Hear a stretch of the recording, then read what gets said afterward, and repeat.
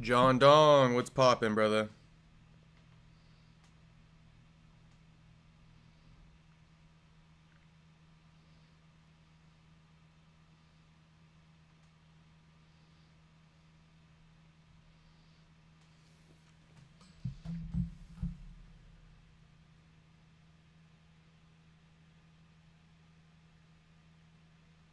What's poppin', everybody? What's poppin', everybody?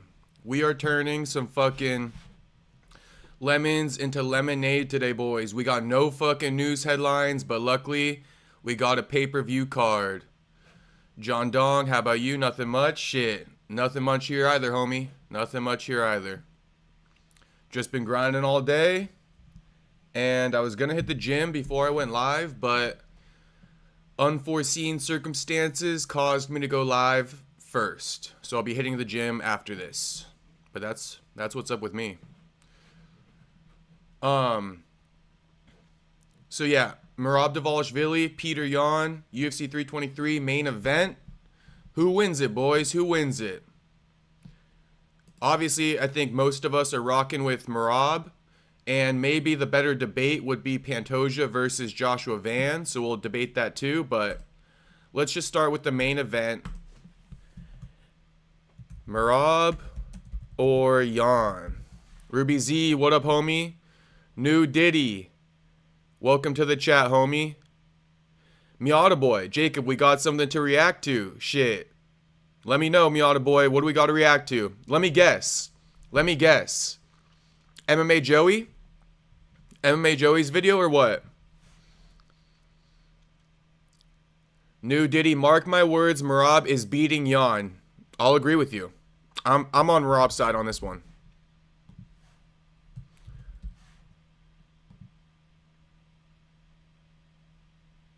So is Merab the lock of the fucking century? Is that guaranteed money going into the new year? Put the house on Merab? Or has he been too active? Let me know. Is this the time where it catches up to him? Probably not, but I figure I'll present the question. Hey, and it's my fight week, boys. It's my fight week. My twins fighting. Shout out fucking Miata Boy. I know you referenced it a couple days ago, but shit. I didn't even realize Brandon was fighting this weekend. But yeah, shout out my twin. Twinsies. Twinsies, me and Brandon. My brother, my big bro. Anyone fucks with me? Shit, my big bro's coming for your ass. Shout out my twin. We gonna get the win this weekend, boys. We all rocking with Moreno. Just because that's my fucking twin, alright? Just because. Cejudo versus Peyton Talbot.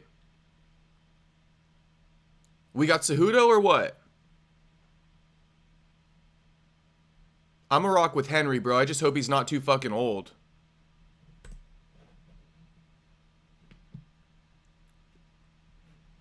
Yan is going down again. The countless controversies of Khabib. Miata Boy.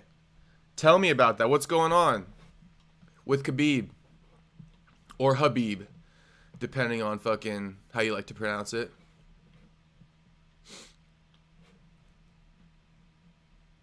But yeah, I'm gonna rock with Cejudo. I'll give you guys quick predictions.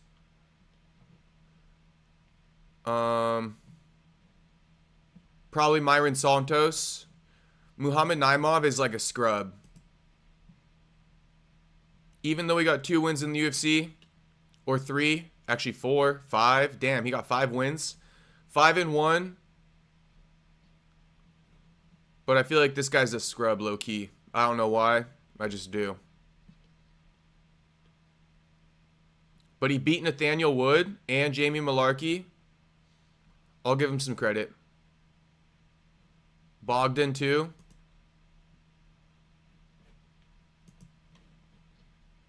I am rocking with Myron Santos, though. Monsieur versus Antonio Trocali. Antonio, the poker player. I'm going Monsieur. I'm going Monsieur.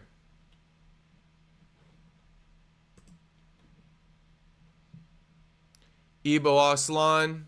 Ewo. I'm not even going to act like I know what's going on in this fight, boys. I'm sorry. but I got no clue. Edson Barbosa, Jalen Turner. Come on, Jalen Turner, man. 14-9 is crazy, homie.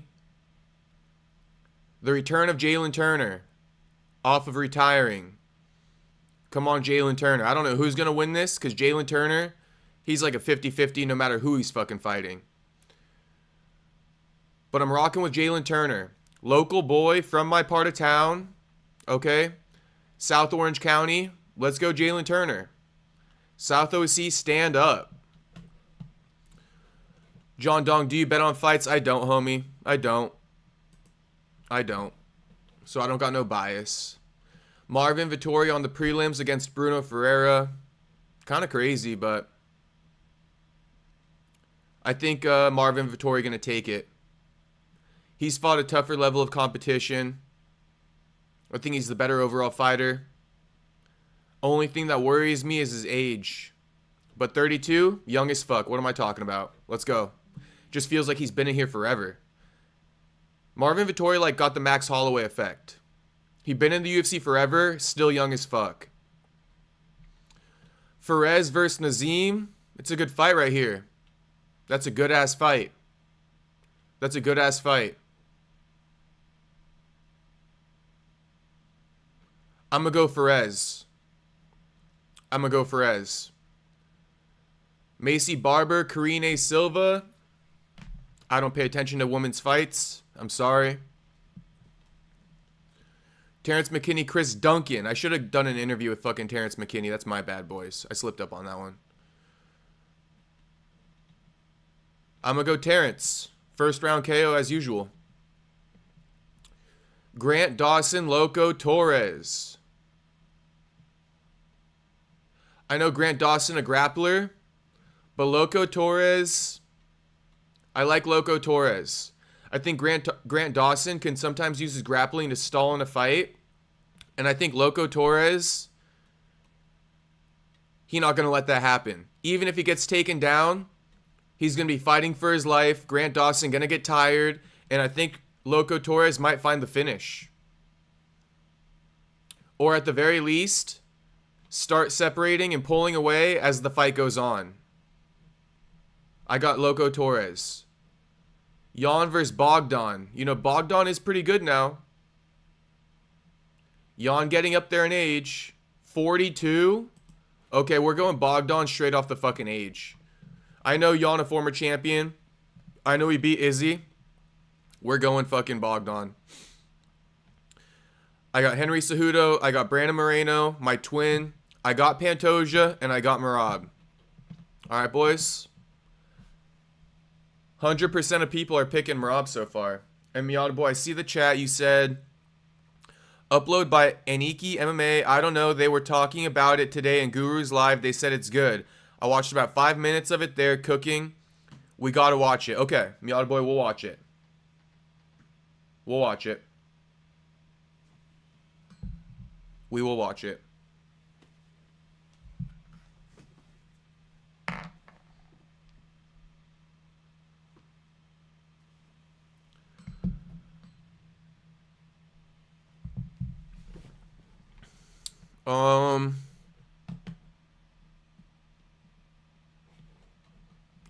Let's react to this clip of Sean O'Malley.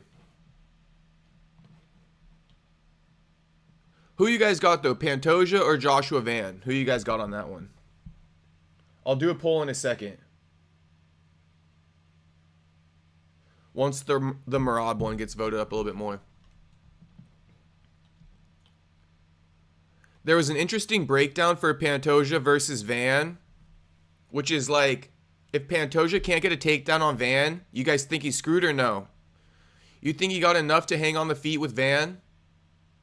Or does he need that takedown?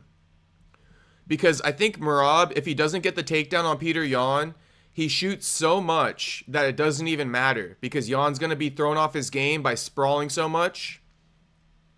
So Merab doesn't necessarily need the takedown. He just needs to keep threatening the takedowns. Keep attempting them.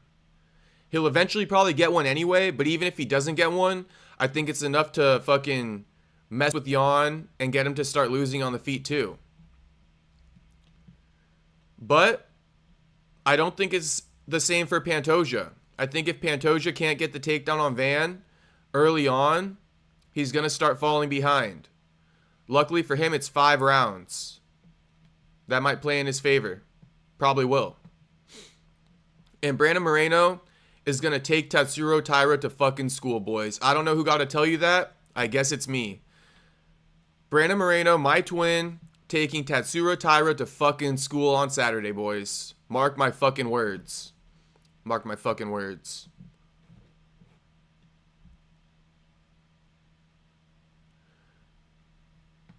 Miata boy, I think Van will throw that oblique kick. He might be able to work, but I think Pantoja round 2 sub. Okay. Okay. This is the most interesting title fight right here. A lot of people are picking Van. Let's see what the odds are on this, or what people are picking. Oh, basically 8-2. 8 out of 10 people are picking Pantoja to win. I'm one of those 8 out of 10. I'm one of those 8 out of 10. So is Miata boy. America first. If the fight is standing up, advantage Van. Okay, got you. No, I kind of feel like that's the case. I don't want to disrespect Pantoja by saying that, but I do think that might be the case. I got to rewatch some film on Pantoja though. Double check his striking.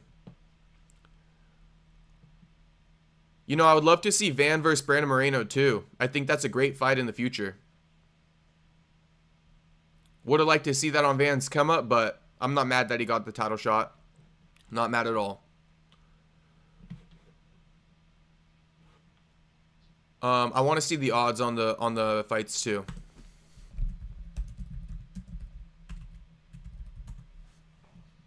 Also, Lerone Murphy did an interview, and so we'll watch that with Ariel.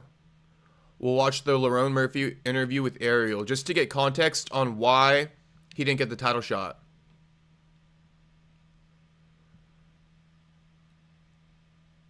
Oh, so Brandon Moreno, an underdog against Taira. Put the house on my twin. No joke. Damn, Peyton Talbot's a massive favorite against Henry.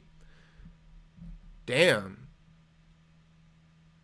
If Henry gets the takedown on Peyton, Peyton's fucked. And you know what? I think Henry can stand with fucking Peyton a little bit. At least a little bit. Grant Dawson minus 235. I'm picking underdogs this fucking weekend, boys. I got Moreno. I got Cejudo. I got Bogdan. I got Loco. I got T-Rex. Ferez is a favorite, though. Minus 146. Let's see how the fight's been getting bet, though. Open as minus 265. Got bet down to a minus 245, but settled at minus 265. Right now he's at minus 260. Talking about Pantoja.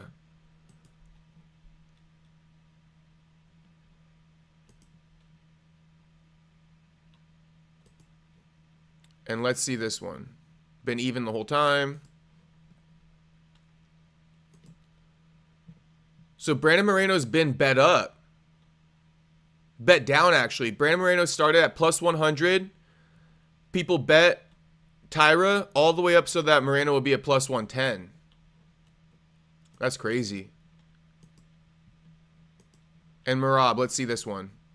Ooh, people putting the house on Merab. Minus 330 opening odds.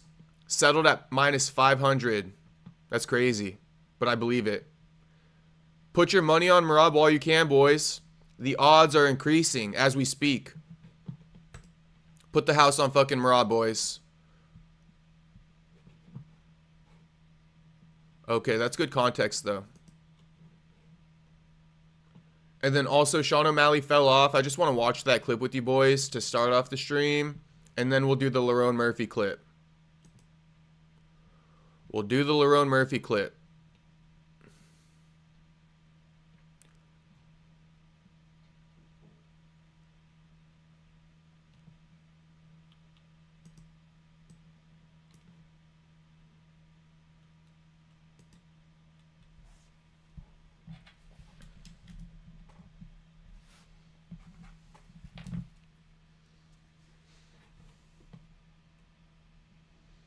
Miata boy, I did forget about the broken hand, homie. Thanks for the reminder. Okay. Jan got a good hand this time. So maybe the striking that took place in the first fight isn't a good gauge because Jan had a broken hand. Okay. I'm going to still rock with Merab, but that's good to know. That's good to know. If Jan does have success, it'll be because he had a broken hand in the first fight. Okay, so Sean O'Malley says he fell off. Let's see it. America First also says Alexandre Pantoja confidently says submitting Joshua Van will be easy money. Let's go. Jew, what up? What up, Jew?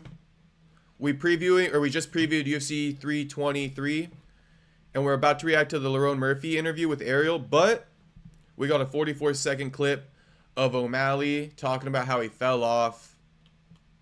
He down bad, according to him. Let's hear it. Sean O'Malley. What is that card? 320. UFC 324. I was so disappointed in the announcement. Dana announced it. Dana, the #1 fight promoter in the world, absolutely brings the energy. When he goes live on Insta or YouTube, he brings the energy. Patty versus Justin Gaethje announced it at halftime. Kayla Harrison versus Amanda Nunes. I'm not even the co-main, dude. I am falling off hard. This is, god damn it. This is. I seen that. This was me. This is me. What's next? Prelims? Fuck. Early. Jesus, early prelims. God damn it. It's not going good. You're fighting in Great Falls again. I'm about to be fighting at ICF in Great Falls. The stock of the Sugar Show is down bad right now. It's not good. It's not looking good. I should be ending the prelims. Sean. Homie being sarcastic, if you guys couldn't tell. Literally right below the fucking title fights. No fall off at all. Shout out O'Malley. You actually did get me. He actually did get me. Or this headline got me. I never even watched the fucking clip. I just read the headline. Okay. This is the best news we got today. Lerone Murphy clearing up his issue as far as why he didn't get the title shot. I'll give you guys a little bit of context. Wanted to check in with Lerone. I did say Lerone must have messed up the money. Something happened. Now I don't think anything happened. I think the UFC really did him dirty, which is crazy. I was saying that Lerone messed up the money because I couldn't fucking fathom.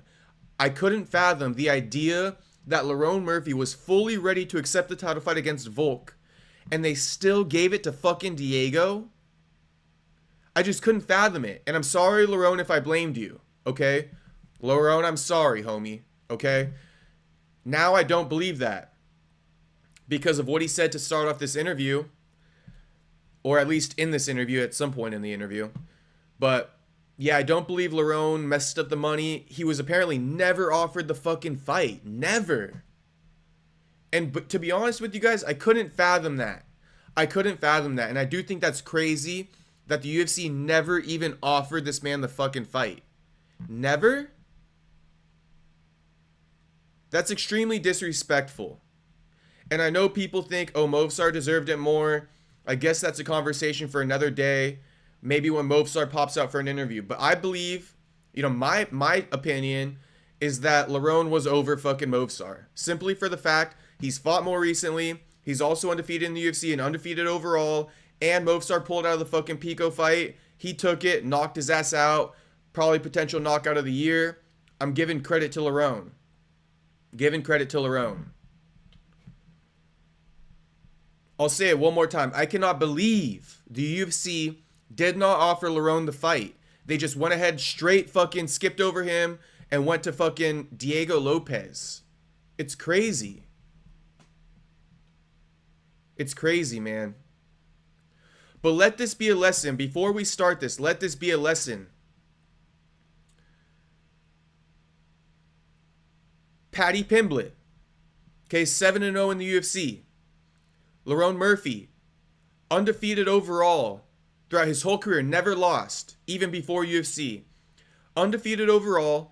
9-0-1 in the UFC. I just said Paddy 7-0. Okay. How about... Oh, fuck. Why did I X out of that? How about... What's his name again? Arman? How about Arman? This example doesn't fully apply to Armand, but I'm going to add him in here. 10-2, right? 10-2, number one contender according to the rankings, right? Right here, Armand number one. Okay, 10-2. Let this be a lesson that what I've been saying, whether or not you guys agree with it, let it be a lesson that what I've been saying, if people listen to it, they will get opportunities. Okay? Winning is not enough. You cannot just win and think everybody else is going to do everything for you. Okay, you got to learn how to grow a name and promote yourself. And Paddy is the example. Like I said, Paddy has lost before the UFC, but he's undefeated in the UFC, 7-0. Lerone Murphy, 9-0-1. Undefeated overall. And he got snubbed for a title shot over fucking Diego Lopez. Okay, meanwhile, Arman Tsarukyan got snubbed for Paddy Pimblett. Think about it, boys. Think about it. I know you might disagree with me, but I'm just saying, look who's getting the shots here. Look who's getting the shots. The people with fan bases. Winning fights matters, but you got to do both. You got to promote yourself too. And like I said, Lerone Murphy never fucking called out anyone after his win over Josh Emmett, and he created more work for himself. He beat Pico on short notice. Now he got to fight one more time. He could have been in there, bro. He could have been in there. All right, let's watch the interview. Murphy, he's been active on Twitter. Wait, let me read a couple of these.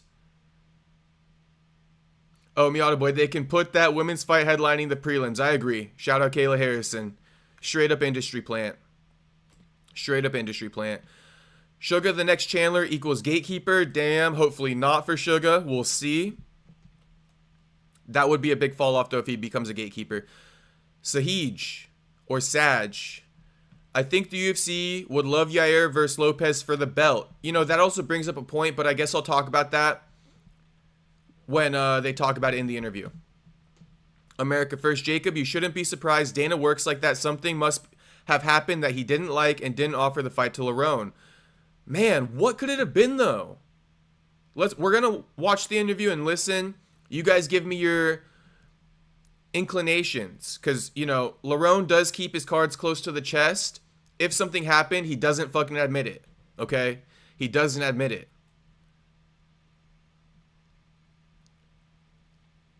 If he didn't do the UFC dirty, though, in any way, shape, or form, and the UFC just snubbed him, I am surprised, America First. I am surprised.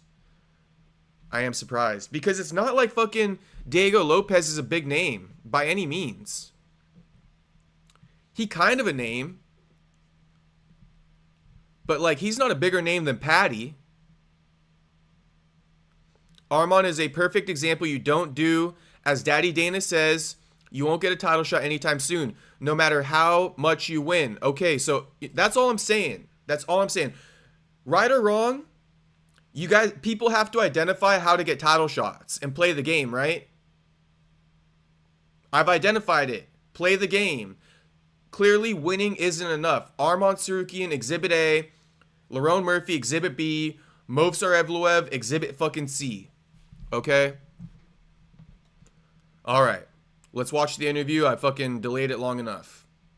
He is the guy who we all thought should be fighting Alex Volkanovski next. I mean, if you would have talked to us, and you did, on the Monday after his win, the spinning back elbow win over Aaron Pico, I would have said it's a shoo-in. I would have said this is the one. And oh, by the way, the champion himself was tweeting about it, saying, I'll see you in December.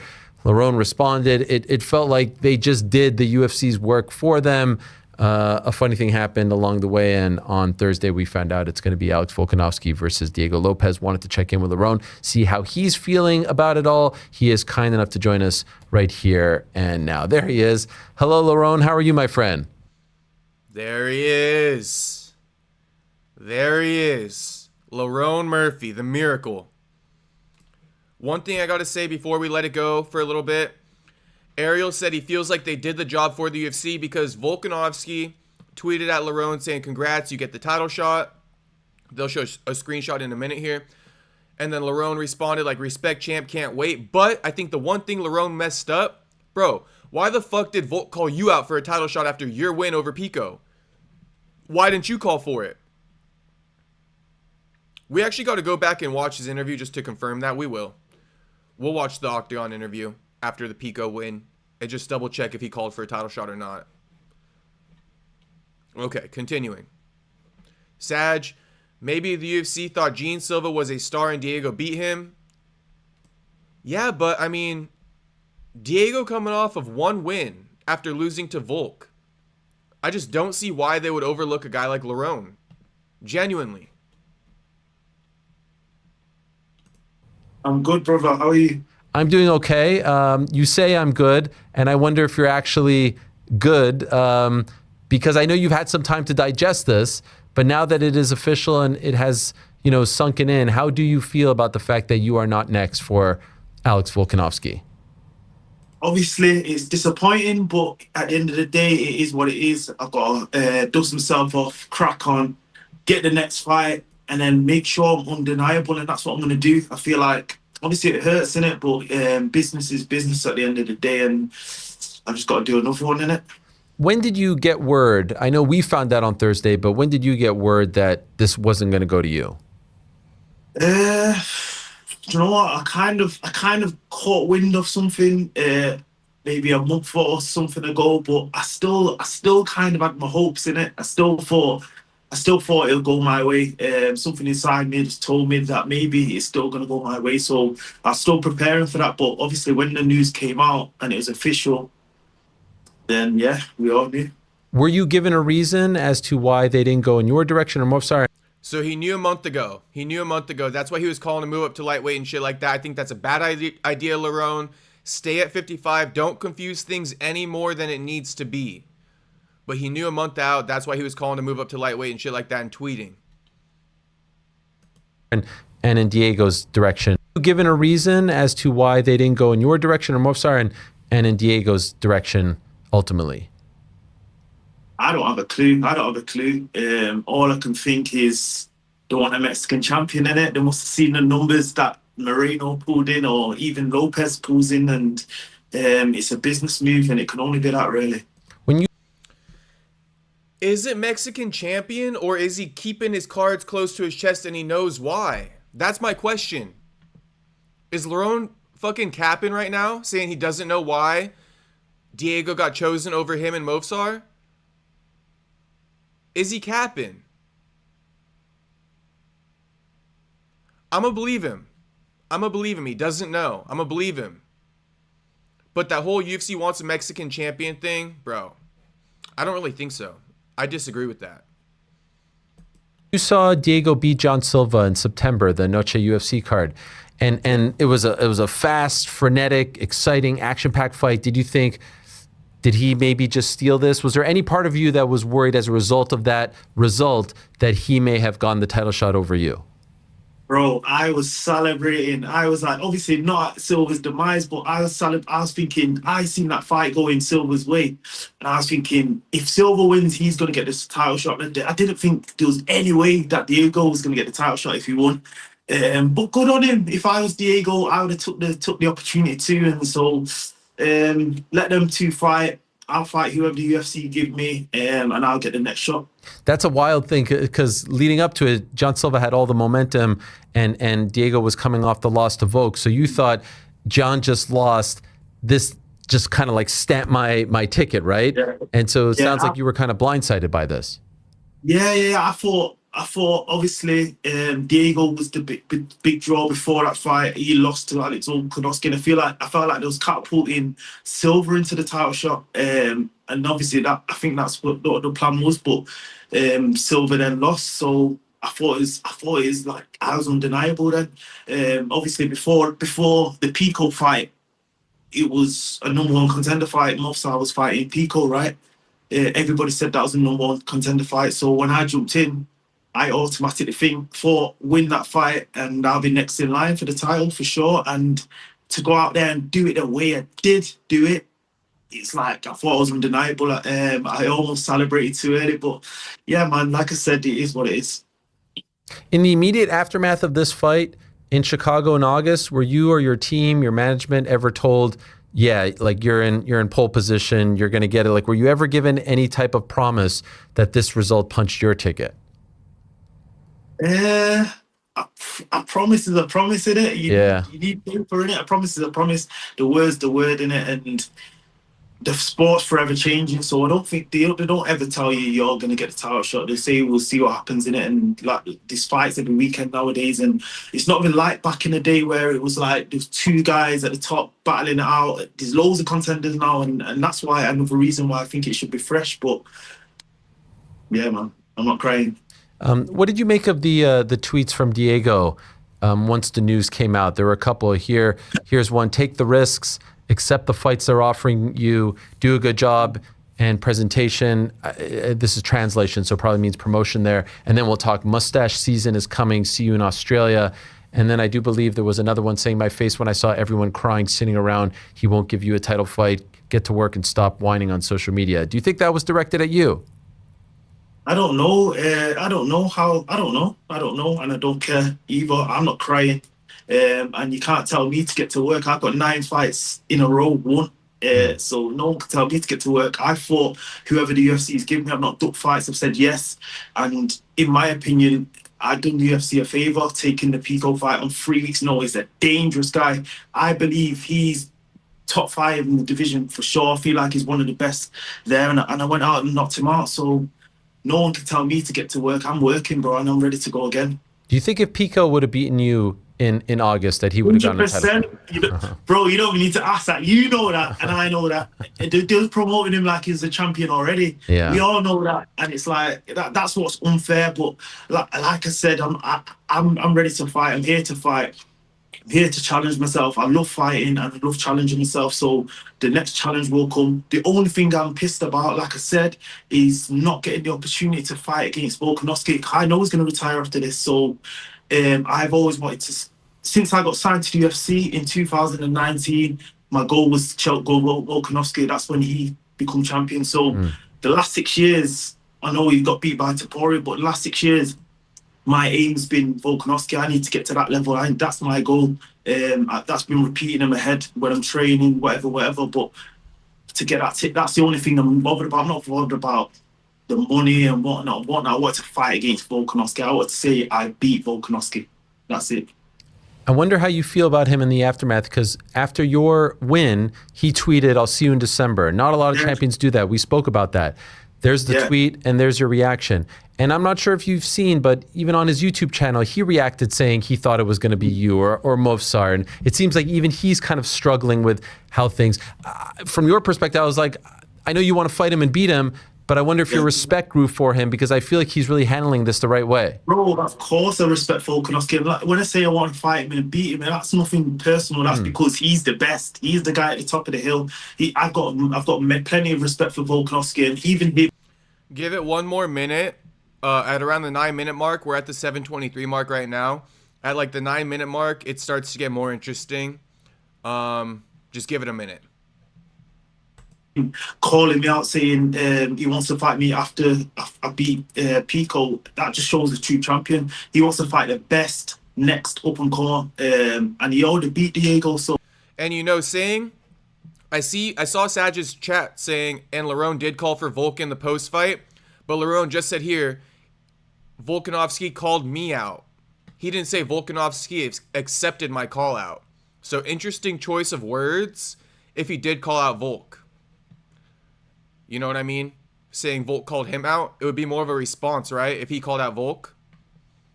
We'll watch the post-fight interview after Aaron Pico and see if he called out Volk. Something tells me he didn't, but we'll see. To call out me and Mosa, I believe they're the hardest fights in the division right now. So, yeah. So since this has come out, do you have any indication as to what they have planned for you? I don't know. Like I said, I'm waiting for some news. I thought it was going to be Volkanovski. It's not Volkanovski, so let's see who they come with. I feel like the whole division's shouting my name, and for me, it's a kick up the arse, because I feel like these guys must think, because I don't know, these guys must think I'm an easy ticket to the title, but they're going to get a rude awakening. I'm telling you, I've got fire lit under me, and I'm ready to kill. Simple. I feel like, okay, now that you're not getting it, there's only one fight to make, and it has to be you versus Movsar, #1 contender fight. How do you feel about that? Like I said, I'm willing to fight anybody. Whoever the UFC give me, I will fight. But come on, Movsar, he's showed up for 45% of his fights. He's had 20 book fights and showed up for, I can't remember whatever 45 said is. So it's like, yeah, like I said, if the UFC book it, then we'll fight. Showing up for 45% of your fights is crazy. And I'm really not that mad that he didn't get the title shot, talking about Movsar. You show up to 45% of your fights. Lerone's going to make another point talking about how, coincidentally, Movsar has pulled out against every tough opponent. Ilia Topuria, Aaron Pico. We could look at his Tapology. But showing up to 45% of your fights that have been booked. 45, below 50%, you show up. One fight in 18 months. This man right here, number one contender. Fight, we'll do a 5-rounder. I believe I'm the best in the division right now, so I've got to go and prove that I can't fight anybody. Did you see that tweet from him? I wasn't sure if he was talking about Leon Edwards or Lerone Murphy there, because he called you Leon Murphy, but he said, I will give you the opportunity to fight the number one contender. Tell your people you're ready to fight me on the same card. Let me ask you a quick, how is he the number one contender when he pulled out of the fight? I'm the number one contender. I won his fight. That he was scared of. Look at his record, yeah? Every tough fight he's pulled out of. He's not gone there to fight any tough guy he's been matched against. Topuria, he pulled out of. There's plenty more. So you can't say he's the number one contender. I'm the number one contender. And you've got Aljamain Sterling calling me out. You've got guys that have not even fought in the UFC yet calling me out. You've got guys that are not even ranked calling me out. It's crazy. But let's go. What do you make of Aljo? Does that one interest you more? I wouldn't say more, but it interests me because he was the champion and he shows up. He shows up to fight. Would it be an exciting fight? Yeah, when I knock him out. Let's do a 5-rounder. If we're gonna fight any of these guys, any name, let's do 5 rounds. Okay. Movsar want the smoke? 5 rounds, homie. Quit being a diva. 5 fucking rounds before Ramadan. Run it with Lerone. 5 fucking rounds before Ramadan. I'm gonna say it again. Movsar Evloev. Run it with Lerone. 5 fucking rounds before Ramadan. Step up to the fucking plate. Pulling out a fucking 55% of your fucking fights. Step up to the plate. Before Ramadan. 5 rounds with the number one contender, Lerone fucking Murphy. He might not be a fucking star. He might not have the slightest fucking clue how to promote himself. But fuck it. Movsar, 5 rounds with Lerone. Come see him. Come fucking see him. Okay. So you don't want to, or I guess I was going to say you don't want to be necessarily on that same card, but I guess it could be the co-main event 5 rounds, right? Would you want to be on that card in Sydney just in case something happens? Like I said, I'll do whatever in it, but the main goal is to become champion in it, so I've got to do what I've got to do, but preferably not really. Who wants to go all the way to Australia if it's not for the title? I'm gonna let him land before I fucking interject, but yeah, this one's really ticking me off that he says this. It just shows that he doesn't have the slightest clue of promoting himself. He just doesn't know. Ariel's asking you that question, homie, for a reason. For you to say yes. But you don't know this shit. You don't get it. That's okay, Lerone. It's really not okay. But I'm gonna just say it's okay, and hopefully you see this video and listen. Huge miss. You haven't missed too much during this interview, but that's the fucking miss right there. You don't want to be on the same card as them. That's how you get the fight, bro. That's how you get the fight. Look past fighting for 1 second and look at how you fucking politic your way to a title shot. I have more to say, but let him land. Yeah, but yeah, like I said, I'll fight in it. He'll do it. He'll do it. Okay, he'll do it. Do it, Lerone. But look at the face when he says he'll do it. Look at the face when he says he'll fucking do it. Frowning, looking down. Lerone, Ariel is asking you that question. He's throwing you a softball, bro. You gotta take it. Fucking swing. Swing, bro. He gave you a softball. Swing. Hit that fucking home run. Lerone Murphy needs to fight on the Volk vs. Lopez card. 5 rounds against Movsar. You're on the same card. You're on the same timeline. Make the call out. Get the fucking title fight next. Regardless if Volk retires, get the fucking title fight. Be on that card. Steal the shine. Come on, Lerone. Clear as day you don't get it, bro, but come on, you gotta get it. You already missed the fucking shot. You gotta start getting it. I've asked I prefer to do the UK. Okay. I prefer to do the UK if I've got the opportunity to do so. That historically, that's in March. So historically, the UK's in March, yes. Which is why I believe Lerone when he says he just got flat out overlooked. No fight was offered to him. Diego Lopez, right? That fight wasn't offered to him. That's what he claimed. Or sorry, the Volk fight was never offered to him for January, right? That's what he claimed. But he says he would be willing to fight on that card in January, even though he's frowning about it. And then he says he would prefer to fight in March for the UFC London card. So, I mean, Lerone's ready to go. Lerone is ready to go. That's why I don't think he turned down the fight or is playing games with the UFC. I think if the UFC offered him that fight, he would have took it. Because he wants to fight. He's down to fight on that same card, and he's down to fight in March. If he was playing any games, he wouldn't say he's down to fight on that Perth card. Because he would have known in the back of his head he already turned it down. But he didn't. That's why he's okay to still take it. I'm just pointing that out to you boys. Lerone, I believe you when you say you were never offered the fight, okay? I believe you. Now, for the rest of the boys in the chat, I don't know about that. We're going to read the chats in a second. True Silence, Zalal, the 145 dark horse. I know, that's what fucking Soda Pop says too, True Silence. Shout out Yusuf Zalal. Shout out Yusuf. Shout out everybody in the chat. I'm going to read them after this interview. We got 9 minutes left. Would you be okay waiting until March at this point? This is another sticky one for me because I come out of the last fight unscathed and was ready to go in October, November, December, whenever it was. So I've kind of been ticking over waiting for that, and then that to not fight until March. It's a long time. What's that? 7 months or something. So even March is like extending it for him, right? That's why I believe him. That the UFC completely snubbed him. I believe him. I was very vocal that he messed up the money, so I just want to say it a bunch of times. Like, I believe him. I want to get active now. I want to fight regularly. I asked you about a couple of names there. Is there a name that interests you most? Is there a name that you would like to actually fight as opposed to the names that I mentioned? Anybody in the top 5.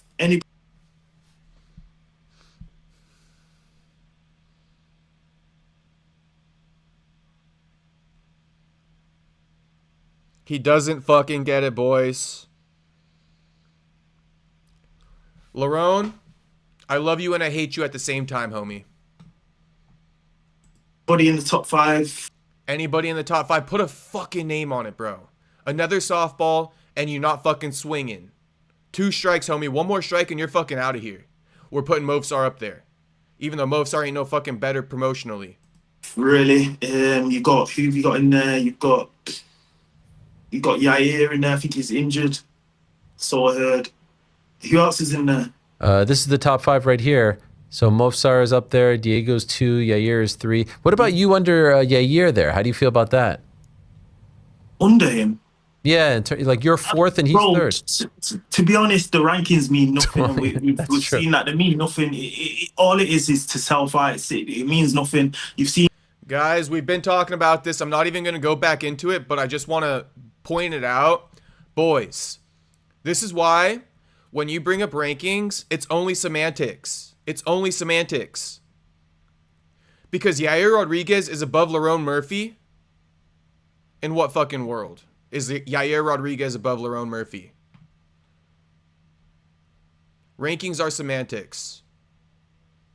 Guys go from 12 to fight number 2 when it's over contact, like it means nothing in it. So the only reason I want to fight somebody in the top 5 is because it's merit in it, and you see the fans say, "Oh, you're not being known in the top 5, whatever." But I feel like the fans choose the fights really in it. Mm-hmm. How do you actually think the Volkanovski Lopez fight goes? We saw it in April.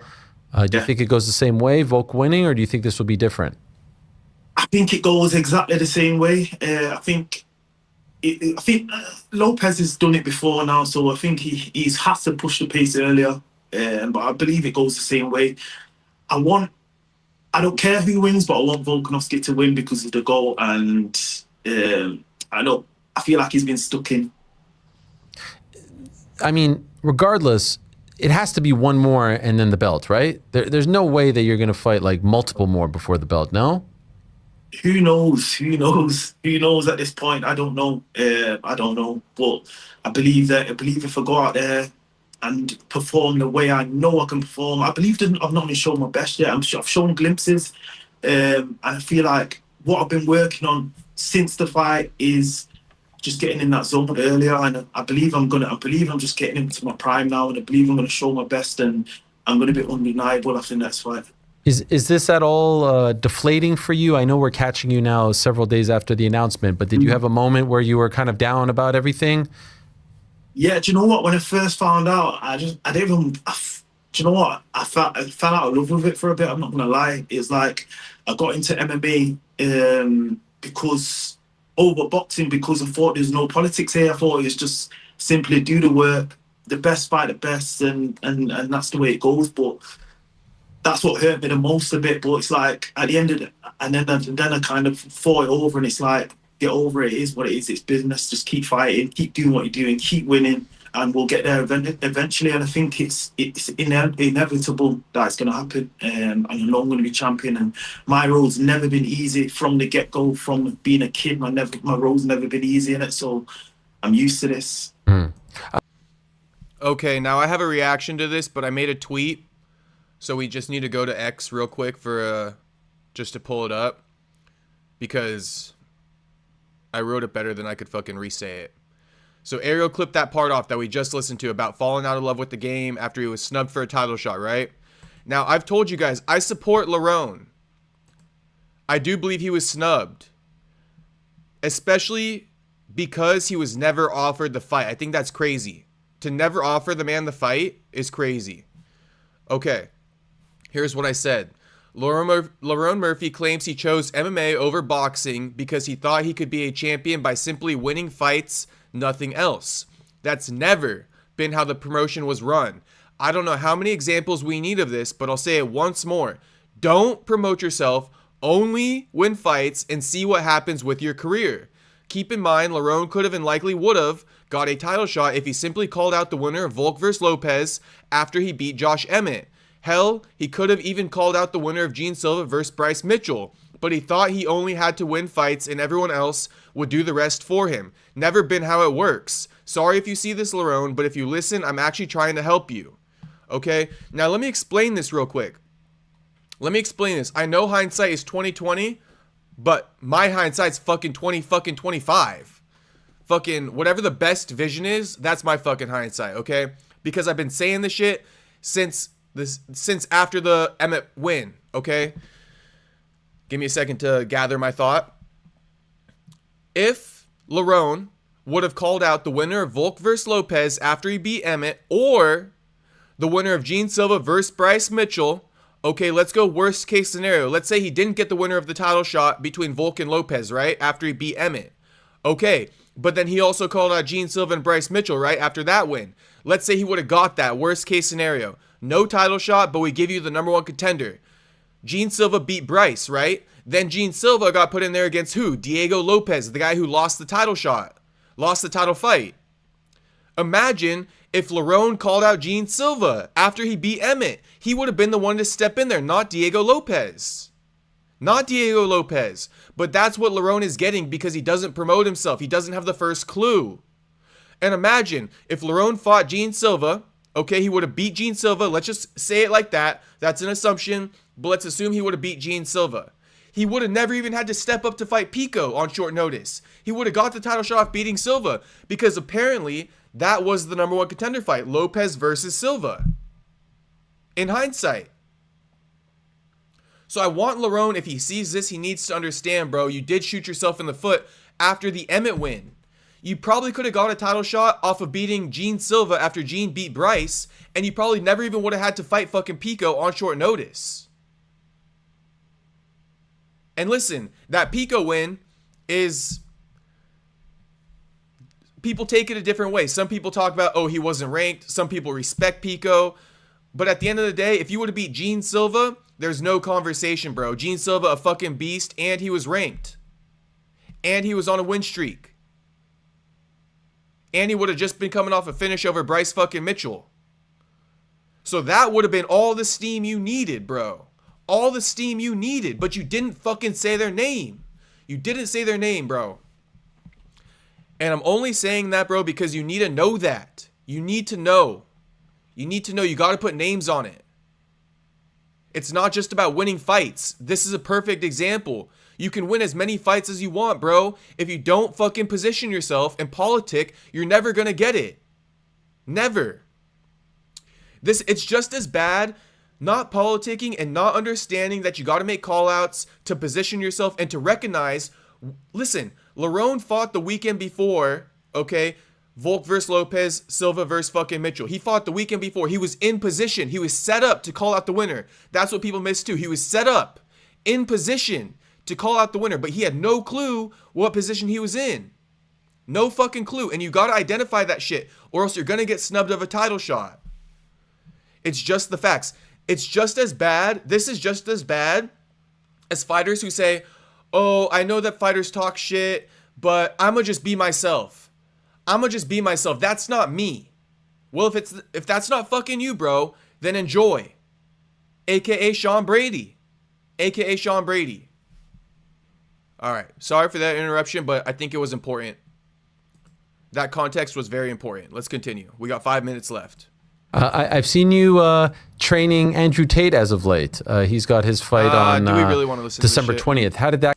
This guy prove something to himself and the world and whatnot. I won't be in his corner. I'm gonna get a fight booked soon. Hopefully, I'll be in fight camp from. I've got. I was just there to just help, but I've got my own stuff going on. I'm gonna get a fight booked soon. Hopefully, I'll be in fight camp from this week, next week. Okay. Oh wow. So that soon? You think you'll find out something in the next few days? Bro, I've been waiting for months. Yeah. And now the championship fight's been made. There's plenty of other contenders to be matched with.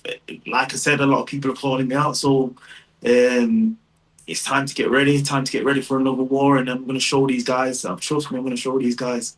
I thought maybe because things didn't go your way here, you'd focus on paddle in the Olympic Games, if that was going to be... Can't hold me back from greatness. I'm destined for it, man. It's my destiny. So something like this can't hold me back from greatness. I'm not a quitter, bro. I'm not a quitter. And something like this can't hold me back from greatness. I'm destined for it, man. It's my destiny. So I'm back on the horse. It is interesting. It does feel like every few years there's that one guy. You know, we just spoke to Tony Ferguson. He was that guy. Leon Edwards was that guy. Bilal Muhammad was that guy who just has to do a little bit more. But eventually it feels like when they do get that shot, they get the belt. They end up winning it. Do you know what I mean? Like it does feel like every few years there's that guy who maybe isn't the most, brash or outspoken or biggest trash talker, has to scratch and claw just a little bit more. But when they do get there, it does feel like it goes their way. Maybe I'm that guy. Like I said, I'm not the loudest guy in the room, but I'm the most dangerous guy in the room always. And I'm gonna show these guys, bro. And when the next guy gets in with me, they're gonna see we're gonna see a different beast again. I feel like I've leveled up mentally, and I want it more than ever. So the next guy is in for a read one. Trust me. One more, a fight that was announced in your weight class: John Silva, the aforementioned, against Arnold Allen. What do you think of that fight? Who do you like in that one? Bro, it's an excellent matchup. That it's a great fight. Great fight. And he's had time out. Does that play a factor? Gene's just been knocked out. Does that play a factor? There's a lot of factors that go into fighting. I think Gene Silva's a great fighter, very aggressive, and so is Arnold. So it's a 50-50 fight for me. 50-50. Okay. Yeah, and your teammate Atiba Gauthier on that card too, the one that was just announced. That guy is an absolute stud as well. All great things happening, it seems, from that area of the UK, Manchester, producing a lot of great fighters. So you're handling this very well. Kudos to you, my friend. Keep your head up. It will all work out. Yeah. And do you feel deep down inside, last thing, this time next year, 2026, December of 2026, are you the champion of the world? Have you We don't need to listen to that prediction. We got a lot of work to do before that. Now let me read some chats. Starting up from the top. So fucking yes, I will be behind a few minutes, but I will catch up, all right? Oh, you know what? I think it's important. Let's listen. Let's look up Lerone Murphy Octagon interview after Pico win. I need to confirm that he made a call out or not, because if he didn't, he's going to get it from me again. What, UFC 319 3 months ago? Okay. Listen, it's super cool that Lerone took that last part of his interview to give shine to his teammate, but listen, man, this shit's all about you. This is a selfish fucking sport. Joe Rogan tossed the softball up again for the title shot, and instead of advocating for your boy, homie, you should have called out Volk a second time for that post-fight Octagon interview, but you did the first, in the first little segment of this interview, you did say, Volkanovski, you're next, I'm coming for the belt. You fucking did the belt sign. Okay. But just know, bro, anytime they give you a softball to call for that title shot, you better fucking do it. Never take the shine off you, Lerone. I mean, since you don't know this shit, I gotta tell you, never take the shine off you. That's a nice thing you did for your friend. I'm not taking that away from you. But it's about you. You just knocked this dude out. Advocate for your friend in the post-fight press conference where you have longer than 90 seconds to state your fucking case for the title shot. Okay? You only got 90 fucking seconds here. Make the fucking most of it. Your friend don't matter. Post-fight press conference, advocate for him. Get on your Instagram story, advocate for him. Here, it's all about you. It's all about you, but you did call him out, and I'll give you credit for that. Now let me read the chats. Shout out Sag. You were right. You were right, Sag. America first. Lerone doesn't know how to promote himself. Lopez at least has a storyline. If he were to beat Volk, equals Yair versus Lopez money fight. Sell out on arena, plus great pay-per-view sales. America first, there was a time for me to see Yair versus Lopez, and that was after fucking Lopez lost to Volk. I do not want to see Yair in a title shot, even if it's a money fight. Even if it's a money fight. I do not want to see Yair versus Lopez if Lopez somehow beats Volk.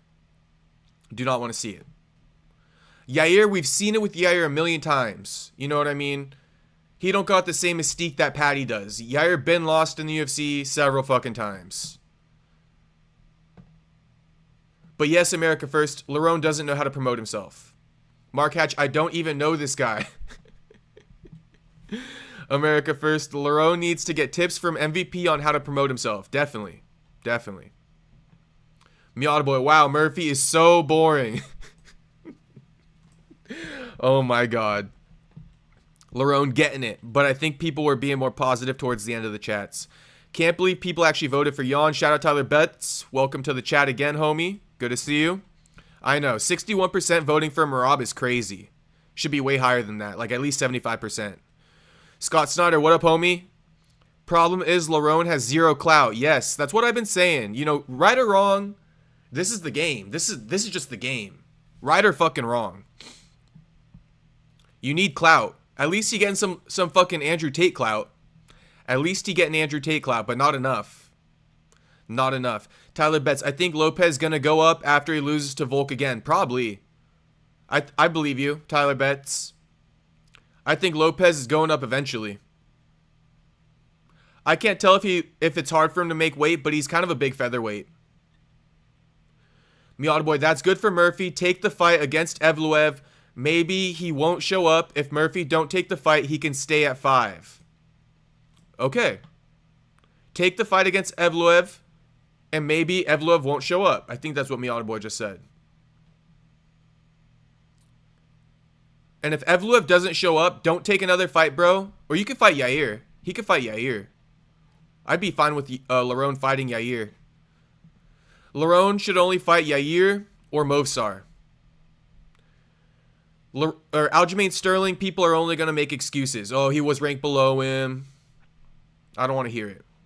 Lerone versus Yair or Movsar. Movsar plan A. In January. On the fucking Perth card. I don't care that you don't want to fly to fucking Perth. You will understand why you need to fly to Perth. Eventually.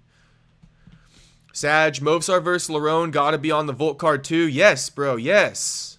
Yes. I don't care if he doesn't want it. Needs to be. Scott Snyder, let's go. Josh Van. Shout out Joshua Van. We're going to do a poll on that one next. After I finish the chats, we'll do a poll on that one. Eric Gould, what up, homie? At this point, TKO should just get the guys from WWE to teach UFC fighters how to cut promos. Yeah. All right, boys. You see what I'm saying now. At least you boys see what I'm saying a little bit. Tyler Betts, please don't speak of Volk retirement. Yeah. But I think it's happening. And I think Volk fucking is the one who announced it. But yeah, everyone talking about Volk retiring after this fight.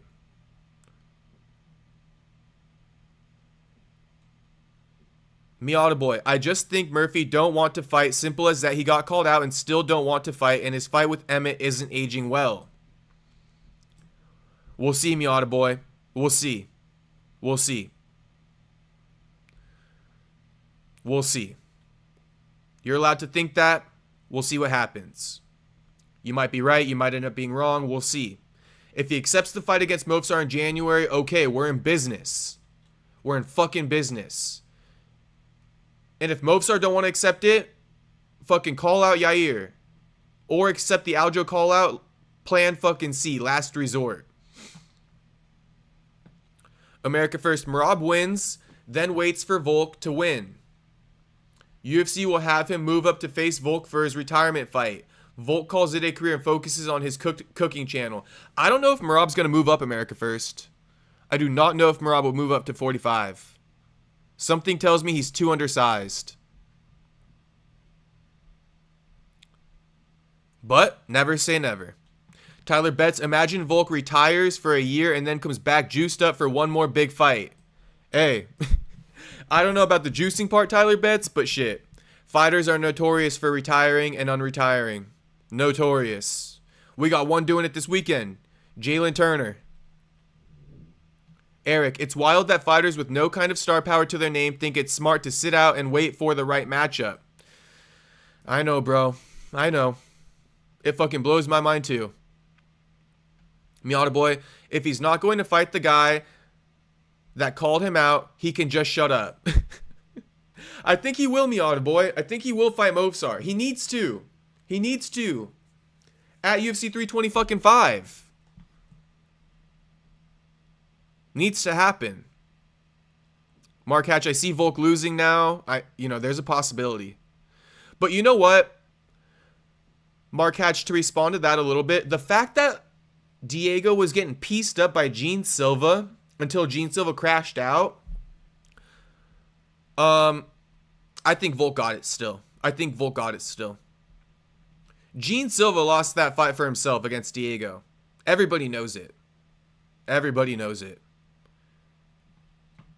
And I'm not taking anything away from Diego. He got the win. Not taking anything away, but I'm just saying. He was losing that whole fight until Gene crashed out. Miata boy, the winner of Evloev versus Murphy gets a title shot, plain and simple. Yes. 1,000 times yes. Tyler Betts, Lopez versus Evloev would have been a lot better. A lot of fights would make more sense. Only way this fight makes sense is if Diego is thinking 145 title now or bust and move up to 55 and fight Max or someone. I get it, Tyler Betts, but no way the UFC is doing Diego that much favors. You know what I mean? Like, no way Diego goes to the UFC and he's like, hey, give me the title shot over these guys because I'm going to move up to 55 after this fight. No way. But he might move up. And if Diego fights Max, shit, that ass gonna get fucking took. And I'm talking about Diego's ass. Tyler Betts, then wait till Volk retires and come back down maybe. Okay. Miata boy, Lopez versus Evloev have already fight. Oh, you guys are just debating that. Tyler says, I know in his debut and looked good. That rematch is long awaited and hyped. You know, people do want to see that rematch. They do want to see the rematch. It can happen eventually. Not sure about when or the timeline, but I'd be open to seeing it. Probably in a little bit, though. Maybe like a year from now. America first. Seems like Lerone has the John Jones mentality. Potentially. What's the John Jones mentality? Be inactive or something like that? Tyler Betts makes more sense than Lopez rematch, Volk right away and sells more.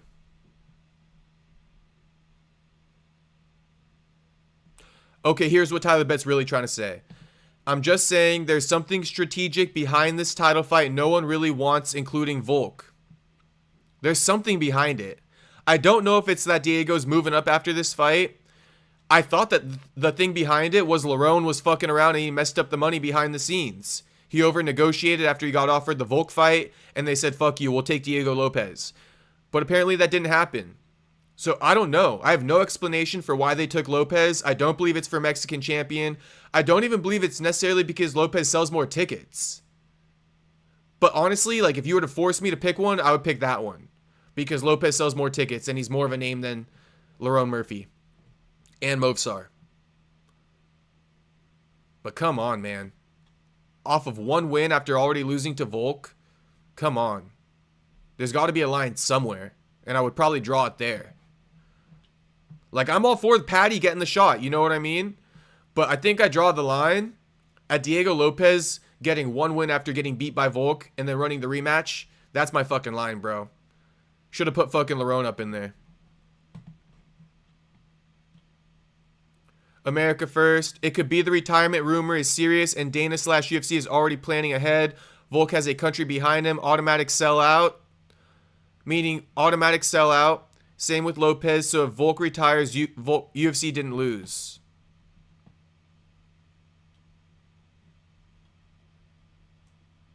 Mark Hatch, yeah, he should have ended the interview with the Volk call out. Yes, bro, yes. Yes. But he doesn't understand. He doesn't understand, Mark Hatch. And Lerone, it might be harsh for you to watch one of my videos, homie, talking about you, but I'm literally giving you free game. Literally giving you free game.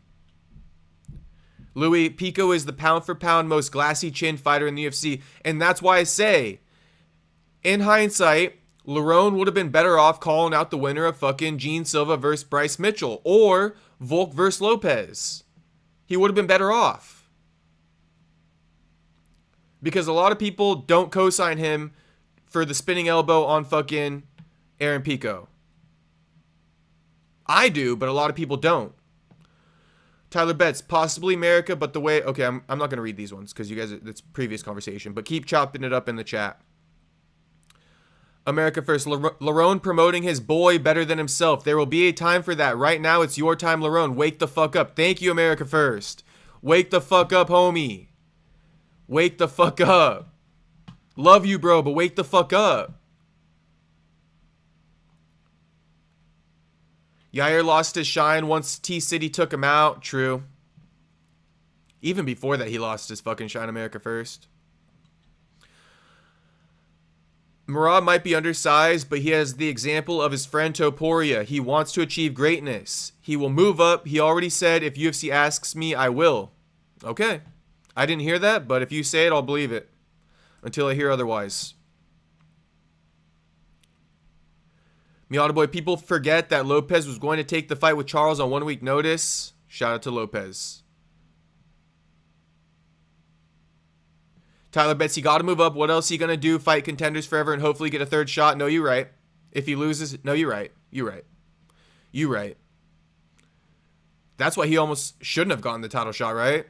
Because look at that now. If he loses to Volk, where the fuck does he go from here? They should have gave Lerone the fucking shot and then ran the Lopez versus Movsar rematch or something like that. Louis, I think Merab's grappling works at 45 against a lot of the guys there. You know, I do think Volk's striking will give Merab a lot of problems. Volk's striking will give Merab a lot of problems. Also, Volk got great wrestling now too. That's a tough fucking fight for Merab. But if Volk retires, Merab can go up and challenge fucking whoever the champion is there for the interim. Or not whoever the champion is there. I guess if Lopez beats Volk, he could challenge him. Or if Volk wins and retires, Merab move up and fight for the vacant title against Lerone fucking Murphy. Or Movsar, whoever wins. Lots of money fights at 55. Tyler Betts. Quite a few. America First. Volk won't retire when he beats Lopez again. He will retire with the right opponent on his terms / opponent. Okay. Time will tell. Oh, John Jones mentality equals I simply win and they can't deny me. Lerone has the Jones syndrome. Yes. Yes. Not enough to win. We all know it. Sag, when do you think Aspinall will return after hearing the recent info about his injury? And is there any chance he gets stripped? Sag, I think there is a chance he gets stripped if he doesn't return before 6 months. Maybe not stripped, but I think an interim title fight will be on the line. I don't think they'll strip Tom, but I think they would put an interim title on the line probably. And when do I think Aspinall is going to return? Shit. I don't know, man. I really don't. I really have no clue. I really have no clue, man. He got to get healthy first. If his eye will ever recover, Sag. If his eye ever recovers. There's a chance his eye doesn't recover.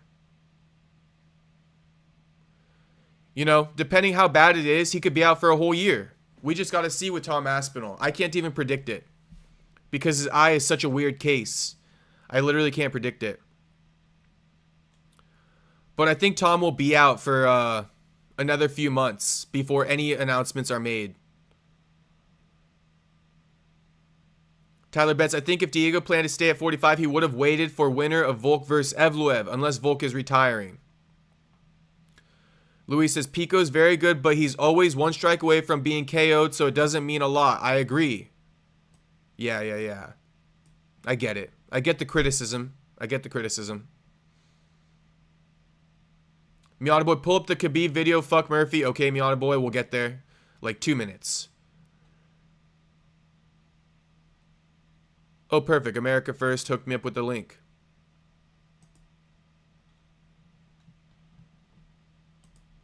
Okay, we'll watch this, and then we'll do the fucking Khabib video, okay? So, Miata Boy. Let's see if Merab's down to move up to 45. This weekend's main event. Let's hear it. Oh, wait, my bad.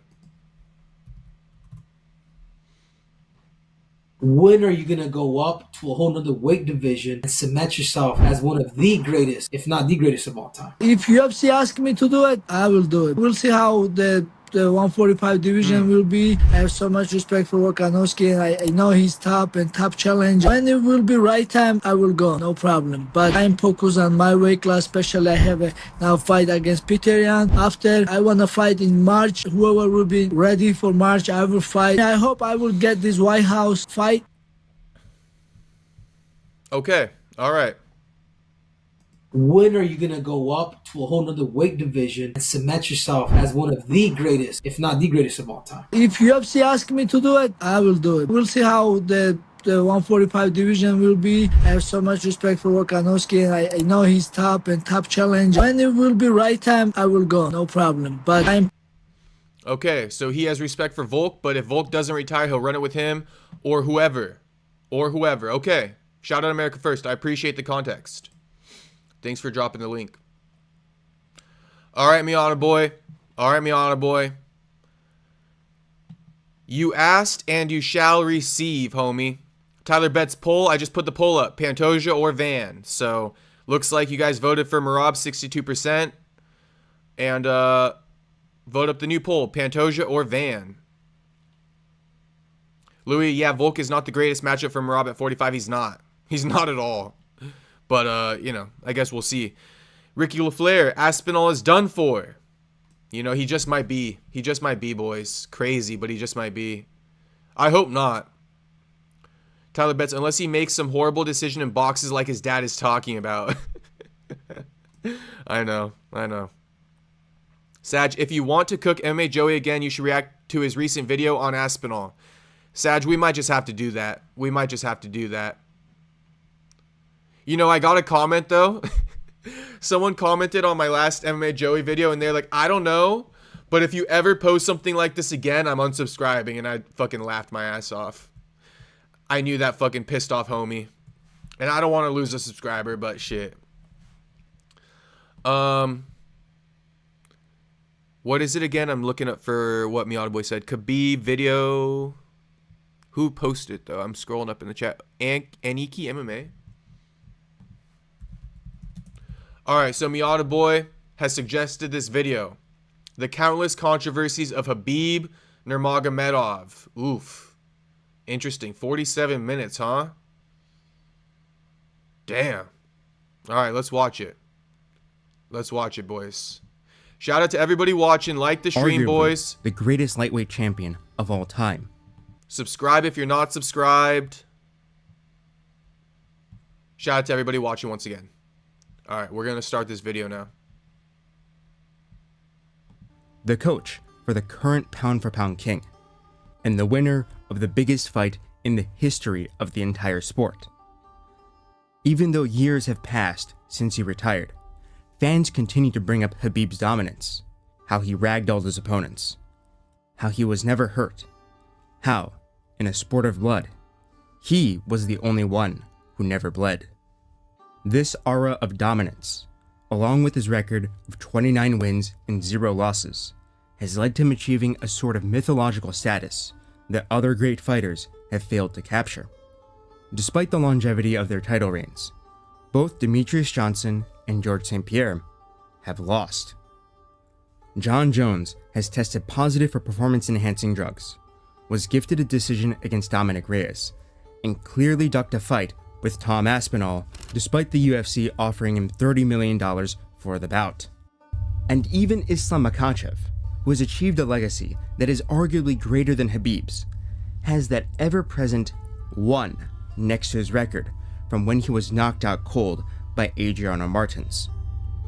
Outside of the cage, Khabib Nurmagomedov is seen as a man of faith, a devout Muslim and family man who retired as a promise to his mother after the passing of his father, Abdulmanap. And according to The Guardian, he is the second most popular Muslim athlete in the world, only being surpassed by the Egyptian footballer Mohamed Salah. This perception of Khabib Nurmagomedov as a righteous man is further bolstered by the openly degenerate behavior of the UFC's other top stars, with Conor McGregor and John Jones' criminal behavior, substance abuse, and behavior towards women coming to mind. All of this has led to Khabib Nurmagomedov being perceived of as one of the good guys in mixed martial arts. The undefeated hero who silenced the trash-talking, alcoholic. Before we get into the thick of this video, Tyler bets it was probably Joey's alt. Probably, homie. Prob fucking Lee, bro. Eric says, Aniki's Khabib video is wild. Khabib is an ambassador for an investment firm that funnels money to the IDF. You're fucking kidding me. That's gotta be... What the fuck? How the fuck is Khabib funneling money to the IDF indirectly? That's insane. That's next level fucking stupid. You gotta be one of the biggest retards in the fucking planet if you are an ambassador for an investment firm that funnels money to the IDF and you're fucking Muslim. You gotta be the biggest fucking retard on the planet. It's worse than I thought. Khabib isn't only bad at business, he might be a fucking retard. Oh my gosh. You gotta be kidding me. Jacob will crash out bad in this video. Alright, get ready, boys. Fasten your seatbelts. I might just crash out. America First, I'll read your last chat before we watch this video. I looked up who has the reach advantage, Pantoja or Van, and some crazy shit popped up, saying Pantoja wins by KO in third. Bookmark this prediction and send me a Five Guys gift card. All right, America First. Pantoja wins by KO in the third. Let's see it. Let's see it. I'm going to remember that. Pantoja wins by KO in the third is the prediction. All right. All right, back to the video, boys. Let's see if I can crash out. Sex pest Conor McGregor, the strict but fair coach who nurtured the next generation of elite Dagestani fighters, the faithful Muslim who loves God and his family. But what if I were to tell you that there is another side to Khabib Nurmagomedov, a side that isn't known by the vast majority of the MMA fanbase? Recently, Okay, Eric, I'll speed up to 1.25. Thank you for the heads up. All right, increase the speed a little bit for you boys. Father's plan, father's fucking scam, boys. caught a glimpse of this side of the eagle when he began promoting a set of digital collectible gifts called Khabib's Papaka, which are, to put it simply, essentially NFTs that are sold through the messaging app Telegram. To market these NFTs, Khabib Nurmagomedov brought up his deceased father, Abdulmanap, which was a move that drew the ire of some fans. These digitized papakas were each auctioned off, with the average price being $1,700 US. As was reported by Russia Today, the total revenue for the project was approximately 347 million rubles, or around $4.4 million. All from a Telegram sticker that will inevitably crater in value. So, in this video, I would like to show you the side of the eagle that the UFC wants you to ignore. The side that the casual fans of the sport will happily look past. The side that may lead to me getting kidnapped and sent to a prison camp in Siberia. So, without further ado, here are the countless controversies of Khabib Nurmagomedov.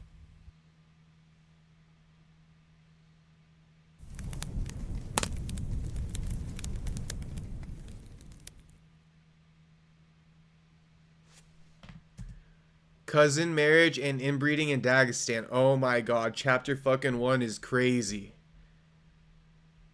Okay, everyone always says it's true. Khabib married his cousin. To be honest, I never researched it. I guess I'm about to find out. When those that hate on fighters from Dagestan speak about the group, there's a certain term that they often use. Inbred! Now, in this context, this term is obviously being used with derogatory intent. Saying that someone is an inbred is to say that there's something wrong with them at a fundamental genetic level. However, the uncomfortable truth is that, when it comes to the Dagestanis, this term is also mostly correct. In 2013, Khabib Nurmagomedov married Patimat Nurmagomedova, a childhood friend and, quote, distant cousin. Exactly how closely Khabib and Patimat are related is unclear, but as you can tell from the shared surname, they are indeed from the same family. Co-sanguineous unions are commonplace. Hang on. Indeed, from this is unclear. Let me just read it for my own research purposes. Because like I said, I never researched this whole cousin thing. But Nurmagomedova, come on, bro. That's the feminine version of Nurmagomedov. So I believe it so far. Khabib's wife, Patimat, is one of his distant cousins and even shares the same last name, Nurmagomedov. Both of them hail from the tiny 200 people strong Dagestani hamlet of Sildi, where pretty much everybody knows everybody. It was in school that the mixed martial artist first met Patimat and instantly took a liking to her. However, soon after they met, his family moved to another village before eventually settling in the provinces, or republics as they are called in Russia, capital of Machkala. Okay, so he met her in school and allegedly started crushing on her in school. Okay, but it's his cousin. Clear, but as you can tell from the shared surname, they are indeed from the same family. Co-sanguineous unions are commonplace in the Republic of Dagestan, which is due both to the mountainous geography of the region leaving different ethnic groups isolated from each other, and the Islamic faith permitting marriages between cousins. According to a 2006 study by Kazima Bulieva titled Overview of Genetic Epidemiological Studies in Ethnically and Demographically Diverse Isolates of Dagestan, North Caucasus, Russia, the inbreeding coefficient for many Dagestani ethnic groups is around 0.01 to 0.015. Just to explain very quickly, 0.0... Sorry, but I like to read this shit. The analysis of genetic diversity showed that Dagestan ethnic populations are clearly close to European ethnic populations. The genetic data support the view of them as ancient, highly isolated populations. 85% to 97% the rate of the endogamy and inbreeding coefficient F equals 0.1, 0.15. Many Dagestan populations have very high prevalence of certain complex diseases such as cardiovascular illness, cancer, schizophrenia, mental retardation, and progressive muscular dystrophy. Lifetime morbid risk of schizophrenia in the isolates varied from 0 to 5%. Among the relatives, the number of men with chronic schizophrenia was at least twice as high as women. The average age of onset of schizophrenia was 21.2 years old for offspring of consanguineous marriages and 17.4 years old for offspring of non-consanguineous marriages. Wow. The inbreeding coefficient for many Dagestani ethnic groups is around 0.01 to 0.015. Just to explain very quickly, the inbreeding coefficient, which is typically denoted in the format F equals X, is a measure of how much more closely related an individual's parents are than two random individuals from the same population. The inbreeding coefficient quantifies the probability that two alleles at a given locus are identical by descent rather than by chance. The value of the inbreeding coefficient ranges from f equals 0 to f equals 1, with f equals 0 being a case where an individual is as unrelated to itself through its parents as any random pair in the population, and f equals 1 being a case where an individual is completely inbred, with every single allele being identical by descent. Inbreeding is harmful because it increases the likelihood of an individual inheriting two copies of harmful mutated recessive alleles at a given loci, which in turn codes for a genetic disorder. For reference, the inbreeding coefficient for the offspring of first cousins is 0.0625, and between second cousins, it is 0.0156. This means that for first cousins, there is a 6.25% chance, and for second cousins, a 1.56% chance that, at any given gene loci, two recessive alleles are paired up. Since there are an estimated 19,000 to 20,000 protein coding genes in the human genome, the offspring of first cousins would have 1,200 to 1,300 recessive pairs, and the offspring of second cousins would have around 300 to 310 pairs. Although not all of these recessive pairs lead to genetic disease, to 310 pairs. So if you breed with your fucking first cousin, we don't know if that girl is, I mean, she's his distant cousin, so maybe past second cousin even. But if you breed with your first cousin, 6% chance you're born with some type of disability. Or schizophrenia or any of that shit. If you breed with your second cousin, 0.1% chance. And if you guys remember earlier in the video, they said that Muslim religions, they sign off on this, on inbreeding. Cousin marriages and shit like that. That's crazy. Knowing that there's a 1% chance or a 6% chance. But what? They think that's just a low chance and they're willing to take that risk? That's fucking crazy. Of second cousins would have around 300 to 310 pairs. Although not all of these recessive pairs lead to genetic diseases, the sheer quantity of pairings makes it far more likely for the children of cousin marriages to develop diseases than the children of parents who are not related. As I discussed earlier, the inbreeding coefficient of some Dagestani populations in 2006 was as high as 0.015, which is very close to the inbreeding coefficient for children who are the result of second cousin marriage. So what does this mean exactly? 1% of Dagestanis are inbred? Marriages.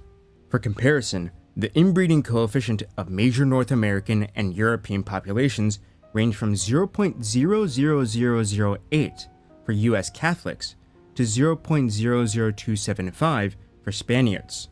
This means that Dagestanis have an inbreeding coefficient that is nearly 5.5 times higher than the most inbred Europeans. This high rate of consanguinity results in the Dagestanis suffering from higher rates of complex genetic diseases than other populations. Examples include cancer, progressive muscular dystrophy, cardiovascular issues, hearing loss, and mental retardation.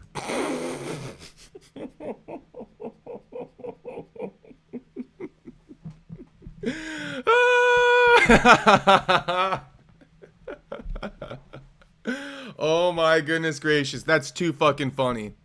That's too funny. And I saw whoever put that explains Hezbollah. Oh my god. Shout out to you, whoever said that.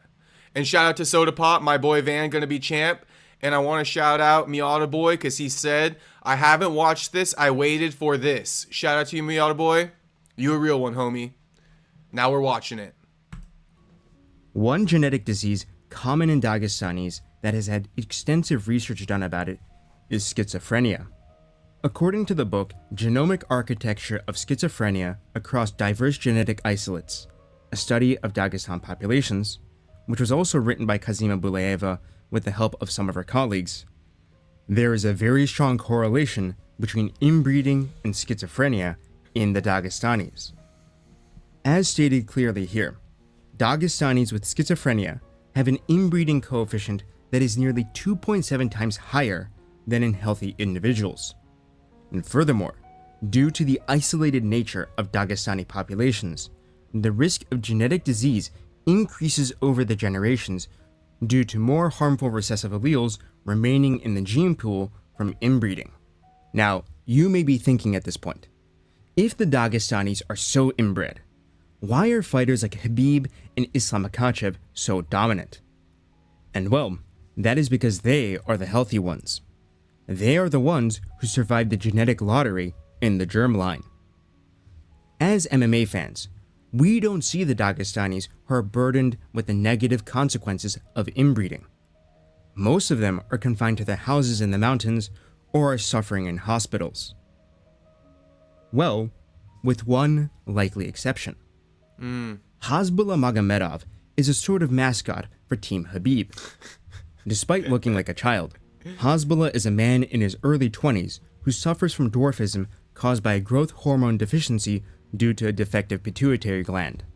And there's a significant amount of scientific literature showing that growth hormone deficiencies in humans can be caused through recessive genetic mutations. Now, there is no way to know for certain, but I believe it is highly likely that Hezbollah's condition is a consequence of having genetically related parents. To further add to my case, I want to bring up Abdur Razik, Oh my a god. Tajikistani influencer who is seen as Hezbollah's rival. Razik suffers from the same condition as Hezbollah. And, coincidentally, Tajikistan is also known for its high rates of cousin marriage. While Hezbollah enjoys a life of wealth and luxury due to his proximity to Khabib, there are countless other Dagestani children who suffer in silence from the negative consequences of inbreeding. And by having children with his cousin, Khabib multiplies the risk of condemning his offspring to a life of suffering resulting from a complex genetic disease. But as I wrap this segment up, I do have to make this clear. Although the Dagestanis practice cousin marriage, many other Muslim ethnic groups in the region do not. Notably, the Chechens have taboos around marrying one's relatives, as do the Ingushetians, Kazakhs, and Kyrgyzstanis. Azerbaijan has gone so far as to ban marriages between relatives as of July 2025. So, it would be objectively incorrect and offensive to call Hamzat Chimaev, Mavzar Evloev, Shavkat Rakhmanov, or Rajab Ali Shaydalayev inbred, as they all come from cultures that understand the dangers of cousin marriage. That's a great correction though, and that's great to know. So really, when you're referring to inbred, it's mostly the Dagestanis in particular. You know, right off the bat, these guys, I don't know this guy, so I'm not going to comment on him, but off the bat, just off their facial structures alone, they look less inbred. You know what I mean? Like John Pork, just imagine his face. That's definitely like an inbred face. These faces are clean though. Just figured I'd point that out. John Pork be looking fucking wild. And hopefully, John Pork low-key looks like Islam a little bit. for the sake of the genetic health of their children, the Republic of Dagestan will eventually follow in the footsteps of their neighbors. But until then, the term inbred while it may be used as a pejorative, is descriptively correct for Dagestan. Kamzat definitely is. Oh my god. What up, Gravy Show? What up, everybody just joining? Ricky LaFleur, what up, homie? As I brought up at the beginning of this video, Khabib Nurmagomedov recently promoted a digital collectible scheme with his nation's hat, the Papaka, while referencing his deceased father. However, this was not the first digital finance-related scheme that the Eagle has promoted, and it is far from the worst. In April 2021, Khabib Nurmagomedov announced a series of NFT cards to commemorate his retirement from MMA. These NFTs were separated into 3 categories: gold, platinum, and diamond. There were 290 gold cards and 29 platinum cards, with unsold cards from those 2 categories being burned, which is NFT terminology for being destroyed, to artificially increase scarcity to drive up prices. The gold and platinum cards featured special perks and exclusive giveaways, while the diamond cards were uniquely minted and gave owners a chance to meet Khabib in person. Now, I was not able to find any of the diamond cards on OpenSea besides the one in Khabib's personal wallet. However, I was able to find many of the gold and platinum cards. And well, the fluctuation in prices was what you would expect from an NFT. 5 years ago, when they were originally minted, each Khabib gold card was sold for $2,900 US, and each Khabib platinum card was sold for a staggering $29,000 US. But as of now, in 2025, the value has cratered. The last Khabib gold card was sold for $47.67, and one card was even sold for the paltry sum of $6.19. The current highest bid for the gold cards is $6.45, showing a staggering 99.78% loss in value. And it is even worse for the platinum cards. The latest platinum card was sold for $328, and the highest current bid is a minuscule $5. That is a 99.98% loss in value. And while you may say, hey, these are just NFTs, it's fine if they depreciate in value, people bought them just because they were such big fans of Khabib. Don't forget that Khabib announced that they would be burning the unsold gold and platinum cards to artificially boost their value, implying that these were supposed to be an investment of sorts. But wait! There's more! In 2021, Khabib Nurmagomedov became a brand ambassador for the crypto mining company Go Mining, and in 2023, he partnered with them to launch a series of Khabib-branded digital miners called the Khabib NFT Collection by BMine. These digital miner NFTs promised access to Khabib's private club, where owners would get the chance to meet the Eagle for dinner in Dubai, and were also marketed as highly energy-efficient cryptocurrency miners, with each miner purportedly having 29 terahashes per second of Bitcoin mining hash power, which is a reference to his 29-0 undefeated record. However, just like how that 29-0 record has that asterisk that is the Gleison-Tebow fight, there was a catch. Although the NFTs had a floor price of 0.5 to 1 Ethereum, or around $1,000 to $2,000 at the time of launch, the actual They're scamming the fuck out of his fans. Like, I think the first one, they said the bigger one sold for $27K initially. Now these ones are selling for like $1,000. Bro, they're charging so much for these NFTs. And whoever buys them is fucking retarded. Fucking retarded. Crazy. mining rewards were minimal.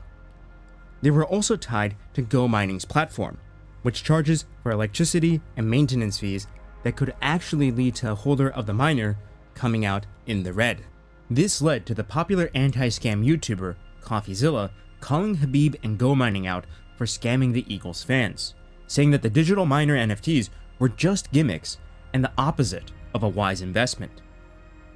A short while after these allegations came out, OpenSea disabled transactions for the digital miners on their website due to violations of their terms of service. This, of course, caused those who bought into the miners early to lose their investments. But wait, there's more. On November 28, 2024, Khabib Nurmagomedov endorsed Convict, a meme coin inspired by Conor McGregor's civil case with Nikita Hand. The coin was originally promoted as a means to help McGregor's victims with their legal fees. However, as you would expect with a meme coin, the price had been pumped up to an absurd amount, and then, as you can see here from the graph on Gecko Terminal, dumped into worthlessness. The account that Khabib quote-tweeted has since been deleted, and the website that was associated with the Convict coin no longer exists. This was truly a classic pump and dump scheme. I'm gonna say it now before I forget. If you're one of Khabib's fans and you've been fucking defending him, crying online whenever somebody fucking accuses him of bullshit, listen, he don't give a fuck about you. He don't give a fuck about you. Look at that fucking smile on his face. Khabib don't give a fuck about you, boys. Anyone who's a Khabib supporter, anyone in this chat who bought Khabib's fucking Bitcoins or NFTs, first off, I'm sorry you did that. I'm sorry he got you. But second off, this dude done it. They're on the third time now. They got one more they're going to bring up. But 4 times, bro. This guy does not give a fuck about his fans. All he's willing to do, or not all he's willing to do, he's willing to do anything to make a quick buck. This dude willing to do anything to make a quick fucking buck.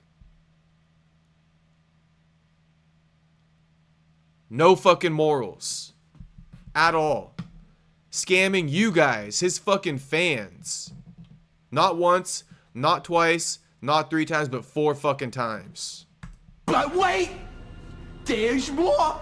On October 25th, 2025. And whoever's wondering who buys this shit, it's probably fucking rich-ass Russian kids in the US who are like 12 to 15 years old with their parents having endless fucking pockets. That's probably who bought it. Little kids asking their parents to buy it that are Muslims. I guarantee it. Or any rich American kids who are fans of Khabib. He got a cult following, I'll give him that much. Whoever's a fan of him turns into a fucking idiot. And complete shill for him and his team. Sorry if you're in the chat, but it has to be said. And you're better off knowing that so you can stop doing that ASAP. Khabib Nurmagomedov posted a video of himself announcing his partnership with the Multibank Group, a financial derivatives provider headquartered in Dubai. According to the partnership, Multibank Group and Khabib are going to tokenize over 30 Khabib gyms across the world into real-world assets, or RWAs. In other words, you're going to be able to own a stake in a given Khabib gym by buying cryptocurrency tokens. Supposedly, owners would gain access to a fraction of the profits from the gyms, and would also, and I'm noticing a pattern here, gain exclusive access to special events and even Khabib himself. The operation is underpinned by the Multibank Group token, MBG, and has resulted in the founding of a new subsidiary, Multibank Khabib LLC. The Multibank Group has also been given the exclusive right to develop projects related to Khabib's personal brand, the Eagle FC MMA promotion, and other projects. Now, this project so far does not look like a cryptocurrency or NFT pump and dump.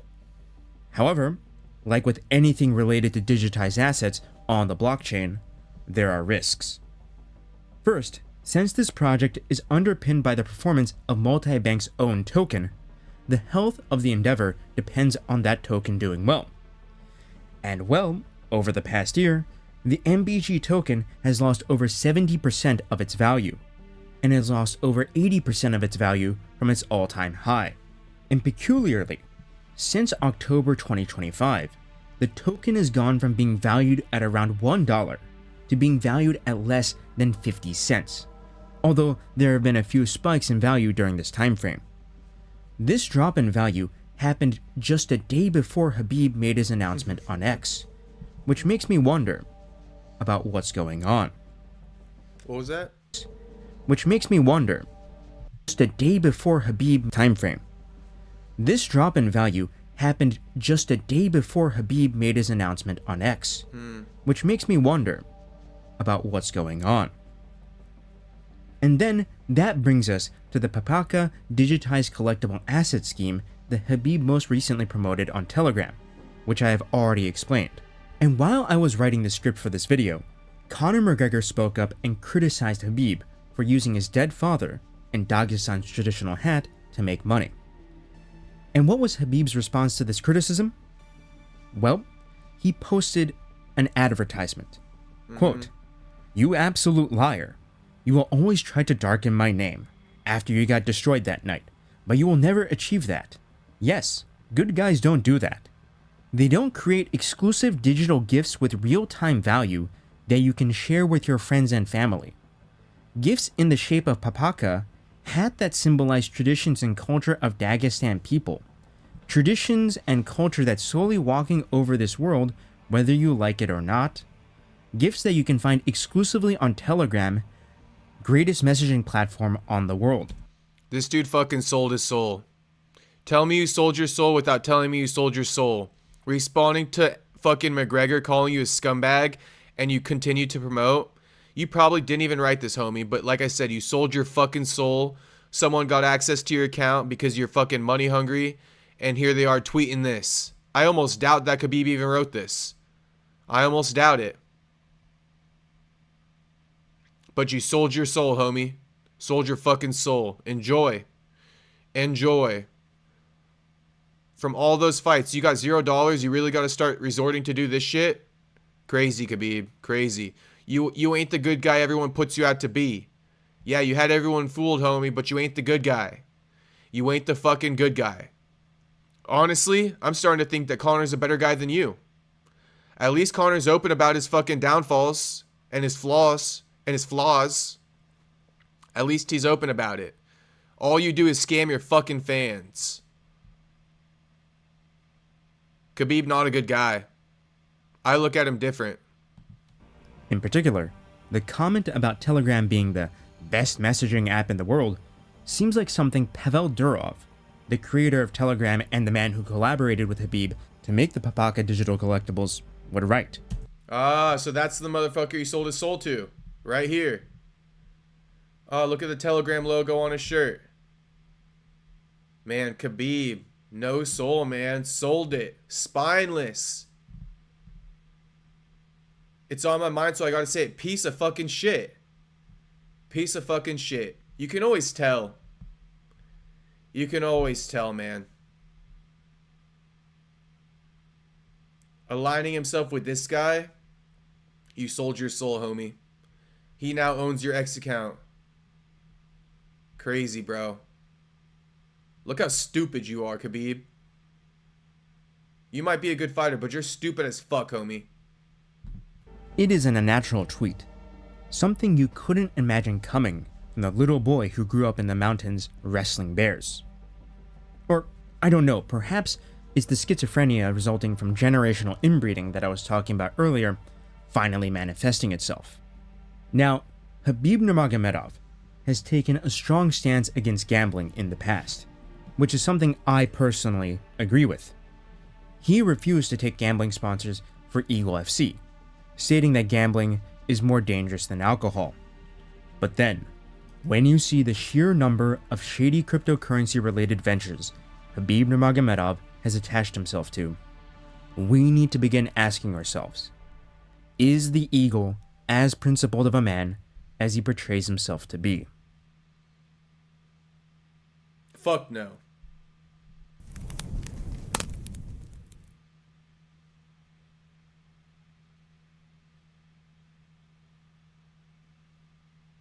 When I was originally planning Wahed Invest and G42 AI.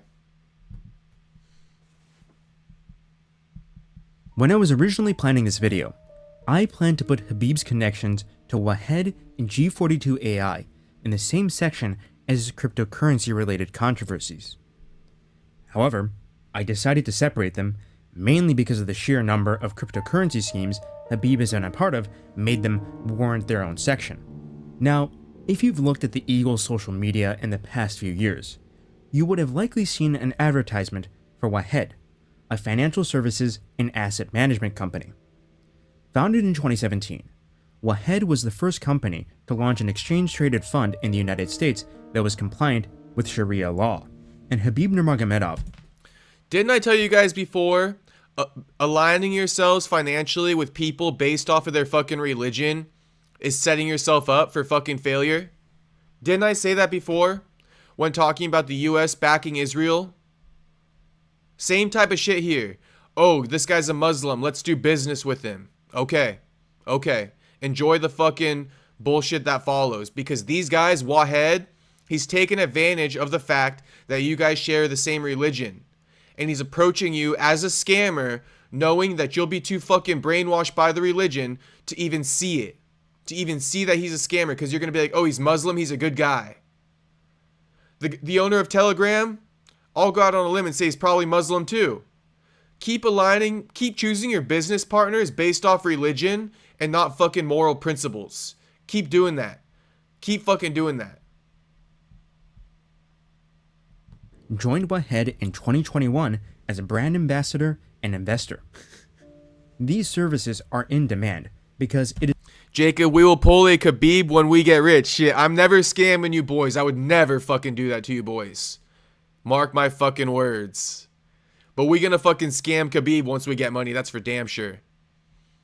Is considered haram or prohibited for Muslims to invest in businesses that produce goods and provide services that are contrary to Islamic principles, with examples being manufacturers of alcoholic beverages and gambling companies. Wahed also provides services like an application that screens stocks for Sharia compliance and Sharia compliant investments in real estate. While the company and others like it have been criticized for engaging in riba, which is the Islamic term for usury, Wahed has repeatedly asserted that they are compliant with Islamic principles. However, leaving aside the religious discussion about whether such a fund is halal or haram in the first place, the fund has gone through a number of other controversies. In 2022, the United States Security and Exchange Commission charged Wahed with making misleading statements, breaching its fiduciary duty to its clients, and for compliance failures related to its Sharia advisory business. From here, I'm going to quote the press release from the SEC regarding the situation.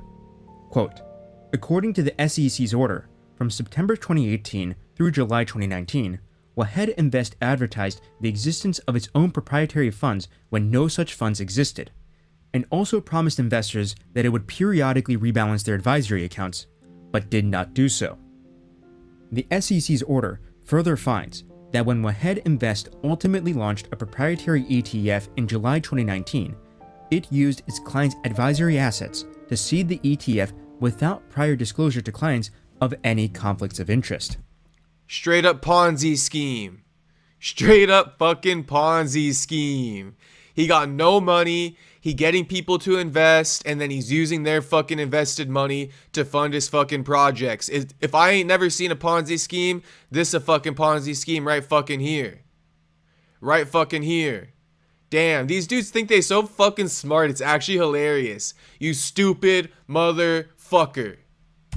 The order also finds that Wahed Invest marketed itself as providing advisory services compliant with Islamic or Sharia law, including marketing the importance of its income purification process on its website. Despite these representations, the order finds that Wahed Invest did not adopt and implement written policies and procedures addressing how it would assure Sharia compliance on an ongoing basis. Robo-advisors, like other advisors, must ensure that their marketing materials are not misleading and that conflicts are disclosed to investors, said Adam S. Aderton, co-chief of the SEC Enforcement Division's Asset Management Unit. Registered investment advisors like Wahed Invest must also adopt and implement written policies and procedures reasonably designed to prevent the advisor from deviating from its claimed investment process. Wahed Invest consented to the entry of the SEC's order, finding that the firm violated Sections 2062 and 2064 of the Investment Advisors Act of 1940 and Rules 20641A and 20647. Without admitting or denying the SEC's findings, Wahed Invest agreed to a cease and desist order, to pay a $300,000 penalty, and to retain an independent compliance consultant, among other undertakings. So, in other words, they claimed to be a Sharia compliant fund, but ended up not being Sharia compliant. Agreeing to a cease and desist and paying $300K in a penalty, you're fucking guilty, homie. I just gotta fucking put a stamp on it. Pure admission of guilt. But wait! There's more! Wahed Invest had another run-in with the SEC in November of 2024, this time being charged with marketing rule violations, and this time involving an athlete endorsement. And again, I quote from the SEC website.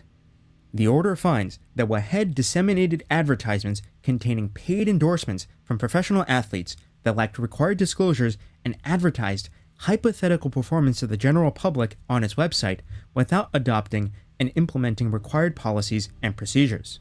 Registered investment advisors are prohibited from including any endorsement in an advertisement unless, among other things, the investment advisor clearly and prominently discloses that the endorsement was given by a person other than a current client or investor, that compensation was provided, and a brief statement of any material conflicts of interest.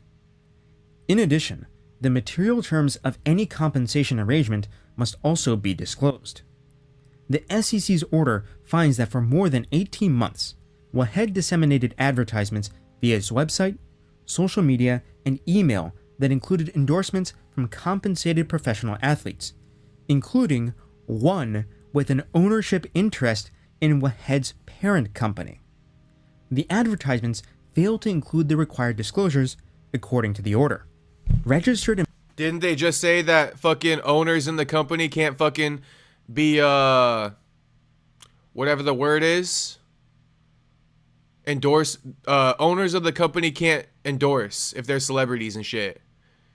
And then they just found one. I'm assuming it's going to be Khabib.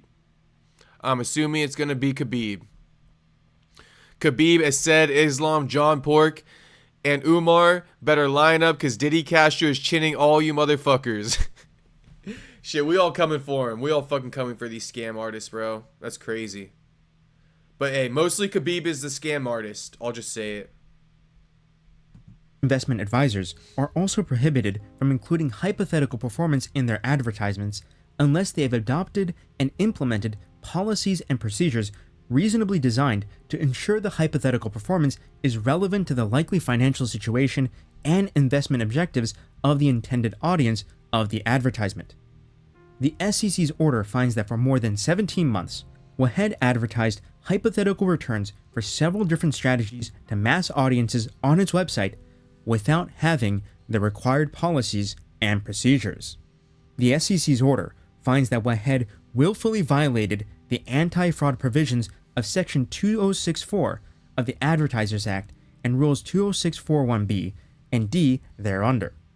Without admitting or denying the order's findings, Wahed consented to a cease and desist order, a censure, to comply with undertakings not to advertise hypothetical performance without having the requisite policies and procedures, and to ensure its advertisements comply with the marketing rule, and a civil penalty of $250,000.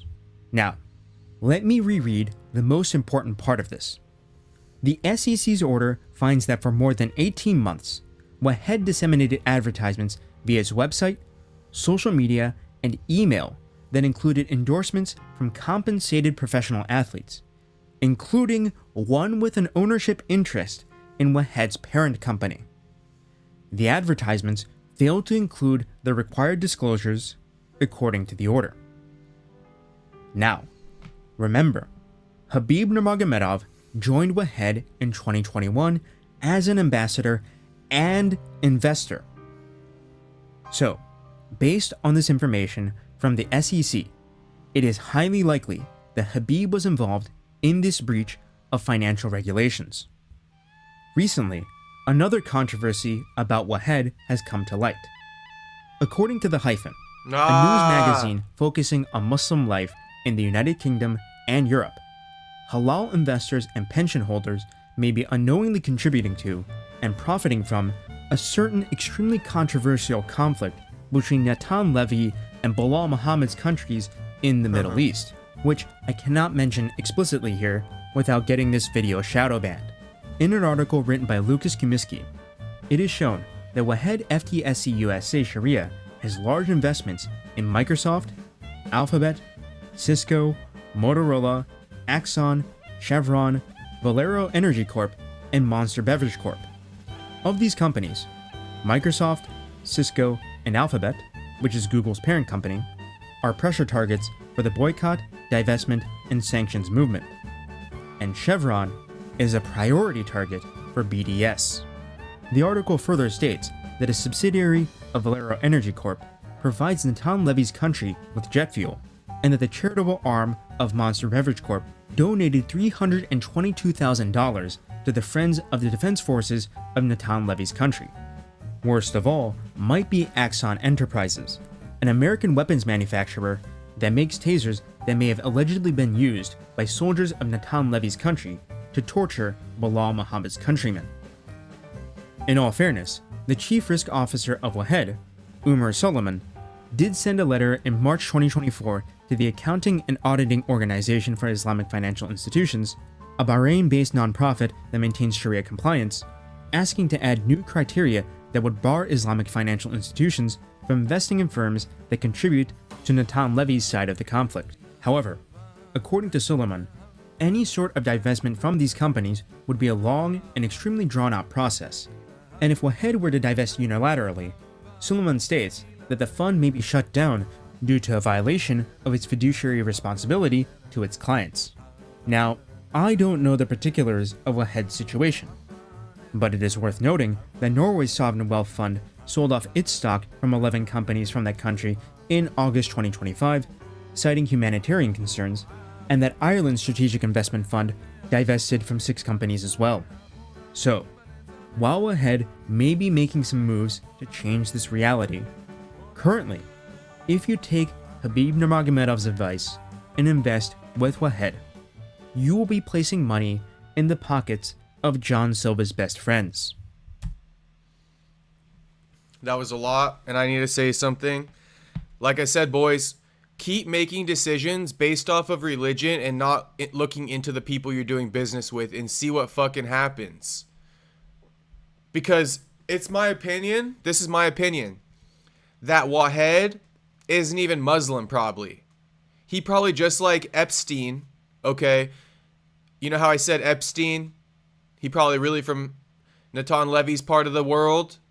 And he came to the U.S. to infiltrate the U.S. government and compromise them all with underage children so that the U.S. government can now be compromised by Natan Levy's part of the world and blackmailed by Natan Levy's part of the world. This dude Wahed is probably the same thing as fucking Mr. Ep, okay? An imposter. He probably really connected to Natan Levy's part of the world, but he put on the fucking gown, he put on the hat, he's playing the role, and Khabib fucking bought into it because all he sees is fucking religion. He don't see nothing else. Oh, you're Muslim, you must be a good guy, let's do business. I don't want to know nothing else about you. But just like Mr. Ep, okay, I believe this dude Wahed is also a product of Natan Levy's part of the country, sent to destroy the Muslims and exploit them for their money in a backward scheme to fund them. It sounds crazy, but come on, if you know, you fucking know. And I don't know, I'm not saying I'm 100% right, but yeah, Khabib definitely got exploited for his religion by Wahed, 100%. Wahed ain't a good guy, and he goes, oh, let's align ourselves with Khabib, and we'll be imposters as Muslims. Good for you. Good for you. It worked. It worked on Khabib's dumb ass. However, that is not the end of Khabib Nurmagomedov's controversial endorsements. On November 21st, 2025, Khabib promoted the company Group 42 AI, an artificial intelligence development holding company based in Abu Dhabi. Let me just pause this. I don't want to miss it. The chairman of the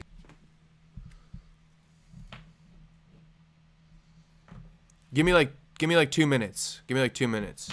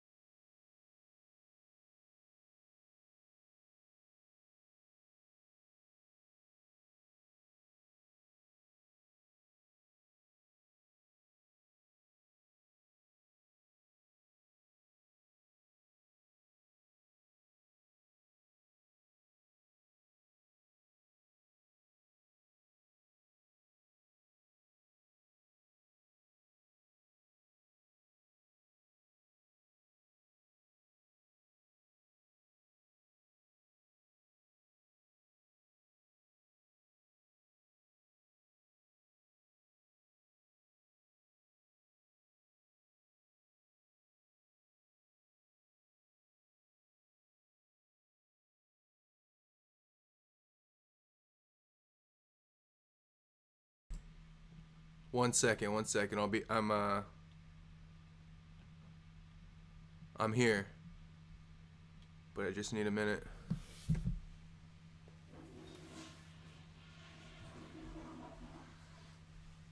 Here, come here, Mom. Yeah? Just come look over here real quick. What are looking at? Hi. Okay. All right. You were on the live stream. Everybody gets to see you. All right. I hope I look cute. Okay. Shut the door.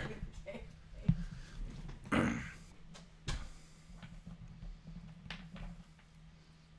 right. Now you boys see why I was busy. She just got home. All right. Let's continue. Let's continue.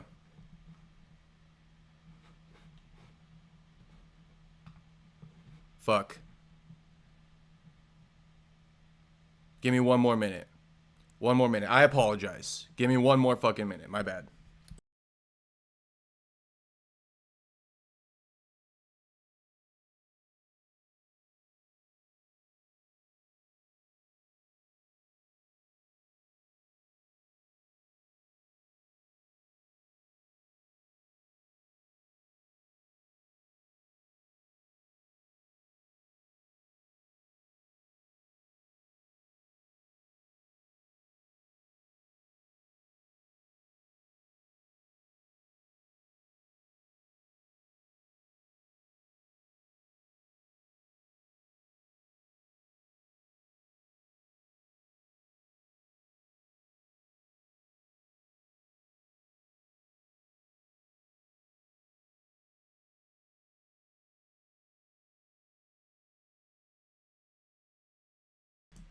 Shout out to Mama Castro. Let's go. Let's go, boys. I had to give her a little cameo. You guys asked for it the other day, so there it is. See, I ain't Mexican. I ain't fucking Mexican, boys. I told you. All right, let's continue.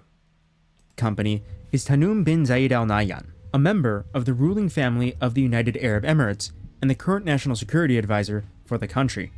Sheikh Taoun has been involved in numerous controversies, including collaborating with the CIA to spy on political opponents in Project Raven, violating EU sanctions against Bashar al-Assad. Hold on. He's part of the ruling family in Abu Dhabi, brother of UAE President Mohammed bin. Tanoun has been involved in numerous controversies, from violating EU sanctions against Syrian President Bashar al-Assad, spying on political opponents in Project Raven, deals to resell Russia's Sputnik vaccine to poor countries at substantial markups, orchestrating the Qatargate bribery case and a smear campaign against Qatar and the Muslim Brotherhood, as he revealed in 2023 in Abu Dhabi Secrets. Damn, this guy's a scumbag. Yo, what up, Dylan? What's poppin', Dylan? We in a fucking deep dive right now on Khabib, so just fasten your seatbelt and enjoy.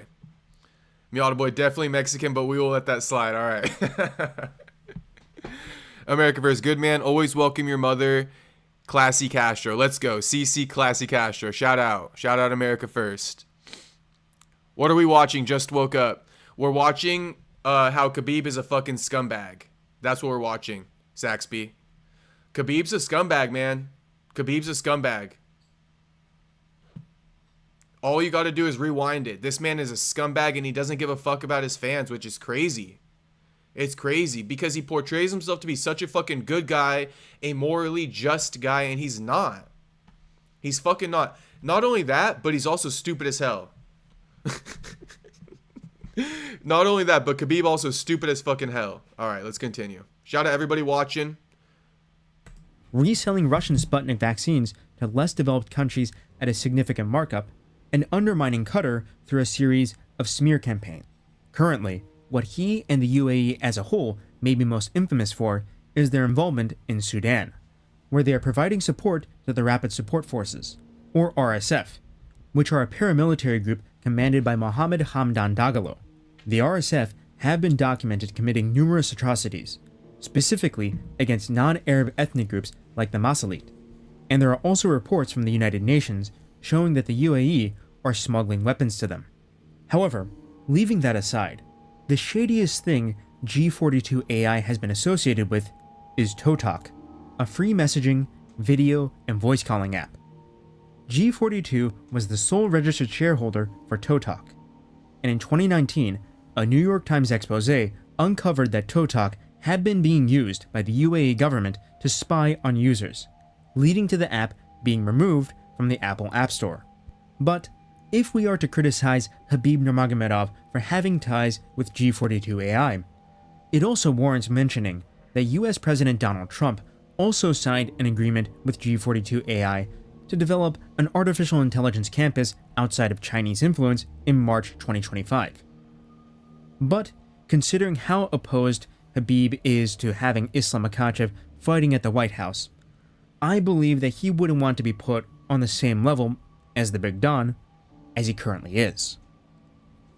However, if you think that Khabib's association with the incredibly rich is just a byproduct of his career success as a mixed martial artist, you would be wrong. Because, from the very beginning, Khabib and his team have been backed by extreme, ill-gotten wealth. Not only that, but the dude just got done saying that Khabib fucking, not only was he aligned with the company, I think the guy's name was Wahed, that's funding Israel. Shoot, I shouldn't say that because apparently you got shadow banned.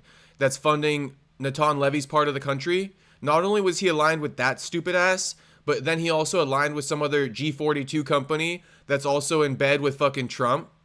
You know what I mean? And nothing wrong with that necessarily, but Khabib says he doesn't want to be a part of the UFC White House card just because. We know why. We know why. Because the US and the White House were in bed with fucking Natan Levy's part of the country. We fund that shit.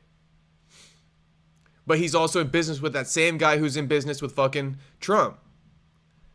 But it's because he's stupid as hell, bro. He doesn't know what the fuck's going on. All he sees is dollar signs. Does no research on the people he does business with. He just sees dollar signs, bro. Money hungry, greed at its finest.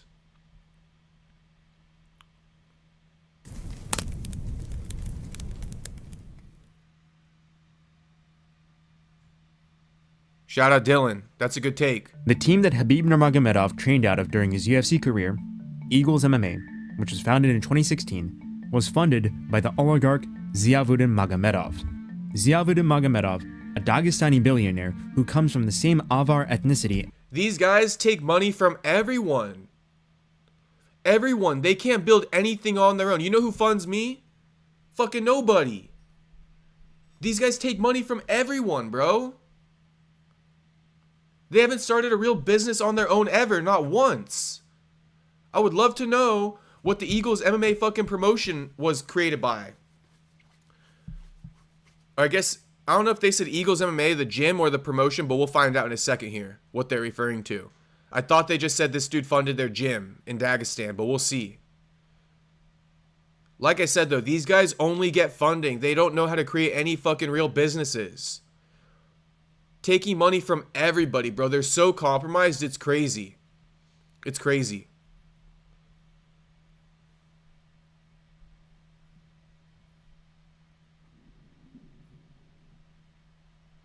Saxby, I don't got enough education to answer that, but maybe somebody in the chat can respond to you. I'm just being real. I don't got enough education to fucking respond to that or give you a rebuttal, but maybe somebody in the chat does. I'll read it out loud. If we are going to critique Khabib, where does Dana and UFC stand that support the American government? The last time I checked, America does most crimes last 75 years. Oh, so you're saying it's bad that Dana and the UFC support the American government? I mean, shit. Who else are they supposed to support? I don't know. Anyone got a rebuttal for Saxby? That's a good question, Saxby. As Khabib and his family was the head of the Summa Group, a collection of Russian corporations engaged in various fields, ranging from logistics to engineering to telecommunications. From 2008 until 2012, during the presidency of Dmitry Medvedev, Ziauddin and the Summa Group secured billions of US dollars worth of government contracts from the Russian Federation, almost all of which was done through corrupt means. And during the first year of Dmitry's presidency, Ziauddin's own personal fortune grew from 70 million US dollars to a staggering 800 million. This wealth accumulation was due in large part to Ziauddin Magomedov's close friendship with Arkady Dvorvik, was Medvedev's economic advisor. During the Eagles UFC run, Ziauddin Magomedov was Khabib's biggest sponsor. This sponsorship included covering the medical expenses for Khabib's 2017 back surgery in Germany. A surgery which... You guys ever wonder where Khabib got all his money from? Here it is. Here it is. And I just want to add this in. Just because people have a lot of money, a lot of people can't see past that. Listen, a lot of people who got a lot of money did a lot of dirty fucking shit for that money. Just like they're explaining here. Just like they're explaining here. Just because people have money doesn't mean you want to be around them, boys. You got to look into people even if they have money. I see so many people just throwing away their fucking principles and their morals because somebody got money. And they love that person with money. Bro, keep being money hungry. I'm talking to anybody out there who's money hungry and will look past people's flaws because they're fucking rich. You're a dumb motherfucker. Yeah, some people do have money and they generated it the right way, but a lot of people who got a lot of money scammed the fucking system in many different ways. Many different ways. Just so you guys know, somebody comes up to you and says they have a lot of money, you better not fucking believe in them just because they got bread, bro. Look into it. Because if they're criminals and that's why they have money, you want to do business with them? Obviously not. And guess what? A lot of people who have money are criminals. A lot of them. If Khabib had not gotten it, we would have likely never seen Khabib become the star he is today. Once Dmitry Medvedev's presidency ended, and Vladimir Putin became the president of Russia once again, a crackdown began on Dmitry's cronies, including Ziauddin. Ziauddin Magomedov was arrested in 2018 while trying to flee to America, and eventually sentenced in 2022 to 19 years in prison for corruption and embezzlement of 11 billion rubles in government funds. He was also found to have organized a criminal syndicate within the Summa Group to facilitate the embezzlement. In 2018, following Ziauddin's arrest, Khabib publicly appealed to Vladimir Putin to release the oligarch, but to no avail. The most recent news about Ziauddin, which is from 2024, suggests that he has been transferred to a penal colony.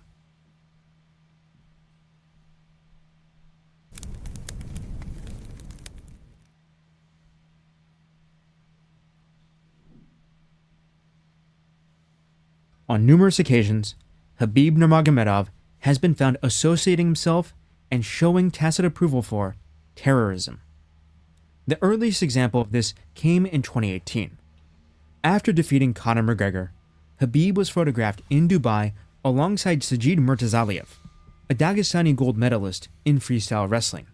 Sajid Murtazaliev, who was the head of the Dagestani branch of the pension fund for Russia, is currently wanted by the Russian government for financing jihadist terrorism and organizing multiple murders, including the killing of the deputy head of the Center for Countering Extremism under the Ministry of Internal Affairs for the Republic of Dagestan. Sajid Murtazaliev funded jihadist cells in Dagestan by paying out pensions to fictitious people, which was then collected by jihadists who were a part of the Vilayat Dagestan, a separatist jihadi group that is part of the Caucasus-wide Islamist network Vilayat Kavkaz. Now, of course, this was just a picture between Sajid and Khabib. However, there have been men much closer to Sajid and... If you didn't read the top of it, it says this is kind of like taking a photo with Osama bin Laden. Just to put it in context. And dude, this guy only takes pictures with scoundrels.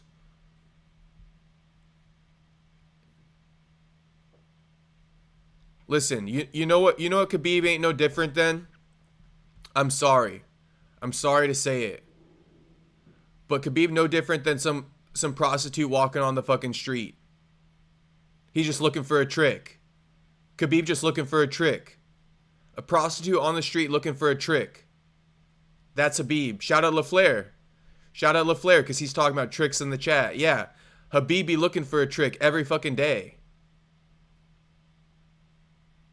Literally. This dude is the trick right here. This dude the trick. Khabib, the street hooker.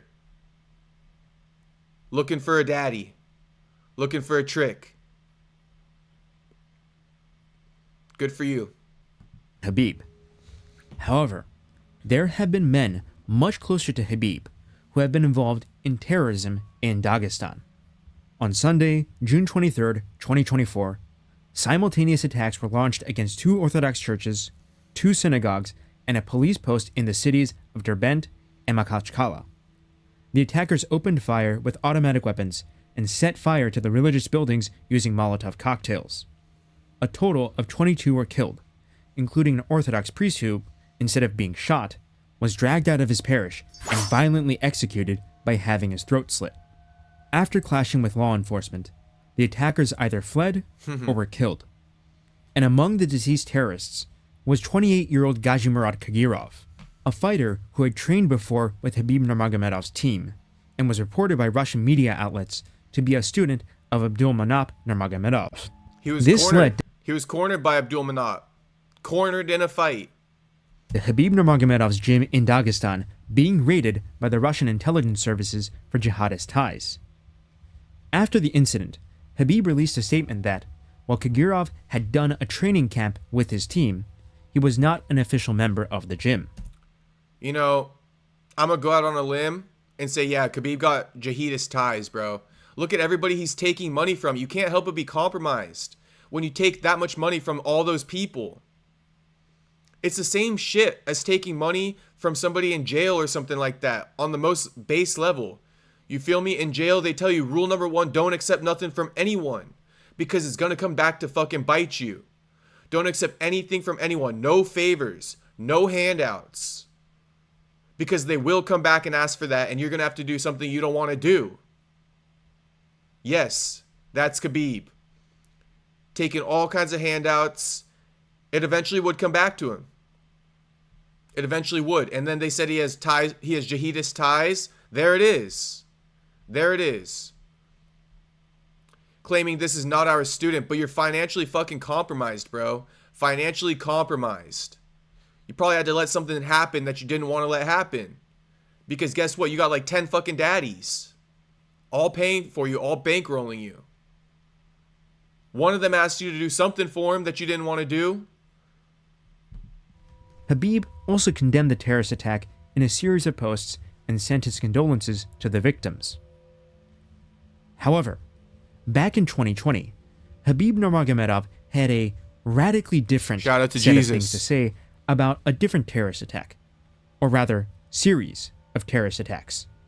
On October 16th, 2020, Samuel Paty, a French secondary school teacher, was attacked and beheaded by Abdullah Anzarov, an 18-year-old Chechen Muslim. During a class he was teaching about free speech, Samuel Paty allegedly showed cartoons of the Islamic prophet Muhammad that Charlie Hebdo had drawn. In Islam, it is forbidden to portray Muhammad in visual form. This supposed act by Samuel led to a group of 10 people, including 2 students from Paty's school and an imam, conspiring in his murder. After the beheading, the French president Emmanuel Macron condemned Paty's murder as an act of Islamic terrorism and expressed his support for freedom of speech, including the right to show cartoons of the Prophet Muhammad. And shortly after Paty's beheading, on October 29, 2020, 3 Christians were killed in a stabbing attack at Notre Dame de Nice, a Catholic basilica in Nice, France. The victims included a 60-year-old woman who had been praying inside the basilica, a 55-year-old sexton, and a 44-year-old Brazilian-born Frenchwoman. The attack... 2 women and a man. 2 women and a man. One of those women was 60 years old. Hope whoever they're showing on the screen right now is long gone. I'm sure he is. I wish you were in front of me so I could slap you in your fucking face. Shout out DC.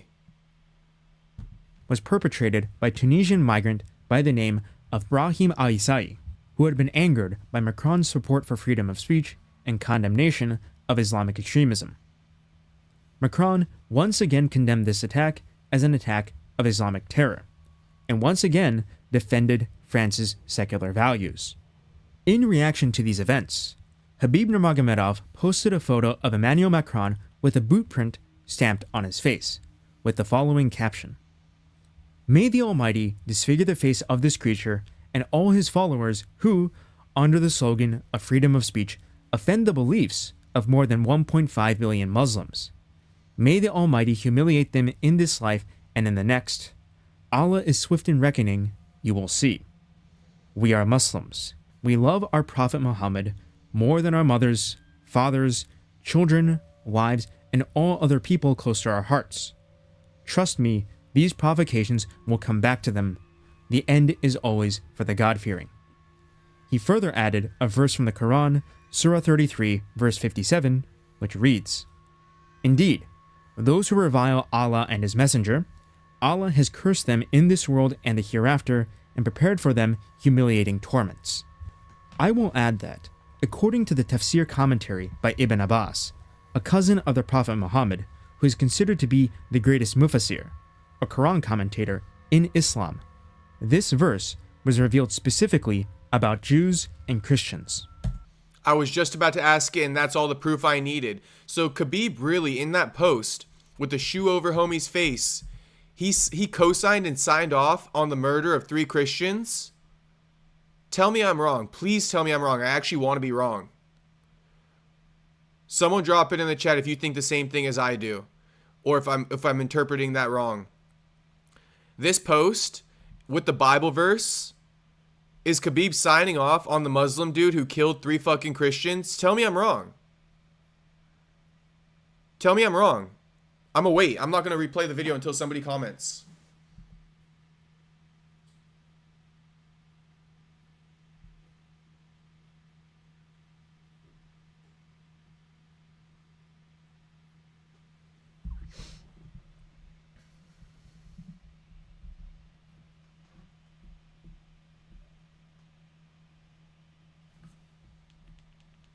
We waiting, boys. We waiting. No. We waiting. We waiting. Should I ask the question again or what?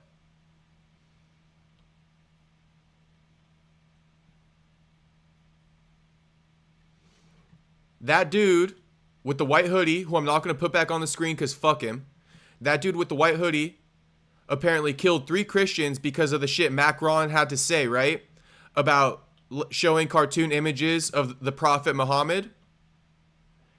And then in response to that dude killing 3 Christians, Khabib posts this photo with a foot on Macron's face, talking shit on him, saying he's going to get humiliated. And then with this Bible verse, directly referencing Christians.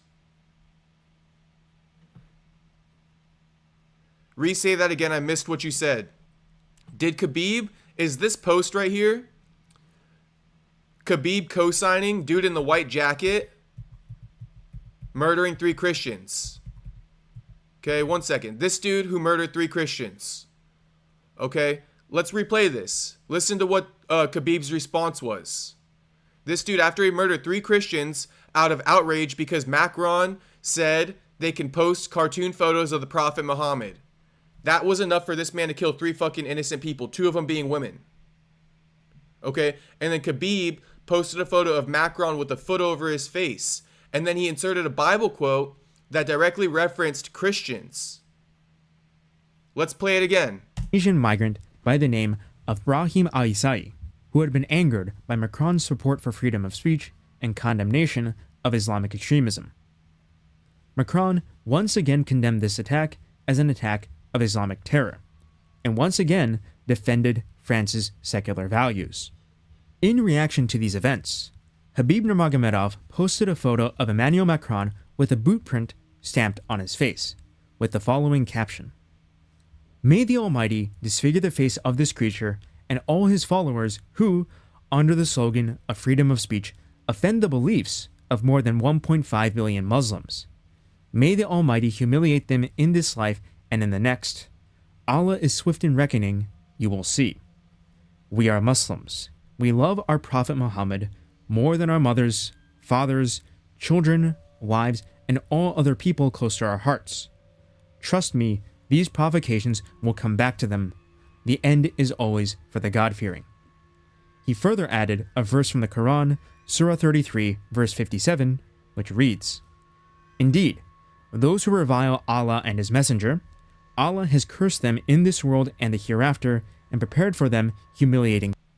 Surely those who offend Allah and His Messenger are condemned by Allah in this world and their hereafter, and He has prepared for them a humiliating punishment.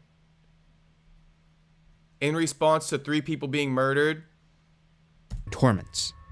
I will add that, according to the tafsir commentary by Ibn Abbas, a cousin of the Prophet Muhammad, who is considered to be the greatest mufassir, a Quran commentator in Islam, this verse was revealed specifically about Jews and Christians. so the verse right here apparently is speaking to Jews and Christians. After 3 Christians were murdered. Alright, I'm going to leave it alone now. Saxby says, I'll read Saxby as well. Saxby says, no, he not, brother. That verse has nothing to do with Christians. He is lying about the interpretations. If someone could get into Discord call with you, I would be easy to explain. Khabib is responding to the comment, not justifying the criminal act. Okay, I just wanted context. I understand what you're saying, Saxby, and I'll believe you.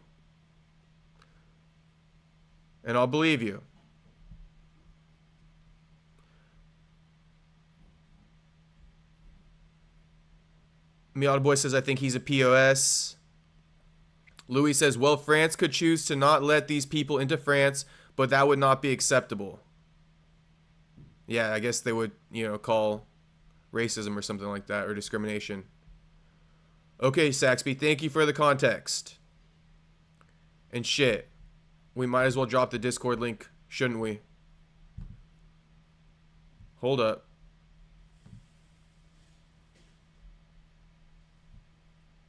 Let me see. If you guys want to discuss this further in the Discord, okay? I'm dropping it in the chat now.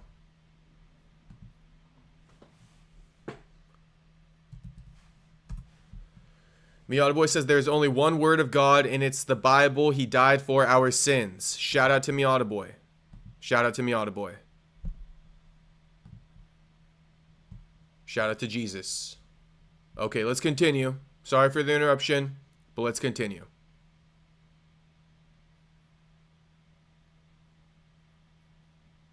Ooh, Eric has a good question. Saxby. Eric's asking, so you're saying that Khabib doesn't believe that anyone who defiles Muhammad's image should be condemned to death? I mean, that's pretty much what he said, though, Eric. Now, he might be talking about Macron and not the people who were murdered, but that's up for interpretation. I think Khabib definitely talking about Macron because he got the face with the footprint on it.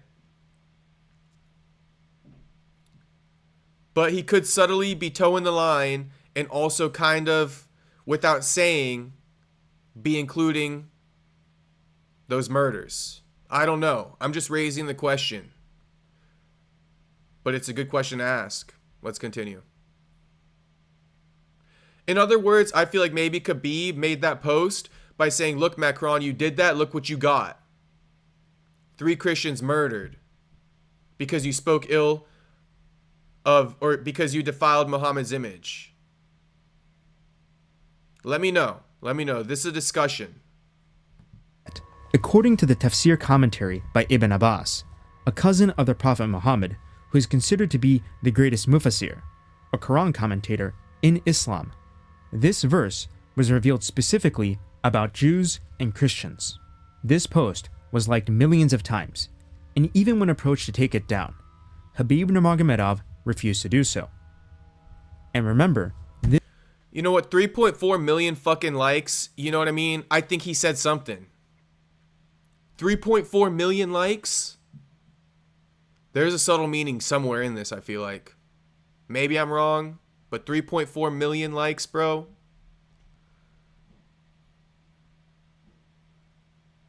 This final part of his post.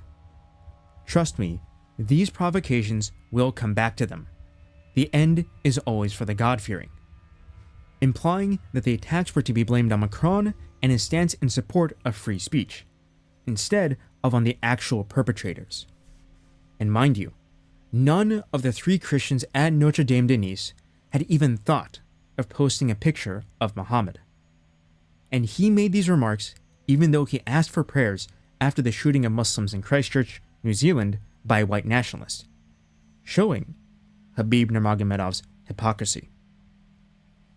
So, well, the person in this video, I'm convinced now the person in this video definitely believes Khabib was co-signing those murders of the 3 Christian people. Whether he's right or wrong is up for interpretation, but the fact that he just posted another thing showing that Khabib had a different response when Muslims were killed.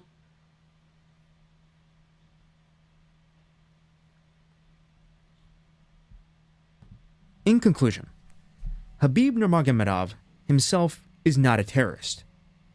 However, he has freely chosen to associate himself with a terrorist, has trained with a man who went on to commit jihadist terror, and has done his best to justify terror attacks to his millions of fans.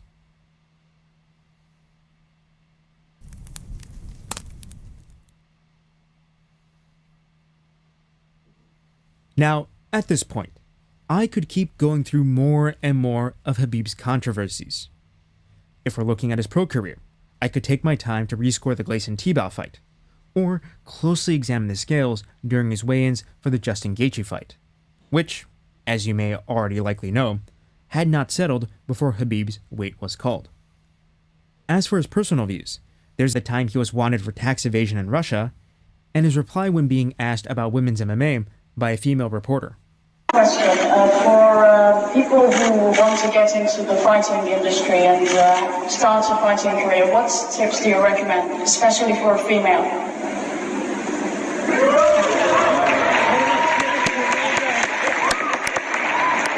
For female, I have very good advice. Be fighter inside your home. And of course, there's the many brawls that he and his Dagestani teammates have started. But I titled this video, The Countless Controversies of Khabib Nurmagomedov, for a reason.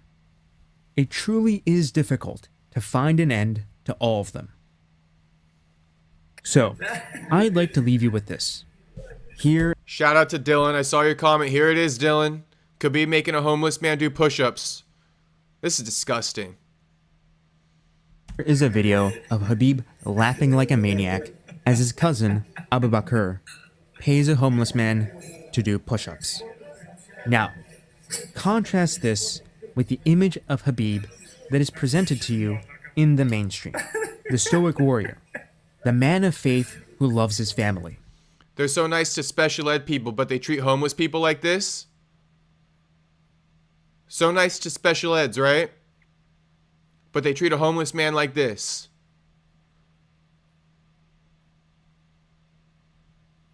Shit. The good guy. That is the side of Khabib Nurmagomedov, or rather, the myth of Khabib Nurmagomedov that the UFC, Dana White, the Emiratis, and Khabib himself wants you to see.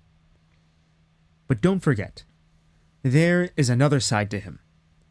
The man who married his cousin, who used his father's memory and his cultural heritage to sell products to his fans, who had a set of NFTs delisted from OpenSea due to their predatory nature, who promotes an investment fund that has money in companies that are blacklisted by BDS, and who believes his feelings are more important than the victims of terror attacks.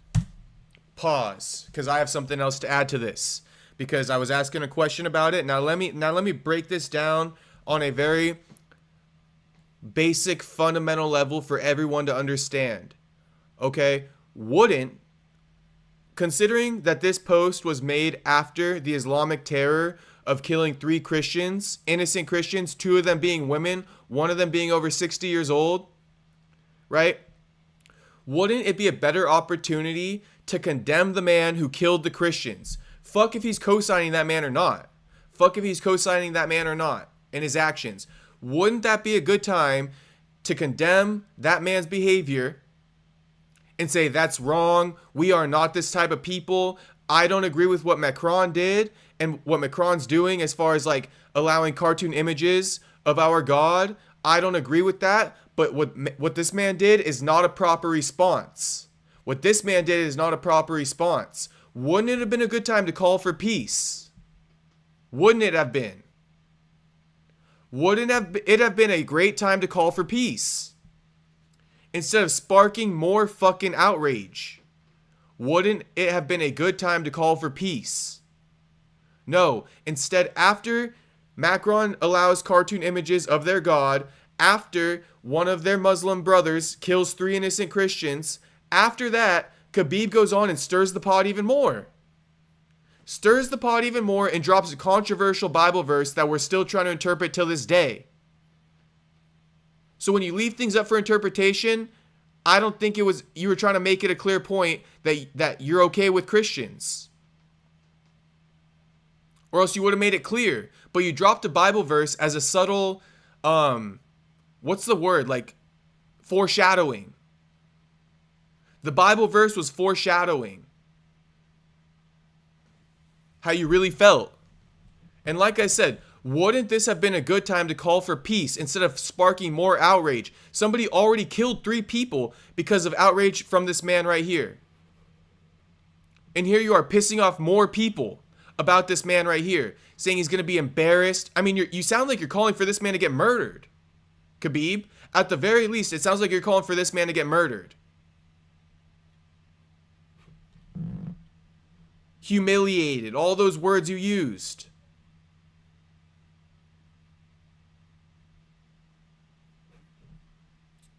Well, Saxby, if you could pull up the receipt, drop it in the Discord, and I will show it. And I will show it. But I'm just saying, you know what I mean? That would have been a time to call for peace.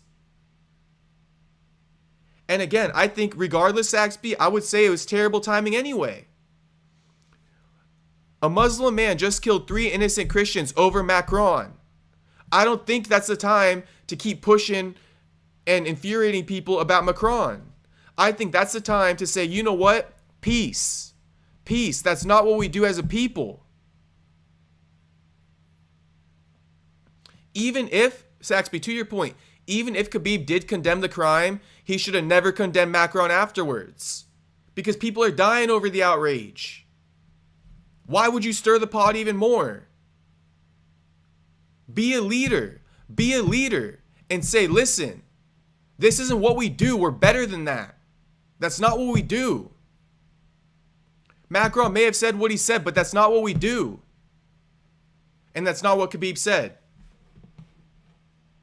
He posted a picture with a foot on his face, talking about how God will have his day with him, and condemn him, and humiliate him. Great timing, bro. Great timing. Sounds like you're almost encouraging people, you know, to harm more innocent people. Or you're justifying the actions. Saying it's his fault. It's this guy's fault. 3 people died. This guy's fault. I don't know, man. That's what I got to say about that. That's what I got to say about that. So, the next time you see someone promoting Khabib Nurmagomedov as a paragon of moral virtue, send them this video. Perhaps they'll change their mind. No, I look at Khabib completely different now. Completely different now. I look at him as spineless and soulless, and all he belongs to, his soul and his spine, belongs to all the fucking terrorists that he does business with. That's what Khabib's soul and his spine belongs to. That's why Khabib is such a shell of himself. Because he's backed by all these people. And he knows it would cost him his life. He knows it. He's in business with straight up criminals and murderers. And he knows if he ever goes against what they say, it would cost him his life. And that's why Khabib, he's afraid to be his true self in person. Let's read what Dylan said earlier. Dylan said, hot take, Khabib would have acted like Conor if it wasn't for him being Muslim and maybe without his father's influence. I'll take it a step further, Dylan, and say it's because of the financial backing. The people he's in business with would kill him if he fucking acted anything like Conor. But I don't know. I feel like Khabib is more morally corrupt than he leads on. Khabib is definitely 100,000% more morally corrupt than he leads on. You know, this is a tough conversation that we're having right now. You know what I mean? It's a tough conversation that we're having right now. Saxby says, I agree that all the guys from Russia or Middle East leader are bad people. It's crazy hypocrisy. Okay. All right. And Saxby, the one thing I would respond to when you said, what about Dana White co-signing Trump and all that stuff? The one thing I would say is Dana White isn't financially backed by Trump.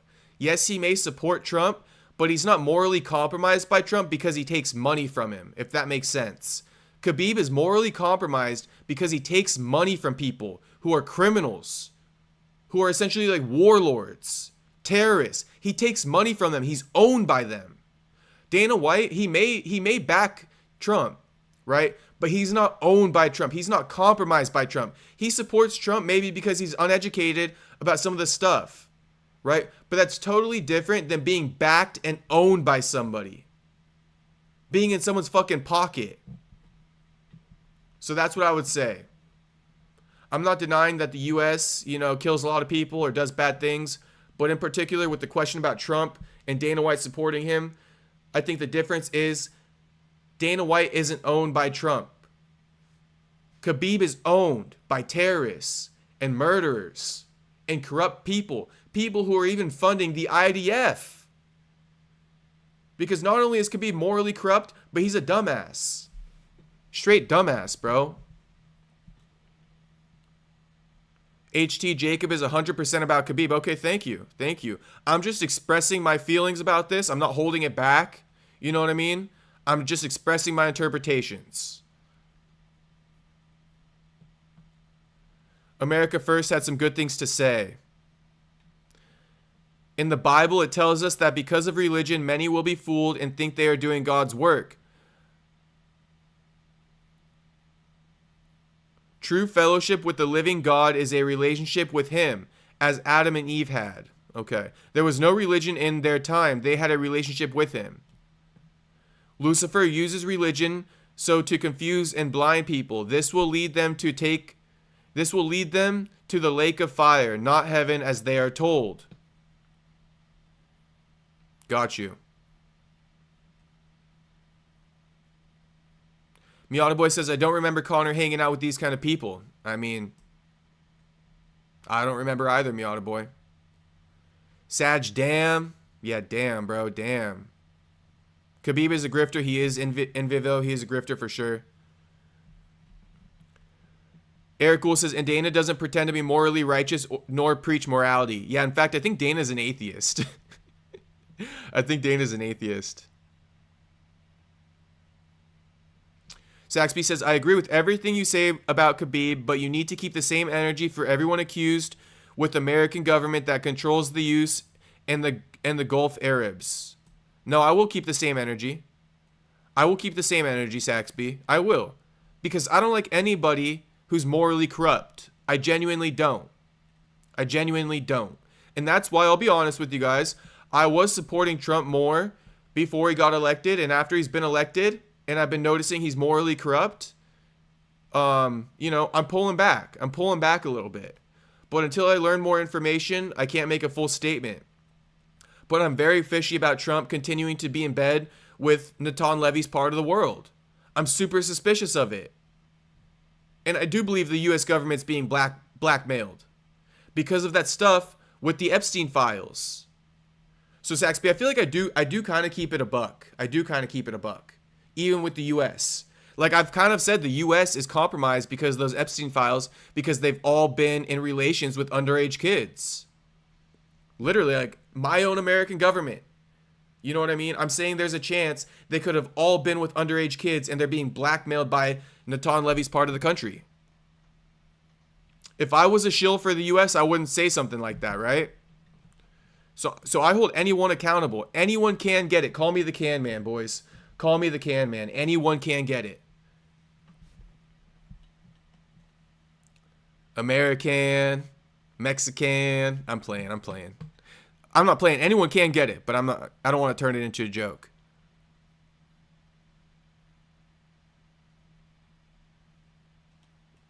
Saxby, I think the closest, you say, let's do a stream of all the country America have invaded and effed over. I feel like the closest stream that I've done to that so far, Saxby, is this one. If you want to take a look at it. Here it is right here, Saxby. This is me condemning the U.S. government, my own government. Okay? So if you want to see and check if I keep it fair and I call people on their bullshit, maybe go watch this one. After this stream, Saxby. And listen, if stuff comes out about Trump that I don't like, best believe if it's MMA related, we will do a stream. And we probably will, because if Trump does anything bad, Bryce Mitchell's going to react to it, and that will be my golden excuse, my golden ticket to make a video out of it. So, Saxby, just wait. I'm telling you right now, if Trump messes up and steps out of line in any way, best believe there will be a stream coming. Best believe. Best believe, Saxby. I promise you. You have my word.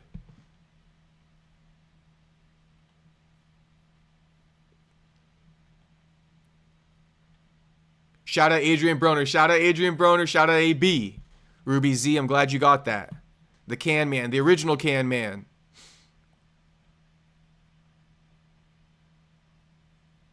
Saxby saying USA have been doing bad things long before Israel started controlling them. Okay. Shit, I don't know the timelines, but I'm listening. Let's not blame Natan Levy's part of the country for the bad America has done. I'm kind of inclined to, though, Saxby. I'm kind of inclined to. Not all the bad. I didn't say all the bad, but, I mean, I said what I said. I think Natan Levy's part of the world sent Epstein over here to compromise the U.S. government with underage children. That's why Trump isn't releasing the files. So I'm not blaming Israel for all the bad America has done, but I'm being very specific. Like, I don't think I could be more specific. In fact, I dare you guys, go find someone who could be more specific than me. You probably won't. They don't want to say shit. You know?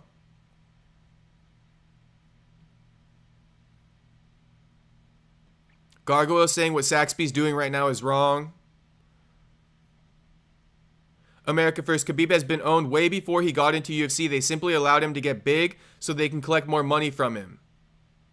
Okay.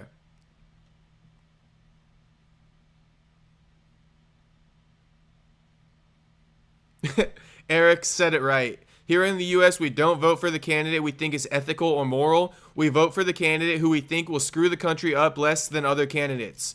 You know what, Eric? That's 100%. That's a fact, bro. Nobody believes the fucking candidates for the U.S. government are ever going to do right by us in the first place.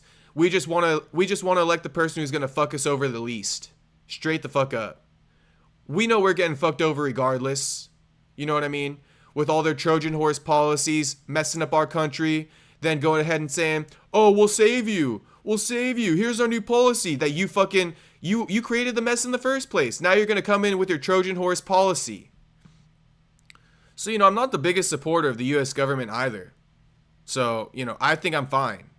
I'm hating on anyone who does wrong by people. Treat people right, bro. That if you don't treat people right, you're going to get it from me.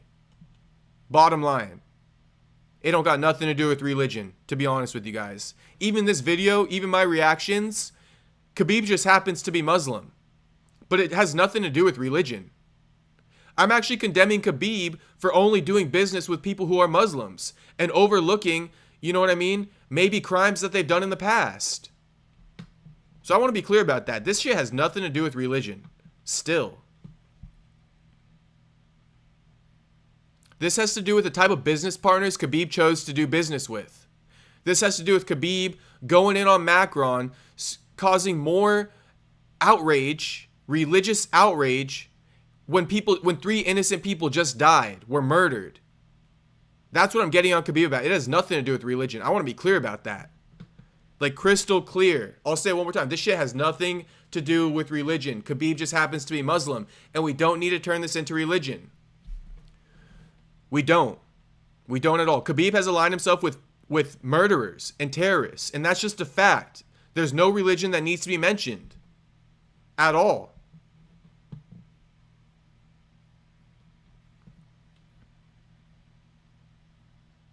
Yes, Saxby saying Israel been controlling them since 2000. What about everything before? Gargoyle says Saxby, really? Yeah, I mean, I feel like Epstein was infiltrating the government before 2000.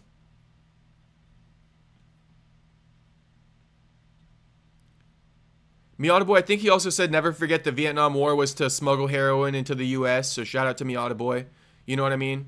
We don't co-sign no bullshit, bro. We don't co-sign no bullshit. We don't even co-sign the Iran war or the Afghanistan war. At least I don't, really.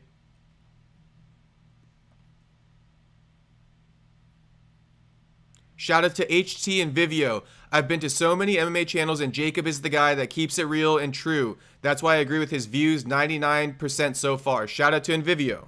Shout out to Envivio. Shit, I ain't against no one. I ain't against no one, boys. Perry Punch has the best political outlook on the entire MMA space. Shout out. Shout out. I appreciate it. I'm just keeping it a buck. I ain't against no one. But let me turn on the AC real quick. It's fucking, my door's shut now and it's getting hot in my room. 1 second.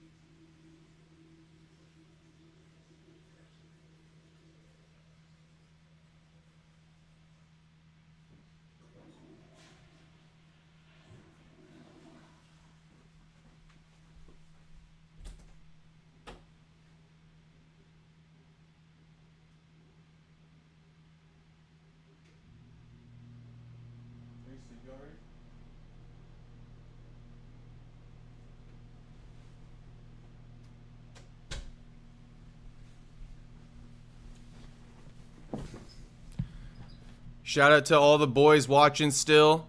Shit, I just checked on my mom outside. She got her earplugs in. She can't hear shit that I'm saying. It's so funny. My mom can't hear shit that I'm saying right now. She got earplugs. But yeah, America First says, good show tonight, boys. We even got a cameo from Mama Castro. I wanted to do that for you, boys. I wanted to do that for you, boys. Saxby says, these streams are the best. Shout out Saxby. I appreciate it. Like I said, it ain't nothing against no one. But if you are morally incorrect, shit, you deserve to be called out, and that's what I'm here for. That's what I'm here for.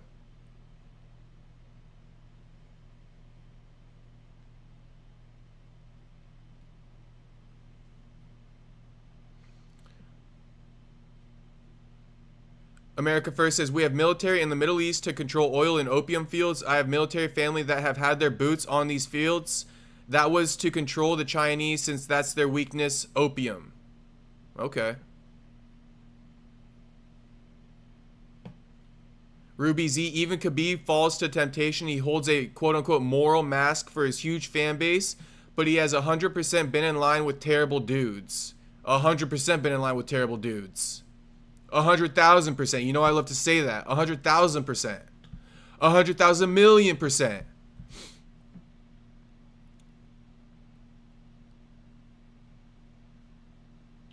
Miata Boy Jacob, pull up the Bryce pod he dropped today. I know it's fire. Oh my god, we got another Bryce pod to react to? Alright, I guess Saxby might get their wish, and I might go off on some US government shit if Bryce Mitchell dropped the right video. Do we know the definition of terrorist? I mean, I can look it up real quick. Let's look it up. I believe it's something along the lines of like, trying to constitute change through violence, you know what I mean? For a religious purpose, something like that. That's what I would assume.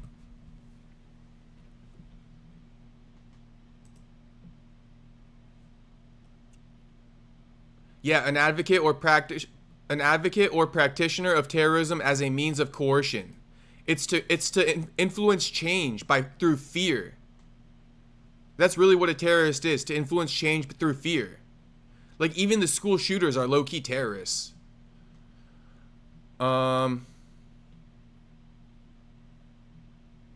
Wait, why is it being used in a sentence though? I want the definition. I don't want it used in a sentence. I want the definition. Here it is right here. Someone who uses violent action or threats of violent action for political purposes. There it is. Someone who uses violent action or threats of violent action for political purposes. So that dude who killed three Christians, who killed three Christians in response to what Macron said about letting cartoon images be put out of their God, that's an act of terror. That's a terrorist right there. That guy's a terrorist. He used violent action for political purposes. Terrorist. So there we go, Saxby. I got you. Now I guess there's a Bryce Mitchell video. Shit, shout out everybody in the stream still.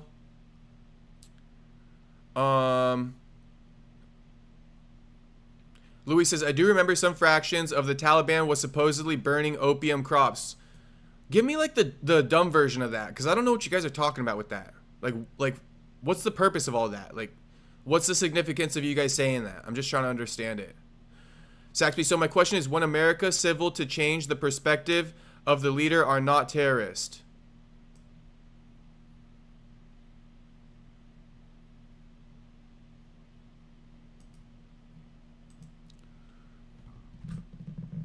I'm not sure, Saxby. I'm not sure. Give me a specific example.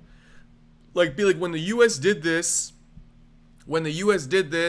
this was an act of terror that people aren't calling terror, and I will try to agree with you or disagree with you. But I don't know. It seems like you're talking about something, but you're not saying it. Like, if you can give me an example, then I can, agree with you. Like, I just gave you an example. I said the man who killed three innocent Christians in response to what Macron said about allowing cartoon images of their God, that's a terrorist right there. So I need an example so I can, understand what you're saying. When America invaded Iraq. Okay, I already said I don't co-sign the war in Iraq. Like, we killed our innocent soldiers. You know what I mean? I thought it was bullshit. I don't know enough to say that we're terrorists and all that stuff, but I get what you're trying to say, Saxby. I can only look into it. I gotta get more context as far as what we did, why we invaded them, and then I'll let you know if we're terrorists or not. But shout out to Saxby. I appreciate the conversation for sure. Okay, so Gargoyle is saying Iraq was counterterrorism. I know that was propaganda though, Gargoyle. I feel like that might have been propaganda, but it wasn't entirely true. Again, I might be wrong. I'm just keeping it a buck for you guys on my end on what I know. Miata Boy, we made our own news today, boys. We did. Shout out Miata Boy for the video suggestion. Shout out Miata Boy. It fits the definition. Okay, Saxby, I'll look into it. The Iraq War, I'll look into it. So all the soldiers are terrorists for killing 1 million Iraqis. The soldiers were ordered to do it. I would almost blame the government more than the soldiers, Saxby. If we're meeting in the middle.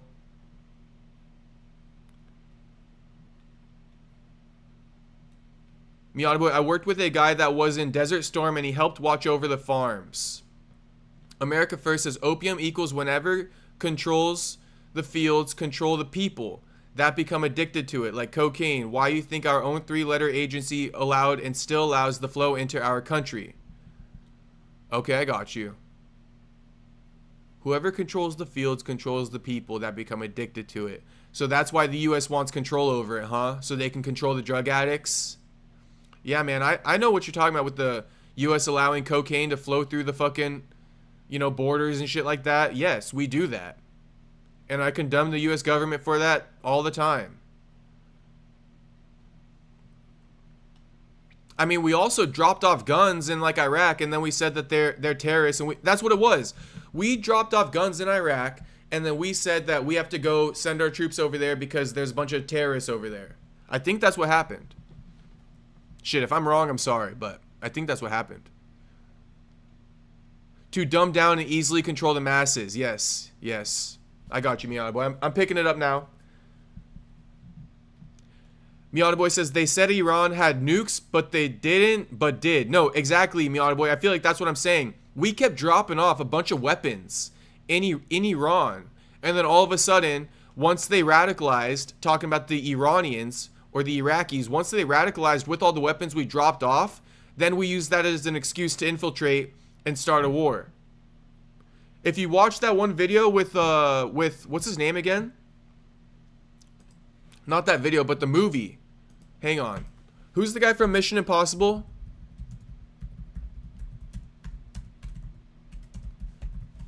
Here, since we're talking about Iraq and, you know, the US's corruption and shit like that. Hang on, one second.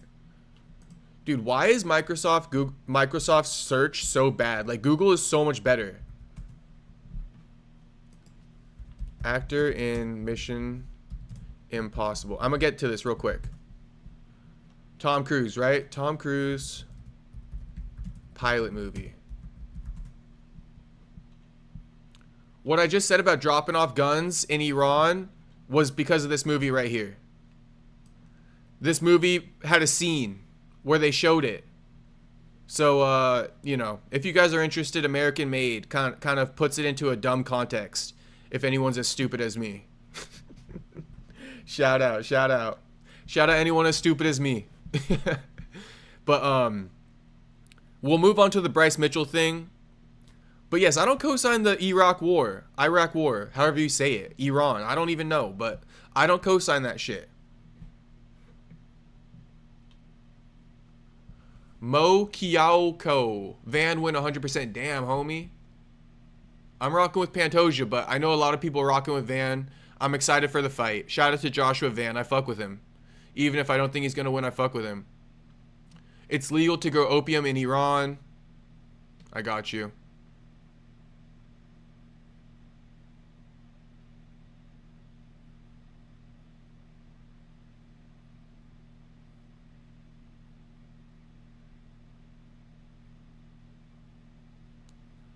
What else we got?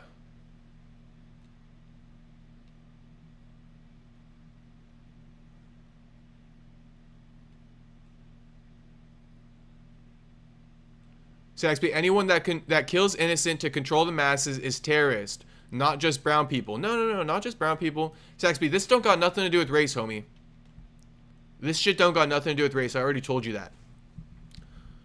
So yeah, I mean, no, not just brown people, bro. We're not tripping over brown people. Our politicians are corrupted. Look at Pelosi. She had to change her last name to escape her shady father that smuggled heroin and moonshine during the Prohibition era. Shout out America First. I love the information. The world was making up for the money we lost. Oh, because Gargoyle talking about that's why the 2008 economic crisis is a thing. Because the world economy collapsed at 9/11.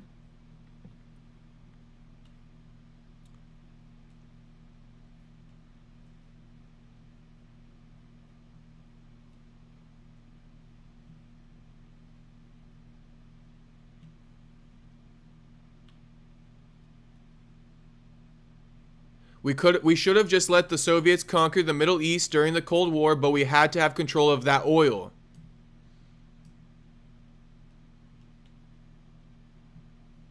American government were also plating the opium and sending to American, and the Taliban's were burning it down.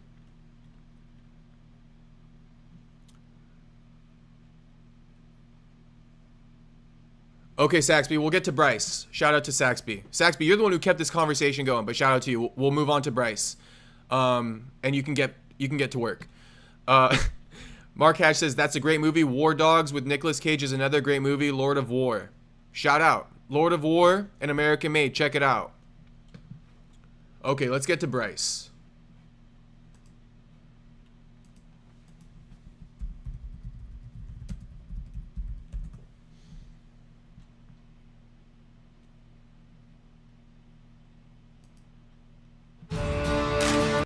Shit, boys. You guys got me in here. You guys got me in here. 41-minute Bryce Mitchell podcast. Shout out everybody watching. Like the stream and subscribe if you're not subscribed.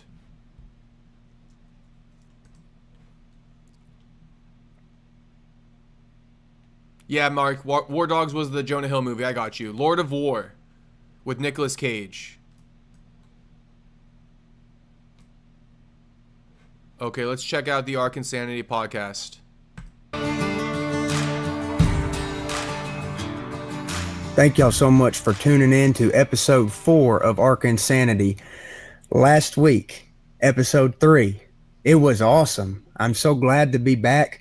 I'm going to be consistent, and a big part of the show is going to be feedback each week. For the record, boys, the whole political debate after the Khabib video has been peak viewership. Everyone loving it. Everyone loving the debate after the Khabib video. Everybody loving it. Peak viewership just hit. All right. Ark Insanity podcast, boys. Ark Insanity podcast. Shout out to everybody watching. Shout out to everybody watching the best live stream in the game.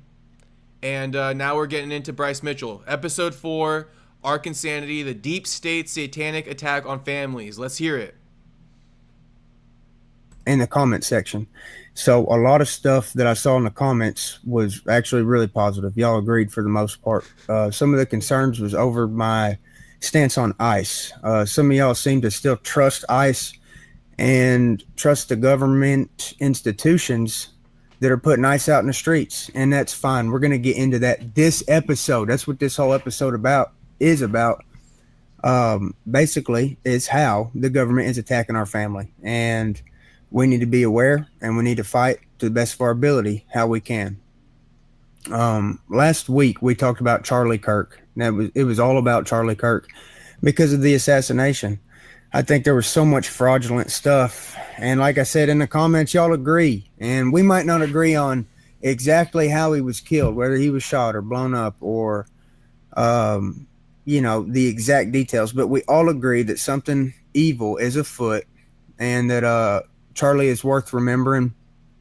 And here's a great quote from Charlie, which is really going to be the focus of today's episode, is about how we're going to restore this country. And here's Charlie's quote: "Get married, have children, build a legacy, pass down your values, pursue the eternal, seek true joy." Charlie Kirk. So that's pretty much what today's episode is about. I have a quick story for y'all real quick. It ties in. This is a personal story. It's rather entertaining. And like I said, it's related to the episode later because this episode is going to go full circle back to this story. So a truck driver tried to kill me the other day. This is 6 months ago, okay? The other day. He's a semi-truck driver. I don't know if he was hauling asphalt. I believe it was. Big old tank on the back of the truck, though, okay? Miata boy, I don't remember that. I must have missed the podcast when Bryce said back in you-know-whose time. Oh, back in you-know-whose prime? Oh my god, prime is crazy. Shout out to Bryce, though. You gotta listen to the guy. You gotta let the guy land, you know what I mean? He might say some crazy shit, but you gotta let him land. We gonna let him land. Let's hear it. I turn off onto the main highway, and I start going, and I'm in the Corolla, okay? And when I turn off into the main highway, I'm on a hill, so I put it in first, and, I got 350,000 something miles on my Corolla. Damn. And when I put it in the first on a hill, it takes me a little while to crawl up that hill, and then I go in a second, and I'm rather slow. So when I see Just a side note, I got a Toyota Camry with like 200,000 miles on it. It's my mom's. When she moved to Hawaii, she just left it here. So it's like my beater car, but same shit. I could barely drive up hills with that fucking car with 200,000 miles on it. So I know exactly what Bryce is talking about. My truck, I know a thing or two about big trucks, how long it takes to slow down. So I see this big truck over 400 yards away. He's plenty far away. So I pull on out and I get into about third gear, so I've gone all the way from first to second, and now I'm in third, about to go into fourth, or just got into fourth, cruising 35, something like that. He goes right up behind me, and it wasn't an issue of him breaking. I know that all you truck drivers are going to be thinking, oh, well, you didn't give him enough time to break. Brother, I gave him enough time to break. I'm telling you, I have a witness there. He saw it. I'm just telling you what happened. He gets up on my ass, and he starts honking the horn. And, you know, I'm like getting in the fourth. That's when I really get going, when I'm in fourth gear in this Toyota Corolla, you know. 350,000 miles, dude. Let me get into fourth gear, and I'm going to start going. I'm 40, 50, 60, you know. But when I'm about 35, he gets right on my ass and starts honking.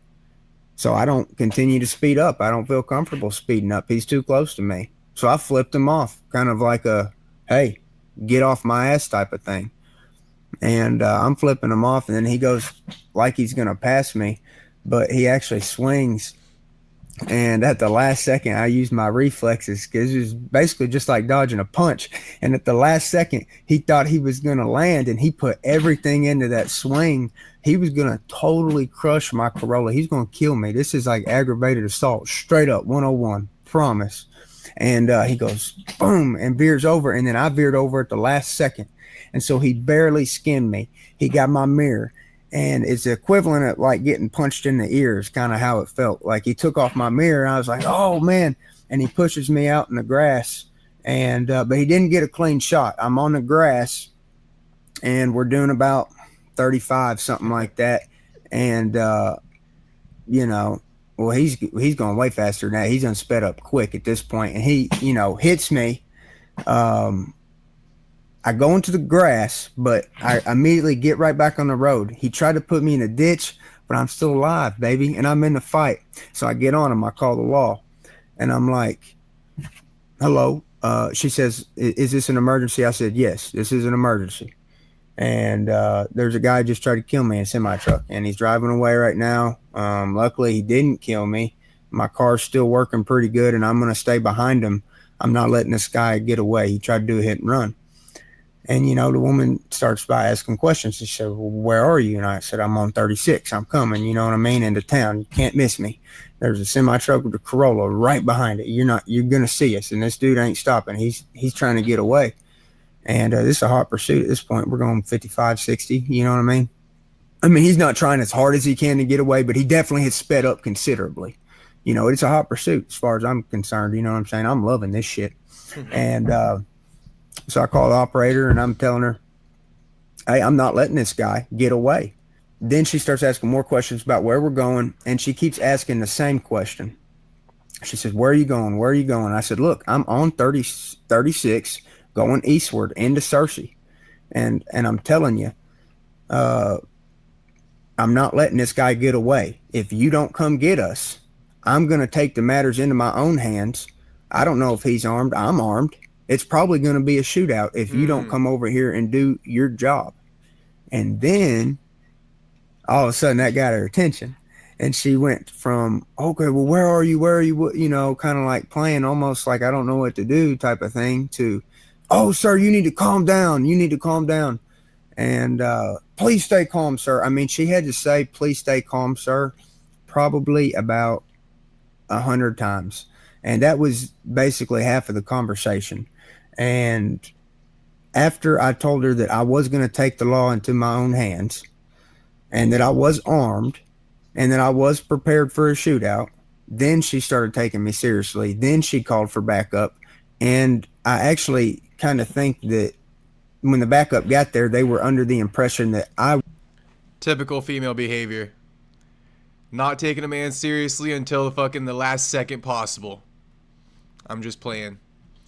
But there's a little truth in that. There's a little truth in that for sure. Why they always got to make you fucking push it to the furthest possible level before they listen to you. All right, let's continue. Was the perpetrator. I really think that that's what she had relayed the information to the responding officers. When they got there, my car's dented up and the mirror's missing. It's hanging off by the cords. And I got the guy at the gas station, and there's like 6 cops on us. And, you know, they sent Officer Numbnuts and Sergeant Dipshit And I'm telling you, these guys are beyond useless. And this is quite literally what happens after about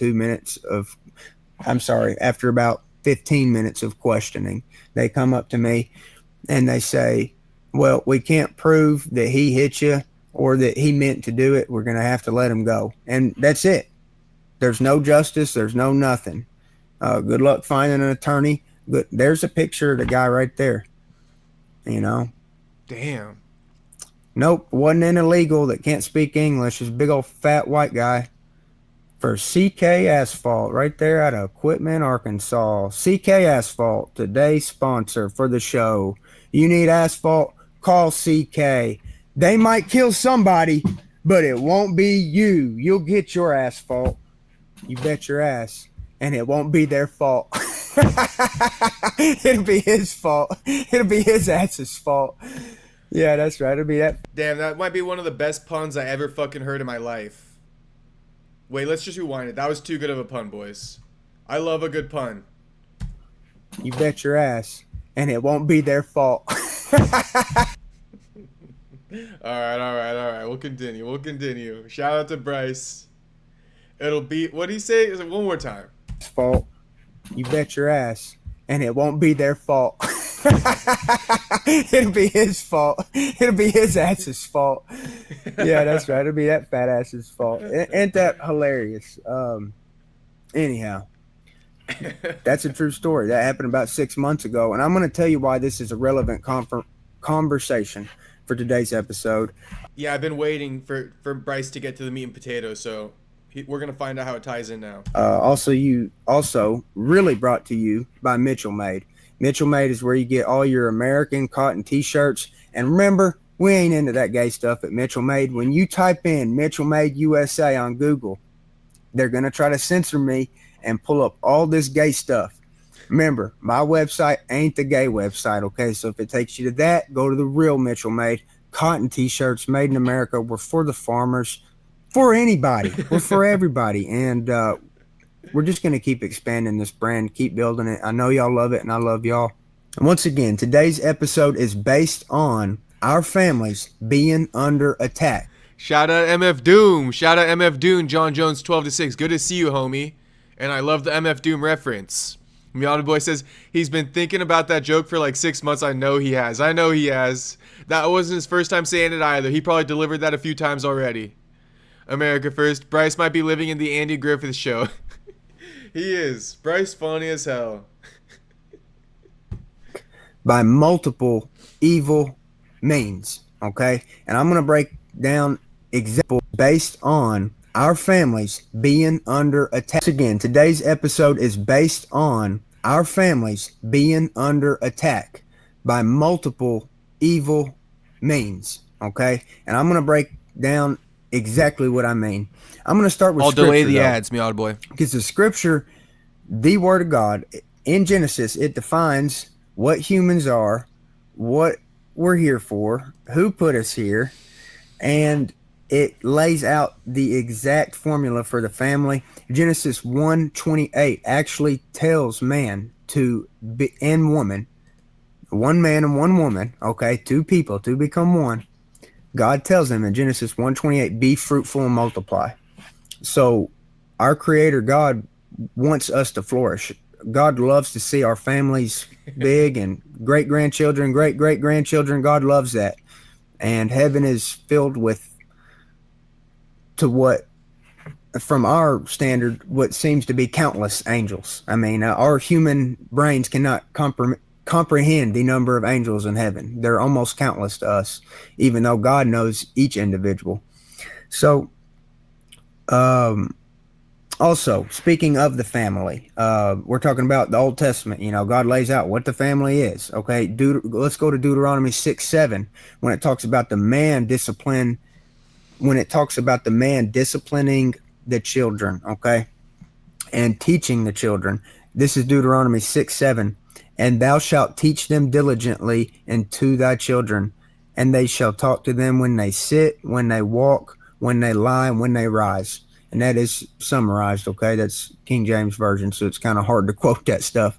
But basically, you're always teaching your children as a parent. That is your job.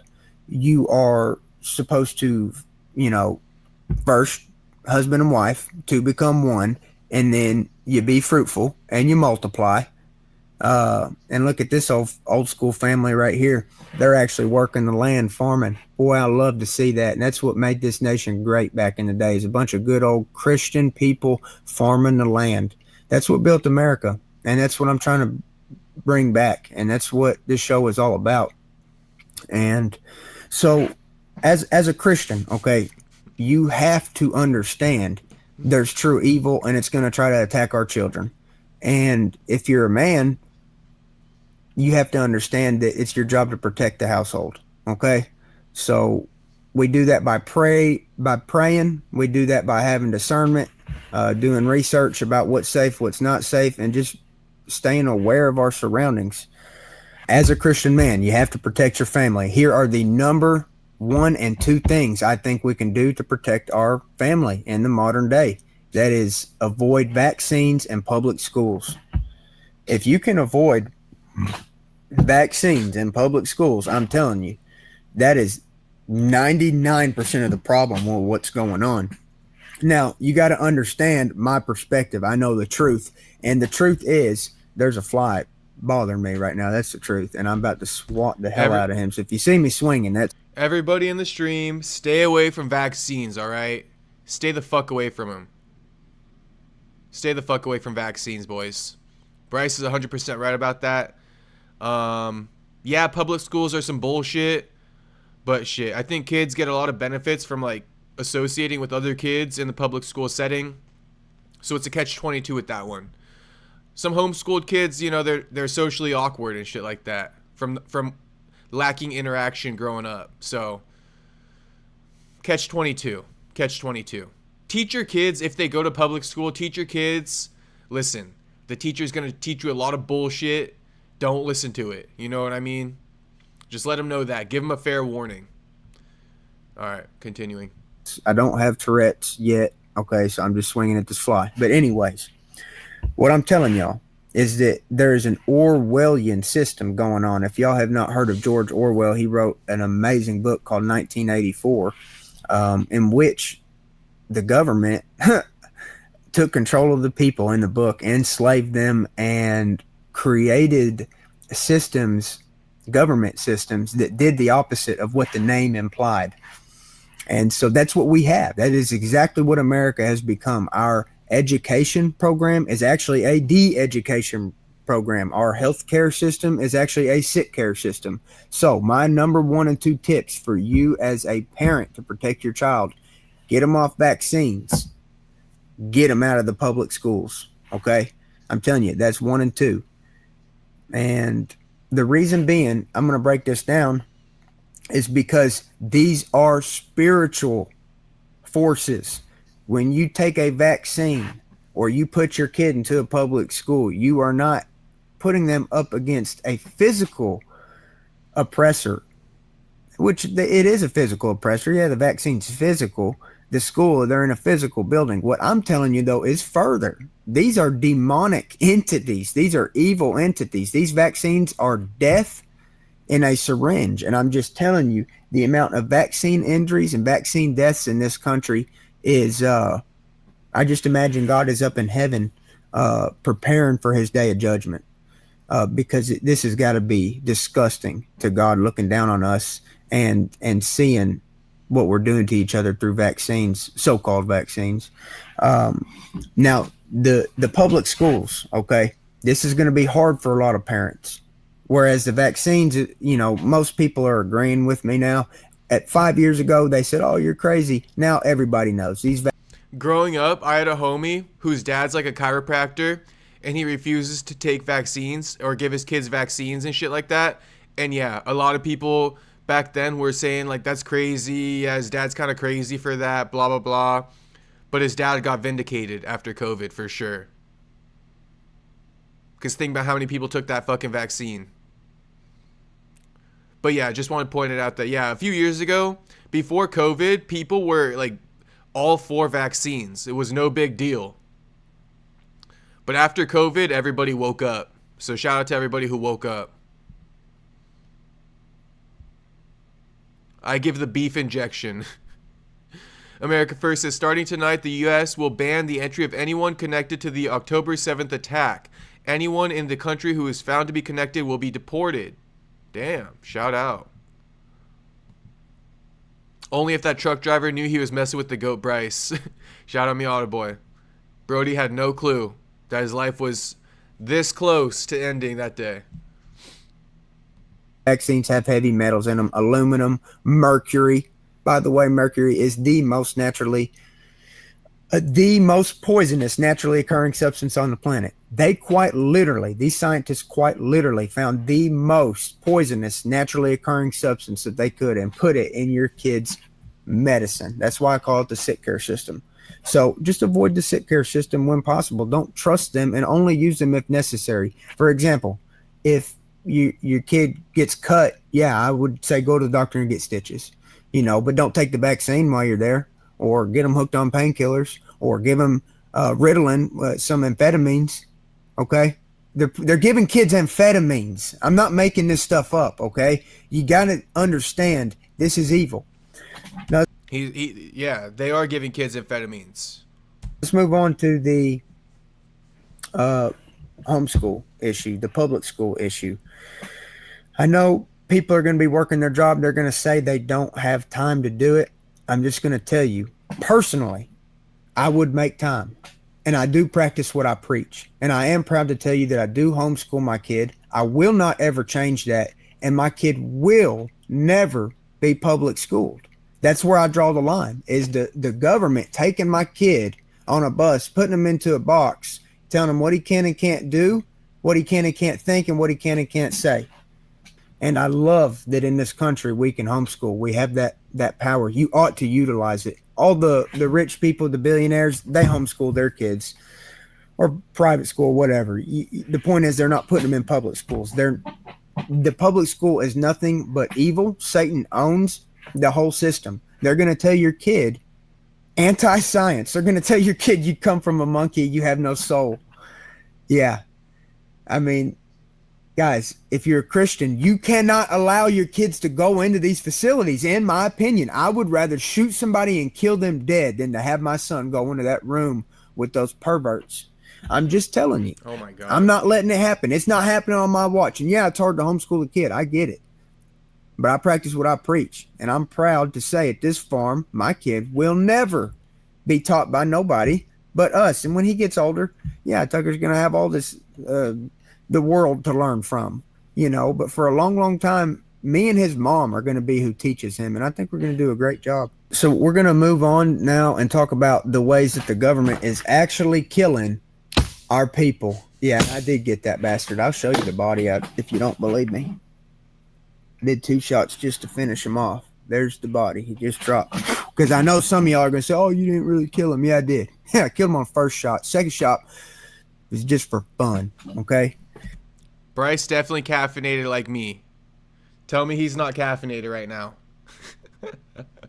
I know one when I see one. I know one when I see one. The way that the government's going to kill us now is generally I broke it down into 2 categories. Okay. Generally, it's going to be some type of poison, or they're just going to come up to our house or find us on the street and shoot us and kill us, or detain us and kill us later. Those are the 2 ways the government's going to kill us. Let me talk about the way that the government is killing us slowly, very effectively, and it actually has to have your consent. So you can totally stop a lot of this poisoning. And mainly I'm talking about through vaccines, okay? And while I'm on the subject of vaccines, they are death, okay? They are designed to kill you, and they are very effective, and they'll harm your family. And I have so much compassion for anybody whose family was harmed by these. And I love y'all so much, and it hurts my heart to think that any child would be permanently harmed from something like this. It makes me so mad. It makes my blood boil. And that's why I'm talking about this stuff. Anthony Fauci, we're talking to you, homie. We want you locked up for life. Locked up for life, never getting out, you piece of crap. Anthony Fauci. Probably the biggest threat to American fucking citizens is Anthony fucking Fauci. Maybe not anymore, But during COVID, that scoundrel, Anthony Fauci, we know you. And we believe you deserve to be fucking locked up for life. And you get to eat every other day, homie. You don't even get to eat every day because you're that big of a piece of shit.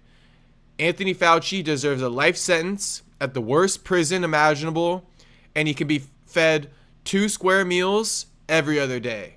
That piece of fucking shit. Okay, and I want to bring up RFK. Everybody's talking about how we can trust him. He's a good guy. And I'm here to tell you that's a crock of shit, and he's a crock of shit. And I will tell you why. Oh, I'm peaked. Peak interest right now. Going after fucking JFK, or what is his name? RFK? Yeah, RFK. We will chin Anthony. We will chin fucking Anthony. Anthony better never cross my fucking path or he's a dead man walking. Again, comedy skit, boys. That's a comedy skit, all right? That's a comedy skit. I don't mean that shit. That's a comedy skit. Okay, I'm just acting. Comedy skit. Because he is not radical enough. I am radically opposed to evil. I'm radically opposed to injecting kids with death. RFK does not have the courage or the backbone, or maybe he's just not smart enough to stand up and say these vaccines are pure evil and they need to go to hell. And you know what? Just real quick, I want to say, saying that Fauci's not Fauci, but RFK isn't radical enough, and Bryce saying he's radical enough. You know, I think I'm radical enough too. And yes, I think that's a good way to gauge it. If people aren't radical and they seem afraid to really say what they want to say, then should you really trust them? You know what I mean? They should be completely radicalized. Say whatever the fuck they want. If no one's gonna, you know what I mean, shun them for it directly, then yeah, he should be more radical. Just like Bryce. Cause listen, ain't nobody telling me what to say. After this stream ends, ain't no one telling me shit what to say. So I agree with Bryce there. If people aren't radical, an example like Joe Rogan. Joe Rogan, barely radical on his platform. I don't trust him. When Theo Vaughn brought up Natan Levy's part of the country, right? When Theo Vaughn brought it up, that was radical. What did Joe Rogan do? He shut that shit down. Not radical enough for my liking. If you're not like Bryce, if you're not radical, if you're not saying everything with no fear, then save it. Save it. We don't want to hear you. I agree with Bryce there. Bryce and Castro podcast soon. Shit, that would be the greatest podcast of all time, wouldn't it? Me and Bryce. 2 radicals. Shit. That shit getting taken down in less than 24 hours. I guarantee it. I guarantee it. We could not hold our fucking tongues. Froudy need to get that hot shot. Yes, he does. Yes, he does. Inject Fauci with like 10 of them. It's so good for you, right, America First? It's so good for you, right? The vaccine's so good for you. Shit, Fauci. Go get 10 of them then, homie. Go get fucking 10 of them, homie. You piece of crap. Go get 10 of them. It's so good for you. You go get 10 of them then. the people that are selling them, they need to be prosecuted. And killing children, I don't. You know what, Eric? I gotta look into Tucker Carlson more, but you could be right. I don't know enough to say you're 100% right, but you could be right. You know, it kind of sucks, though. Bryce named his son after Tucker Carlson. So if you're right, that kind of sucks for Bryce. But I've heard that about Tucker. You know what I mean? He's kind of like a fake radical. He like impersonates as a radical, but he's really not. He's really owned by people. I don't know how true it is, but shit, you want to drop some context? I'll happily read it. But I have heard what you're kind of saying, Eric, about Tucker Carlson.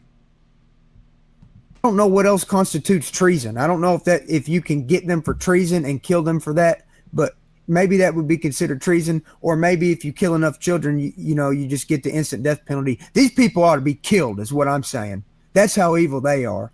And RFK is not radical enough. He's not going to help you. RFK ain't going to do nothing to help you. Those vaccines ought to be illegal. It ought to be illegal to take mercury and aluminum and put them in a kid's blood. And our health department is saying, Tylenol might give you autism. No, the vaccines are giving you autism. It ain't nothing to do. No, it ain't. I'm sorry to pause it, but he's right. He's right. And I think you guys know it too. Everybody pretty woke in the chat. But yes, there was a spike in autism after the COVID vaccines. Yes. Yes. Facts are facts. I'm not scared to fucking say it. There was a spike in autism after the COVID vaccines. If you hear about people who have had kids since after COVID and their kid was, and you know what I mean? I'm not making light of this. But if you talk to people who had kids after COVID, okay, and they may have got the vaccine, especially the mom who bared the child, okay, ask them. If they have an autistic kid past COVID, ask if the mom took the vaccine and see how many answers you get. There's a huge correlation with that. You can even probably just Google search that shit. Chat GPT that shit. They might try to suppress that from the internet, but Bryce is right. Bryce is right. There was a spike in autism. That's disgusting, man. That's disgusting. Not that people get autism, but that the vaccines caused it. In childbirth. That's beyond fucked up, bro. Fauci, you are the worst human walking this earth, homie.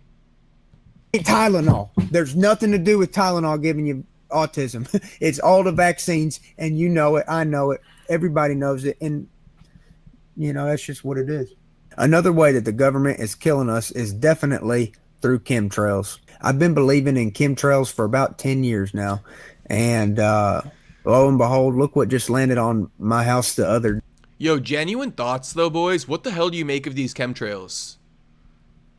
My purest thought about the chemtrails is like, that's definitely a design. That's not just some like you know, airplanes that we fly on to go from like Chicago to like New York or some shit. Those planes don't cause chemtrails. Chemtrails are like certain planes that are set out like go put this trail over this part of the country, over this part of the state. Like chemtrails are complete designs. People want to act like it's runoff from airplanes. It's not. Like I said, the airplanes that we fly in don't produce chemtrails.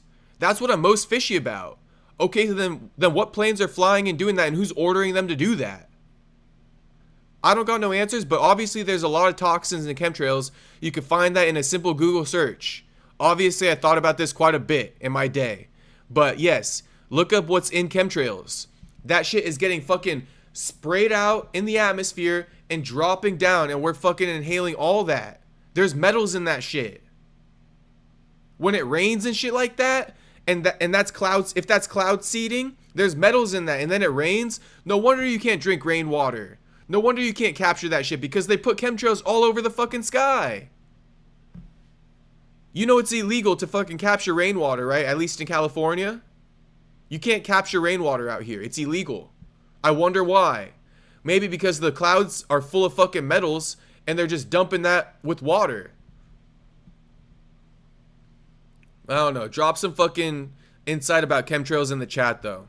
I just gave you guys all my knowledge about it. This is like right in my backyard or side yard, rather, but... And yes, Space Kid. Yes, Space Kid. The vaccines, they caused autism. There was a spike. Like I said, if you know anybody whose kid has autism, you should respectfully try to ask and be like, did you happen to get the vaccine? Because I'm sure the parents looked into it too. They know. The parents who have an autistic kid who got the vaccine, they know. They know. Prime. What up, Prime? Prime. This might be one of the better streams we've had in a long time. So once it's over, go back, rewatch the whole thing. We've had some serious debates, some serious discussions. Tucker is a flopper. Shout out America First. Eric says, YouTube blocked my comment, but I was saying that Theo Von and Tucker are tied to a country commonly pronounced as Qatar, Qatar. You know, Eric, I saw that, but I don't understand it. I don't understand it, but I did see it. I saw something like when Joe brought it up, Theo tried to take the heat off of Qatar or something like that, which is why he brought up Natan Levy's part of the country, right? I'm like partially tapped into it. But I didn't understand why. I'll explain it to you. I didn't understand why Theo Von wanted to change the subject when Joe brought up Qatar.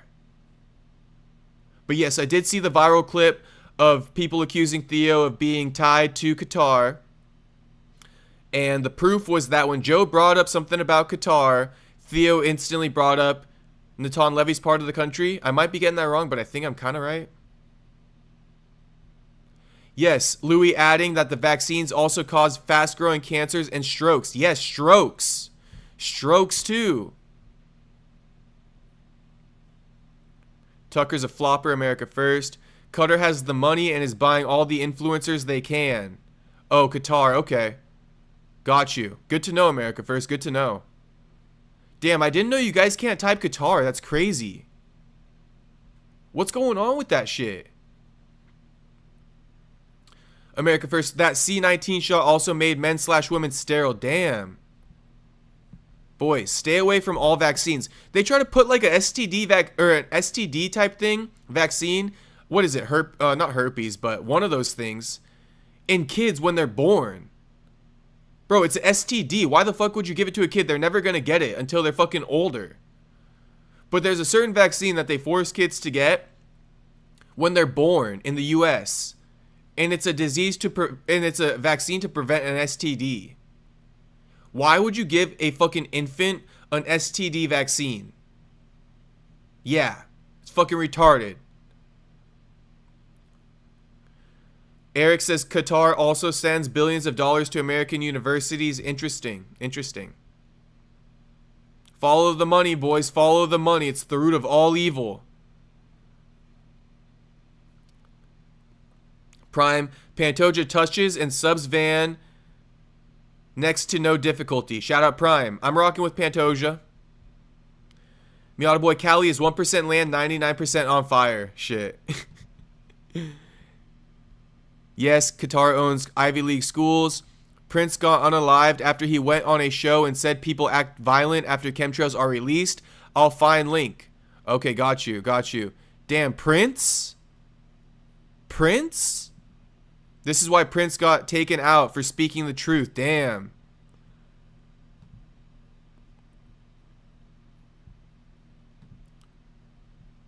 Shout out America First. I got that shit in my private browser. We might watch it on stream or I might just watch it by myself. But I got it in my browser already. I'm going to watch it regardless.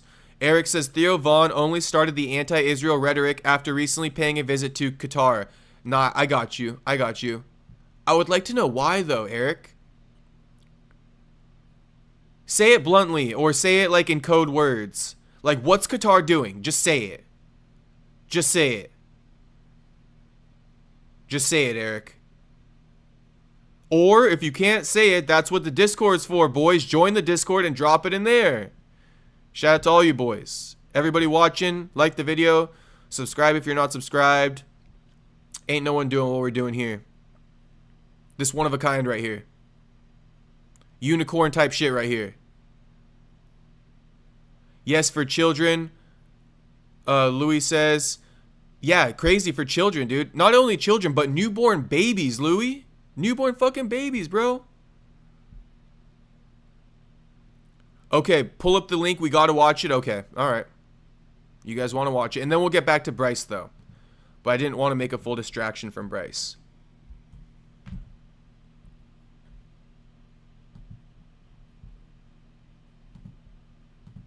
This is Prince, apparently before he was taken out after speaking on chemtrails. Dreamer first. Tell me about Dreamer. Oh, well, when I saw the State of the Black Union, Dick Gregory really moved me and a lot of my friends. I show it to everybody who comes over the house, especially white folks, because they need to hear that, you know, so that they know more about all of us. Mm-hmm. Because what he said affects all of us. He said something that really hit home about this phenomena of chemtrails. And, you know, when I was a kid, I used to see these trails in the sky all the time and say, oh, that's cool. A jet just went over. And then you started to see a whole bunch of them. And the next thing you know, everybody in your neighborhood was fighting and arguing and you didn't know why. Okay, and you really didn't know why. I mean, everybody was fighting. So he started riffing about the chemtrails, and he started to say things that hit home so hard. And I would recommend that everybody try to get what he said online or wherever and try to get a copy of it and just listen to it. Because I was so moved that I had to write the song. The other thing is the first line of the song says I was born on the same plantation in the United States of the red, white, and blue. And we live in a place now that feels just about like a plantation. We're all indentured servants. You know, when I found out there were 8 presidents before George Washington, I wanted to smack somebody. You know, I wanted to know why I was taught otherwise. Just tell me the fuck. We can't even move past that. What the fuck? There's 8 presidents before George Washington. Shit, I believe Prince low key. I mean, not 100% till I verify it. But shit, off face value, I'm gonna believe Prince. We've been lied to so many times. Anytime somebody fucking speaks out like that with a crazy fact like that, I tend to believe it. 8 presidents before George Washington, bro. We're just fed lies and lies and lies. It's so tiring. It's so tiring. The whole bro. story. I'll fill in the blanks, but don't tell me something that you think I'm supposed to know. We're indentured servants, and we got a black president now. Well, I don't vote. I have nothing to do with it. I got no dog in that race. And for those who would cuss me out and slap me in person if I didn't ask you why? Well, the reason why is because I'm one of Jehovah's Witnesses, and we've never voted. And that's not to say that I don't think President Obama, is a very smart individual, and he seems like he means well. Prophecy is what we all have to go by now. It's very interesting. I did a sold-out concert in London. We played 21 nights in a row, and all the concerts were sold out. When I would watch television over there, and you'd see the United Nations feed, the direct feed from the United Nations, you'd hear them talk a lot about religion. You'd hear the Bible mentioned constantly. This is not what we're used to in the United States. It's almost as though there's no need for God and no need for religion and justice in politics. So there's supposed to be a separation of church and state over here. We can't have a separation of state and morality, though. And you know, songs like Dreamer and even Feel Good, it's the same thing. I got good news and bad news. The bad news first, since I like ending on good news. The bad news is I'm out of time for this show. The good news is I think that if I lean on my friendship, I might be able to get Prince to stick around for like another 12 minutes. And if you tune into this program tomorrow night, we can finish our conversation. It's never over, but we'll continue it, talking about these other 3 songs from the new CD, Lotus Flower, at lotusflower.com. You can get. I want to ask you about these other 3 songs tomorrow night, and then this fine artist who he referenced earlier. You can take fine any way you want to take it. This fine artist he referenced earlier in this conversation, Bria Valente. Oh, yes. Bria will join us tomorrow night as well. So now tomorrow you're night, talking. yeah, now we're talking. Right. So tomorrow night, part 2 of our conversation with Prince, and Bria Valente with us tomorrow night as well. She's one of the 3 CD. Okay. So that's over with. Shout out to you boys. Prime Jacob, tell us when you're calling Terrence Crawford out when you diddle MMA Guru in the octagon. All right, Prime, I will let you know.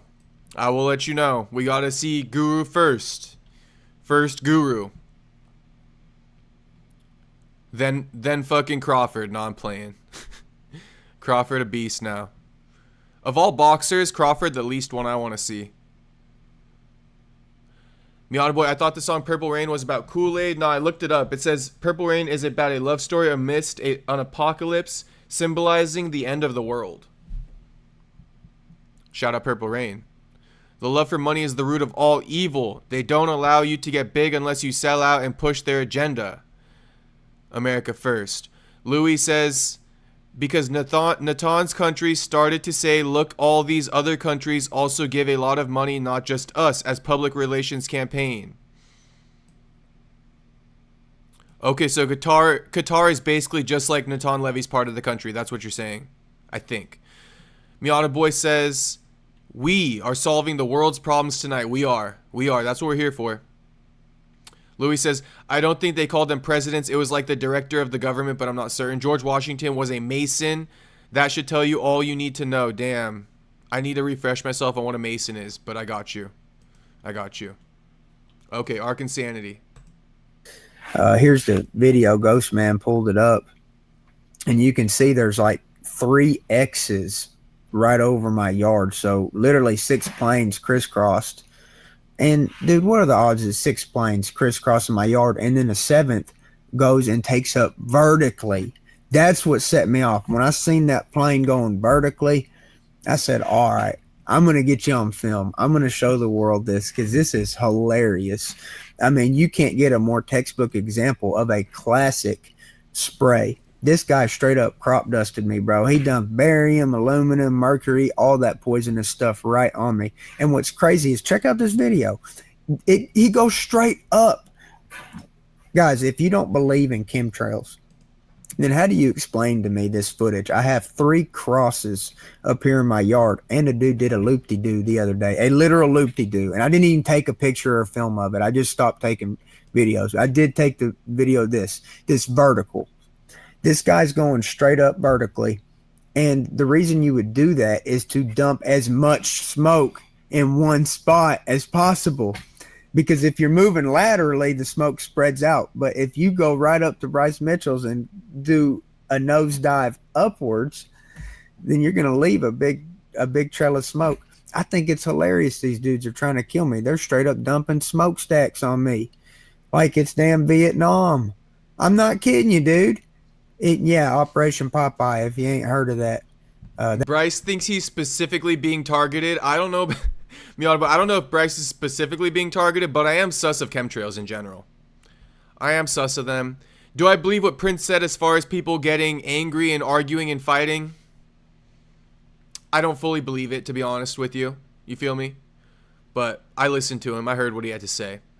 But I am sus of chemtrails besides what Prince had to say, besides what Bryce says as far as his farm being targeted. I am still sus of them. Okay, Eric, I think, is giving me context. Qatar is a major financial backer of Hamas and various other extremist groups. They are not an ally of Israel. Okay, I got you. Qatar is a major backer of Hamas and various other extremist groups. And damn, you're saying Qatar is using Theo Vaughn and other American influencers to push their agenda type shit?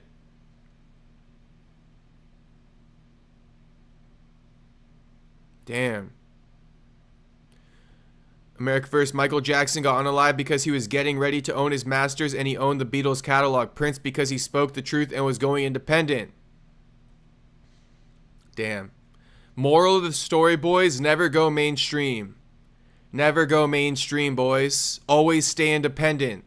Always own your masters. Never go mainstream. Listen, boys, ain't no one ever owned a single master of mine. I own all my fucking masters. All my fucking masters, 100% independent. All right, let that be a lesson, boys. Let that be a lesson. I own all my masters, 100% independent. Nobody owns nothing of mine. Okay?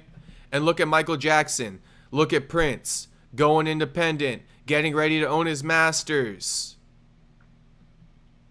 Shit.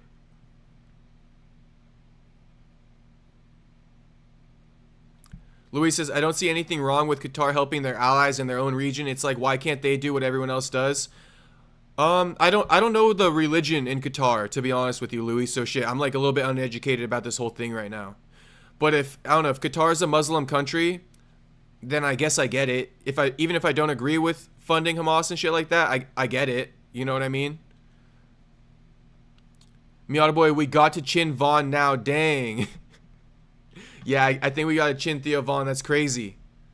That's crazy. Come on, Theo.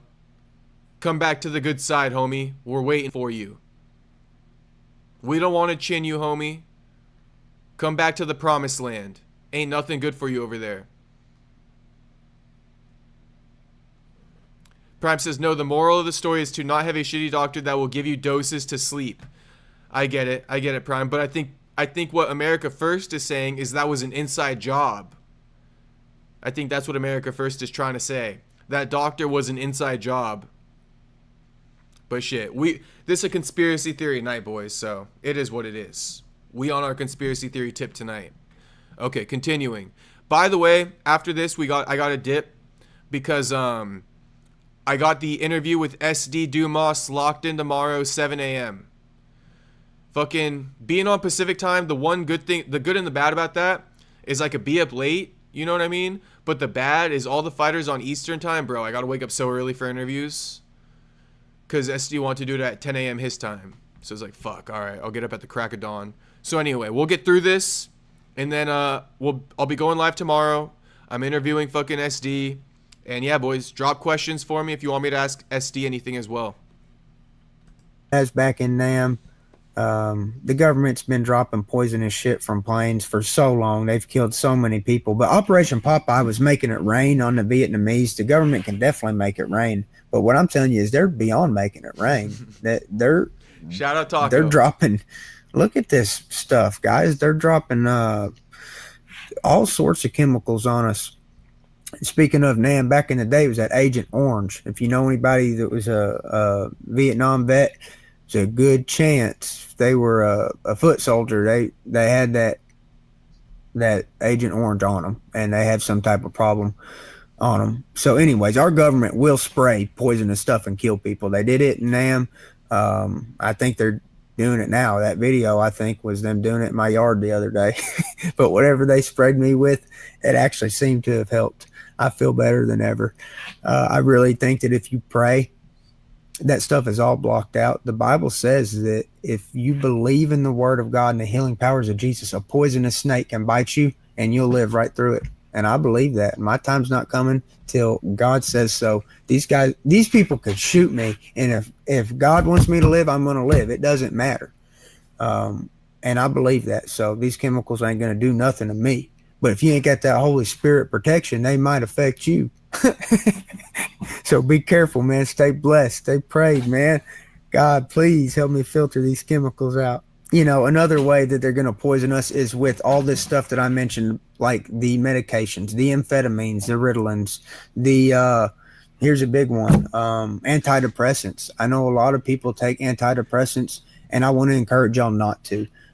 Because I think that they'll alter your mind, and I have faith in your own ability to work your own problems out and find your own peace. And I find my peace through my connection with God, and I don't think pills are needed for that. I think that it is a money scheme, and beyond it being a money scheme, I also think that they are actually trying to alter our minds. They are trying to control our minds because they hate us and they want us dead. So remember that, okay? Real quick, Tuxedo Mask, thank you, brother, for the $2 dono. You need to get on the clavicular looks max cycle. Shout out Clavicular, dude. That dude is funny. I've been seeing his content ever since you guys fucking brought him up to me. Yeah. I get it now with that whole he's breaking his fucking jaw and shit like that. But, Clavicular and his looks maxing. I've been seeing it. He wants the heightening surgery. He breaks his fucking cheekbones to be more prominent. Bro's like fucking super lean. I get it. Shout out Clavicular. I be looks maxing naturally, Tuxedo. I be looks maxing naturally. You want to know my looks maxing? Hit the gym every day. You know, take a couple rest days. Get good sleep. You feel me? Reduce that sugar as much as possible. You feel me? And, shit. The sauna good for looks maxing. Sauna real good for reducing inflammation. You feel me? That's my version of looks maxing right there, Tuxedo Mask. I be looks maxing in my own way. But shout out to Tuxedo again. Appreciate it, homie. They're powering up Bryce. Yes, the power of the Lord and prayer, Miata boy. Cannot be penetrated, Miata boy. Call God. Call God. Call God. Call God. How does AB do it? Call God. Call God. You guys know that, right? AB? Call God. If you know, you know.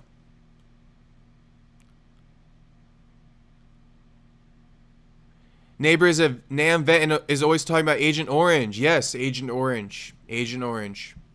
Vaccines, medications, chemtrails, anything they can do, they're going to put poison in and try to kill us. So be aware of that. All right, another way that they're going to try to kill us is the old school way, man. Boots on the ground. They're going to try to round us up and use legal institutions to kill us, aka ICE, CIA, FBI, local police, DHS, CPS, anybody that they can use to come to your property and do their dirty work, they're going to use. I'm just telling you, that's what the end times is all about. If you believe in the book of Revelation, you know, if you don't, you're going to find out what I'm talking about, because we are nearing that time period where the Christians are under attack. They're going to be rounded up. Their heads are going to be cut off because they won't take the mark, things like that. So this Orwellian state of police is going to get more and more common. As I stated earlier, I want to address y'all about your concerns with ICE. I stated last week that I think ICE is evil, incompetent, and actually being used to traffic children rather than to help Americans. I stand by that 100%. Let me make it clear. The people running ICE are not prosecuting the perpetrators of the largest sex trafficking ring in the world.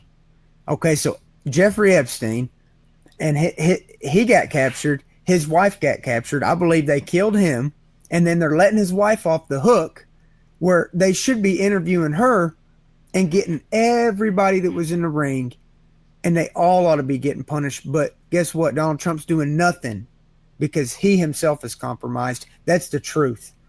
Only somebody that is compromised themselves would not pursue such evil, filthy, nasty bastards. I would hunt them down to my last breath, to the edge of the earth, to the gates of hell. I would chase these pedophiles down and kill them. There would be no other way out for them. Once I got them, there's no other way out. I'll kill them. That's the only answer that is fit for a pedophile. And instead of finding them, detaining them, and taking care of them, what does Donald Trump do? He acts like they don't exist. Donald Trump actually says, "Oh, this creep Epstein, why is everybody talking about him?" He's trying to play it cool, like we're going to forget. Brother, we ain't forgetting. And now... Nah, we not forgetting, Bryce, and thanks for giving us that context in the last fucking episode. Tuxedo Mask, once again, with the $2 dono. Thank you, homie. Meth, roids, melatonin, the Holy Trinity.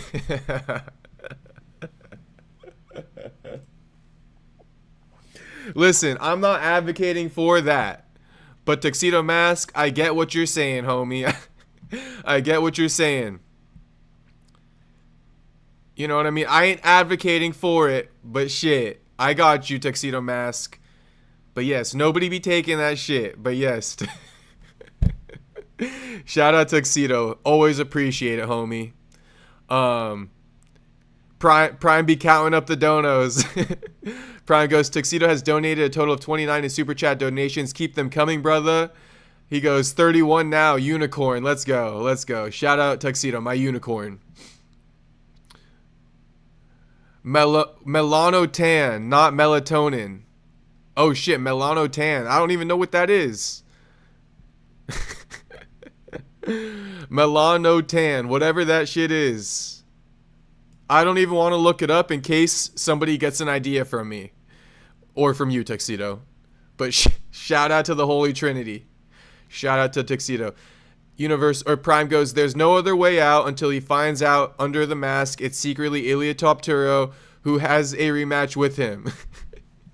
You know what? I will say, though, Bryce, this podcast ain't as good as the last one about Charlie Kirk. But it's okay. I'm dedicated to finishing this podcast. But it's not as good as the Charlie Kirk one. And my main question so far about Bryce and talking about how the government's gonna out or off us all is why. Why would the U.S. government want to take out their entire population and take out all their people? That would be my, like, what's the big goal behind that? Like, what's the payoff? You know what I mean? What's the payoff? Campbell Soup is trying to unalive us by putting 3D printed meat in their products. This is why their VP got fired. He got caught on a recording stating this and saying their products are for poor people. I saw that, America First. I saw that, bro. Campbell's, bro. I came up on that chicken noodle back in the day. No lie, no lie. But I haven't eaten Campbell's in a long time. I'm going to tell my mom, don't be eating that shit. 3D printed meat is crazy. No, I think you've been raping kids on an island. I don't trust you to run ICE, brother. How can this guy run ICE, but he can't prosecute known pedophiles? That's what I'm telling you. You cannot trust this system.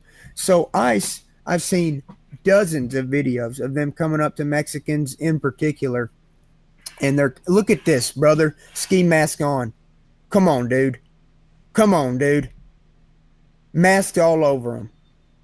You think law enforcement is supposed to be wearing masks like that? And when you're, I'm not against law enforcement. That's what I want to make clear, okay? Because I think in the comments, some of y'all actually think I'm anti-law enforcement. I'm going to turn off the AC real quick, but I'm going to let the video keep playing. No, I'm all about the law. In fact, I would love for me to have some more power to law in my hands. Like when I went to pursue that truck driver the other day, I should at the very least get to take that truck driver out of his truck and beat the living hell out of him on the sidewalk. I should at least be able to do that. But anyways, I'm all about the law. There should be law. But what I'm not about is people with ski masks coming up on Mexicans at gunpoint and separating their families and in a lot of cases shooting them in the face and killing them dead in front of their children because we think that they might be some really, really bad criminals. Here's what we ought to do to the criminals that are immigrants or Mexicans or any nationality. We ought to persecute the criminals. That's the problem, is these rapists are all getting let go. These people that sell fentanyl, they're all getting let go. They're not getting prosecuted to the full extent of the law. That's the problem. And then you want to arrest these innocent Mexicans who are literally just going to work, most of them building homes or doing concrete work or, you know, working in the farm, working with their hands all day long, jobs that people don't want to do. American people are too lazy to do. And now we're going to round up the Mexicans, the good ones, put them at gunpoint, separate their children from them and make them hate Americans. You know, if we lose our working class of Mexicans, I promise you this country's not going to be the same. I just absolutely promise you. I've seen, you know, I run a farm. I hire farm hands all the time. I have one farm hand who's about 50 years old, and it's Mr. Tommy. Mr. Tommy, he can work circles around these younger people. Okay, I'm just telling you. You get a younger person at this farm, and they don't know what to do. This younger generation is just weak. This younger generation has no work ethic, and compared to the older generation. And for example, Mr. Tommy, okay, he's as great of a worker as you can get. There's a lot of Mexican Mr. Tommies out there. They're building our homes. They're doing the plumbing jobs. They're putting shingles on roofs. And I respect you guys and I love you guys. And I want to tell y'all, you really need to be careful right now. All my Mexican listeners, mi amigos say, I love y'all. Te llamo, you know what I'm saying? Shout out all the Mexicans watching, by the way. Shout out all the Mexicans worldwide. We love you. Here's the thing is, if you feel kind of threatened right now, I understand that. And you just got to keep an eye out. This ICE is arresting innocent people. And they are shooting them. And they are killing them. And that's a fact. Okay, they are separating families. And like I said, ICE has attacked enough civilians to where I think it's become a problem. And I actually believe that the ICE is going to be used in cities like Chicago to normalize a civil war scenario. Because if you're an enemy attacking the United States from the outside, a civil war would be great because we would be weakened and you could invade easier. So a civil war from the government standpoint could be used as a weakening tactic. And I think that ICE is going to cause some type of civil war. And to the scale of which I don't know, but I eventually believe that ICE officers are going to get shot. And then more ICE is going to be the answer from the government. And then there's going to be a police state versus these so-called gangs. And I believe that's what's coming to a city near you. And no, I didn't vote for that. I didn't. Okay. If I want these pedophiles to be charged, that's what I voted for. Kill the pedophiles. Okay. Not harass the Mexicans on their way to work. That's not what I voted for. And you damn well know it. And don't even try to play this stupid stuff. Oh, you voted for it. No, I didn't. And first off, let me tell you something. I don't vote. I'm proud to say that. I've said that since the day I turned 18. Everybody's saying, oh, you're going to go vote. You're going to go vote. No, Bryce Mitchell's never voted. Bryce Mitchell probably never will. Is that a flex though? Like is not voting a flex? Because I'm kind of more on the side of like, shit, if you don't vote, then don't complain. You feel me? Like if you didn't vote for change, I know that the politicians don't really constitute that much change, but that's the one shot you got. Don't vote? Shit. I would vote. I'm going to keep voting. But I think I missed that part, Eric, where you said, okay, Bryce lost me. He's basically saying that he wants an underclass to use for cheap labor. That's what he said about the Mexicans or something? Bryce, shout out Jacob. Shout out to Bryce. Okay, almost done. Because I haven't believed in it. I've known this system is so corrupted. These little ballot votes are probably not going to do anything. This system is corrupted by pedophiles. We know it. Let's be real. Okay. Another thing I want to talk about, since we're talking about the government killing people, Ruby Ridge. This is in 1992. Okay. I'm telling you, ICE is going to be used. FBI is going to use. This is an example. I believe FBI was used.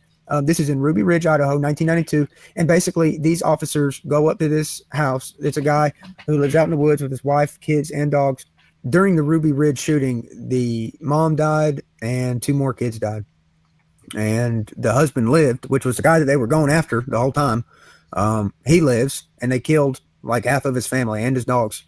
I mean, and by the way, this is for something like he apparently had an illegal gun, like a barrel too long on a shotgun, something like that. It was BS. This guy was not a criminal. He was a tax-paying citizen, just like you and me. The government rolls up to him on the farm, guns down his wife while she's holding a baby, kills half his family and his dogs over nothing. Over nothing, gets away with it. 1992, Ruby Ridge, Idaho. There you go. I'm just telling you. I could sit here all day and tell you about, this story, that story, this example, that example. I'm just telling you what's coming to your town. What's coming to you in a town near you. Another way that I think that the government is going to be using its overreach to get into the home and break it down is going to be by simply taking your kids from you through organizations like CPS or DHS, whatever. They're going to use these organizations that are supposedly there to help. They're going to use them to take your child. That is exactly what happened to this woman who's a Christian teacher who was caught disciplining her child. And here's the video of it. Apparently, this video is extremely controversial, and it allows the government to literally go to your home and take your kid right out from under you. So here's the video. Ghostman's playing it, and yeah, she's whooping his butt with the belt. You can see it. And the kid's getting his butt whooped with the belt. And after that butt whooping with the belt, she proceeds to grab him by the hair, and she tells him F this, F that, and, you know, drops a bunch of F-bombs. Now, what do I think about that? I don't know what the kid did, okay? But I'm just telling you, when I was a kid, I did a lot of stuff that I had to get spanked, and I'm just telling you, I deserved it, and it made me a better person, and I think that's exactly what was going on with that kid, and all of those things happened to me when I was a kid, and it was totally normal, and I wouldn't change anything about it. Speaking of, when I was a kid, because, like I said, if y'all hadn't heard, my dad wasn't there, okay? So I had a neighbor. His name was Mr. Steve, and Mr. Steve was like the coolest dude ever. I love Mr. Steve. He taught me, he was the first person to ever take me deer hunting. You know, his son babysat me, actually. Their family helped raise me when I was younger. Can't say enough good stuff about Mr. Steve. And here's the thing. If I got in trouble with my mom and I really made her mad, if I did something real bad, she's going to call Mr. Steve. And Mr. Steve, he's the closest man. He lived right next door. You know, my mom calls up Mr. Steve. He's coming over with the belt, and a man is whooping my butt with the belt. That happened a couple times. After doing that a couple times. Damn, Mr. Steve was definitely hitting fucking Bryce's mom. He was cracking Bryce's mom. Sorry, Bryce. I don't mean to insult you like that. But come on, Mr. Steve was definitely cracking your mom, homie. I'm sorry, Bryce. I'm sorry if you hear that. Tuxedo Mask, thank you again, homie, for the $2 dono. Americans would work any job for a living wage. And that's the difference, Tuxedo, isn't it? A lot of jobs don't offer living wages. And that's a damn shame. Prime, he got the running count. That makes it $33 in donos. We appreciate it, Tuxedo. Shout out Tuxedo. Bro, Mr. Steve was secretly Ilya Topuria. Shout out to Mr. Steve. Mr. Steve, funny as hell. That's a funny ass name, Mr. Steve. Bryce lost me, LMAO. Nah, to be honest with you guys, I've been lost for a lot of this, but shit, I'm committed. When I started, I gotta finish it. Eric says Bryce is grandstanding for immigrants, yet essentially admitting that he sees them as nothing more than a labor class. Yeah. I get what you're saying, Eric. You know, Mexicans are immigrants, you know what I mean? They can do way more jobs than being a labor class, you know what I mean? Immigrants also become doctors and shit like that. So, definitely don't have to minimize immigrants down to a labor class. Like, I know immigrants who have 6-figure paying jobs, you know what I mean? So, that's a minimization. I don't think that's right for Bryce to say that. Shout out to Eric for that. Miata Boy, shout out to me for getting Bryce and Bryce's mom right. Shout out to Miata Boy, Mr. Steve, Space Kid LMAO. Tyler bet Steve will do it. Steve will do it. Mr. Steve will fucking do it. All right, boys. A few more minutes here. Times you just learn, hey, I'm not going to act up because Mr. Steve's coming with the belt. That's how it works. We need more Mr. Steves. And the real problem with this particular video is it is a woman trying to discipline a child. I really highly advise all the men out there do that. They discipline a child, and he needs spanked, disciplined. You know, let's get back to some scripture here. The Bible says, do not spare the rod. Proverbs 13:24. He who spareth his rod hates his child, but he who loveth him disciplines. That's such a true verse. And it's talking about instances just like this, where this mom is trying to spank her kid to put this kid on the right path, to discipline him. And then the law comes in and says, oh, you're abusive. And we're going to take the kid. And I'm promising you right now, that's the point at which I personally draw the line. As I mentioned earlier, ICE is trafficking children. All these institutions, CIA, FBI, DHS, all of them are trafficking children.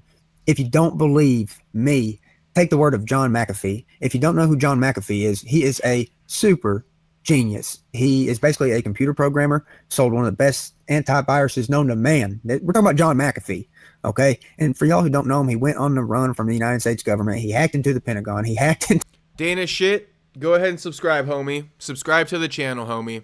First time seeing you in the chat, but I think you'd be a good fit subscribing to the channel. I'm just saying, homie. You should subscribe.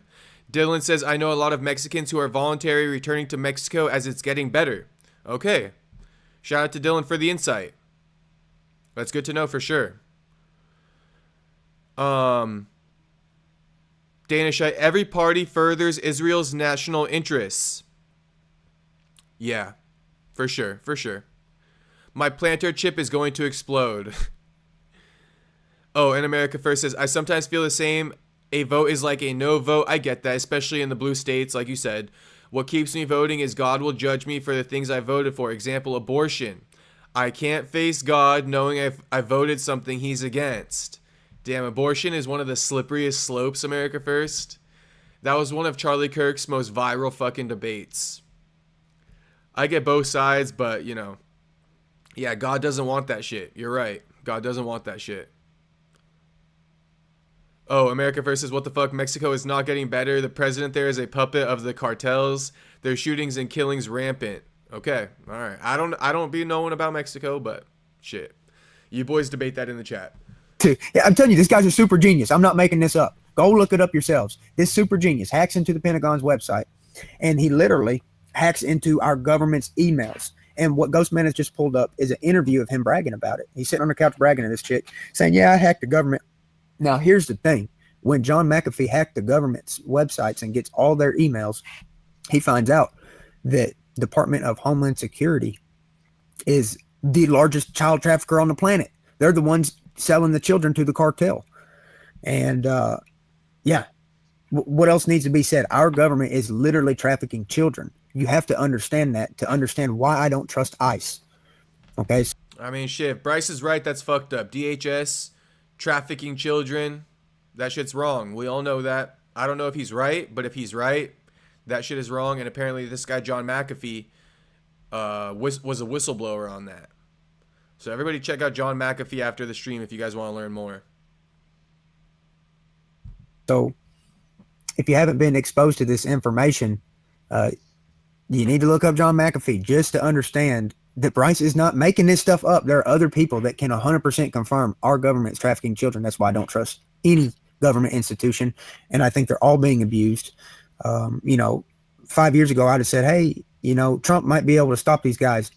No, not at all. As time has gone by, he's proved himself not only unworthy. Peace out, Prime. Thanks for stopping by, homie. Make sure when you wake up in the morning, this is the stream you want to watch. Watch it from the beginning, homie. You're going to enjoy it. But shout out Prime. Of being called a great leader. He's actually a traitor. He's protecting these pedophiles. And we've been tricked. So just know they're trying to poison us and they're trying to run up on us and shoot us and kill us and take your kid from your home. Be aware. Get your kids out of the public schools for the love of God. I mean, quite literally, for the love of God. If you love God and you love your kids for the love of God, take your kid out of the public school. Get them out of there, okay? Fill them with the knowledge of the Bible at home, at the farm. And that's what Mitchell Made's all about. Thank y'all so much for tuning in. And I can't wait to see y'all next week. Okay. Shout out to Bryce for the video. We appreciate it. We appreciate it. Miata Boy also says he never voted, I believe. Let me go back and look it up. I've never voted and happy to say that. So shout out. If you don't vote, shit. All good. All good. No worries. All right, boys. That's the stream. I got to go get ready for bed and all that shit. Hit the hay. Got to be up at the crack of dawn for SD. And I saw somebody say I'm live streaming. I think it was True Silence saying live stream at 7 a.m. But unfortunately, homie, I don't want to mislead you. It won't be a live stream. Me and SD going to film that interview. I don't know what you call it. Off stream. And I'll edit it and post it. But I will be going live tomorrow as well after I interview SD. Not 7 a.m., probably later in the day. But again, I will update you guys on the Discord when I'm going live a little bit ahead of time, like 30 minutes to an hour ahead of time. I just ended the poll too. Looks like 66 votes. 67% of people are picking Pantoja to beat Van. So it looks like Van and Merab are locks for this Saturday. Shout out all you boys who watched the stream. We got a lot of views on this one. Boys. It's sitting at 2,200 views right now on the stream. You boys know that's a good fucking number. All right. Shout out Miata Boy. Shout out America First. Shout out Prime. Shout out Dana Scheidt for joining. Hopefully he subscribed. Shout out Dylan. Always good to see Dylan. Tyler Betts. Always good to see Tyler Betts. Space Kid. Shit. Always good to see all you boys. All the regulars. Tuxedo Mask. How could we forget?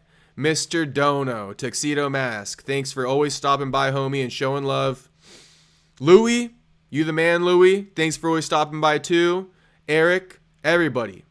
My sincere thank you to everybody always stopping by. Even if I didn't mention you, shout out to all you boys. All right, I'll see you guys tomorrow for the live stream. But peace out, homies.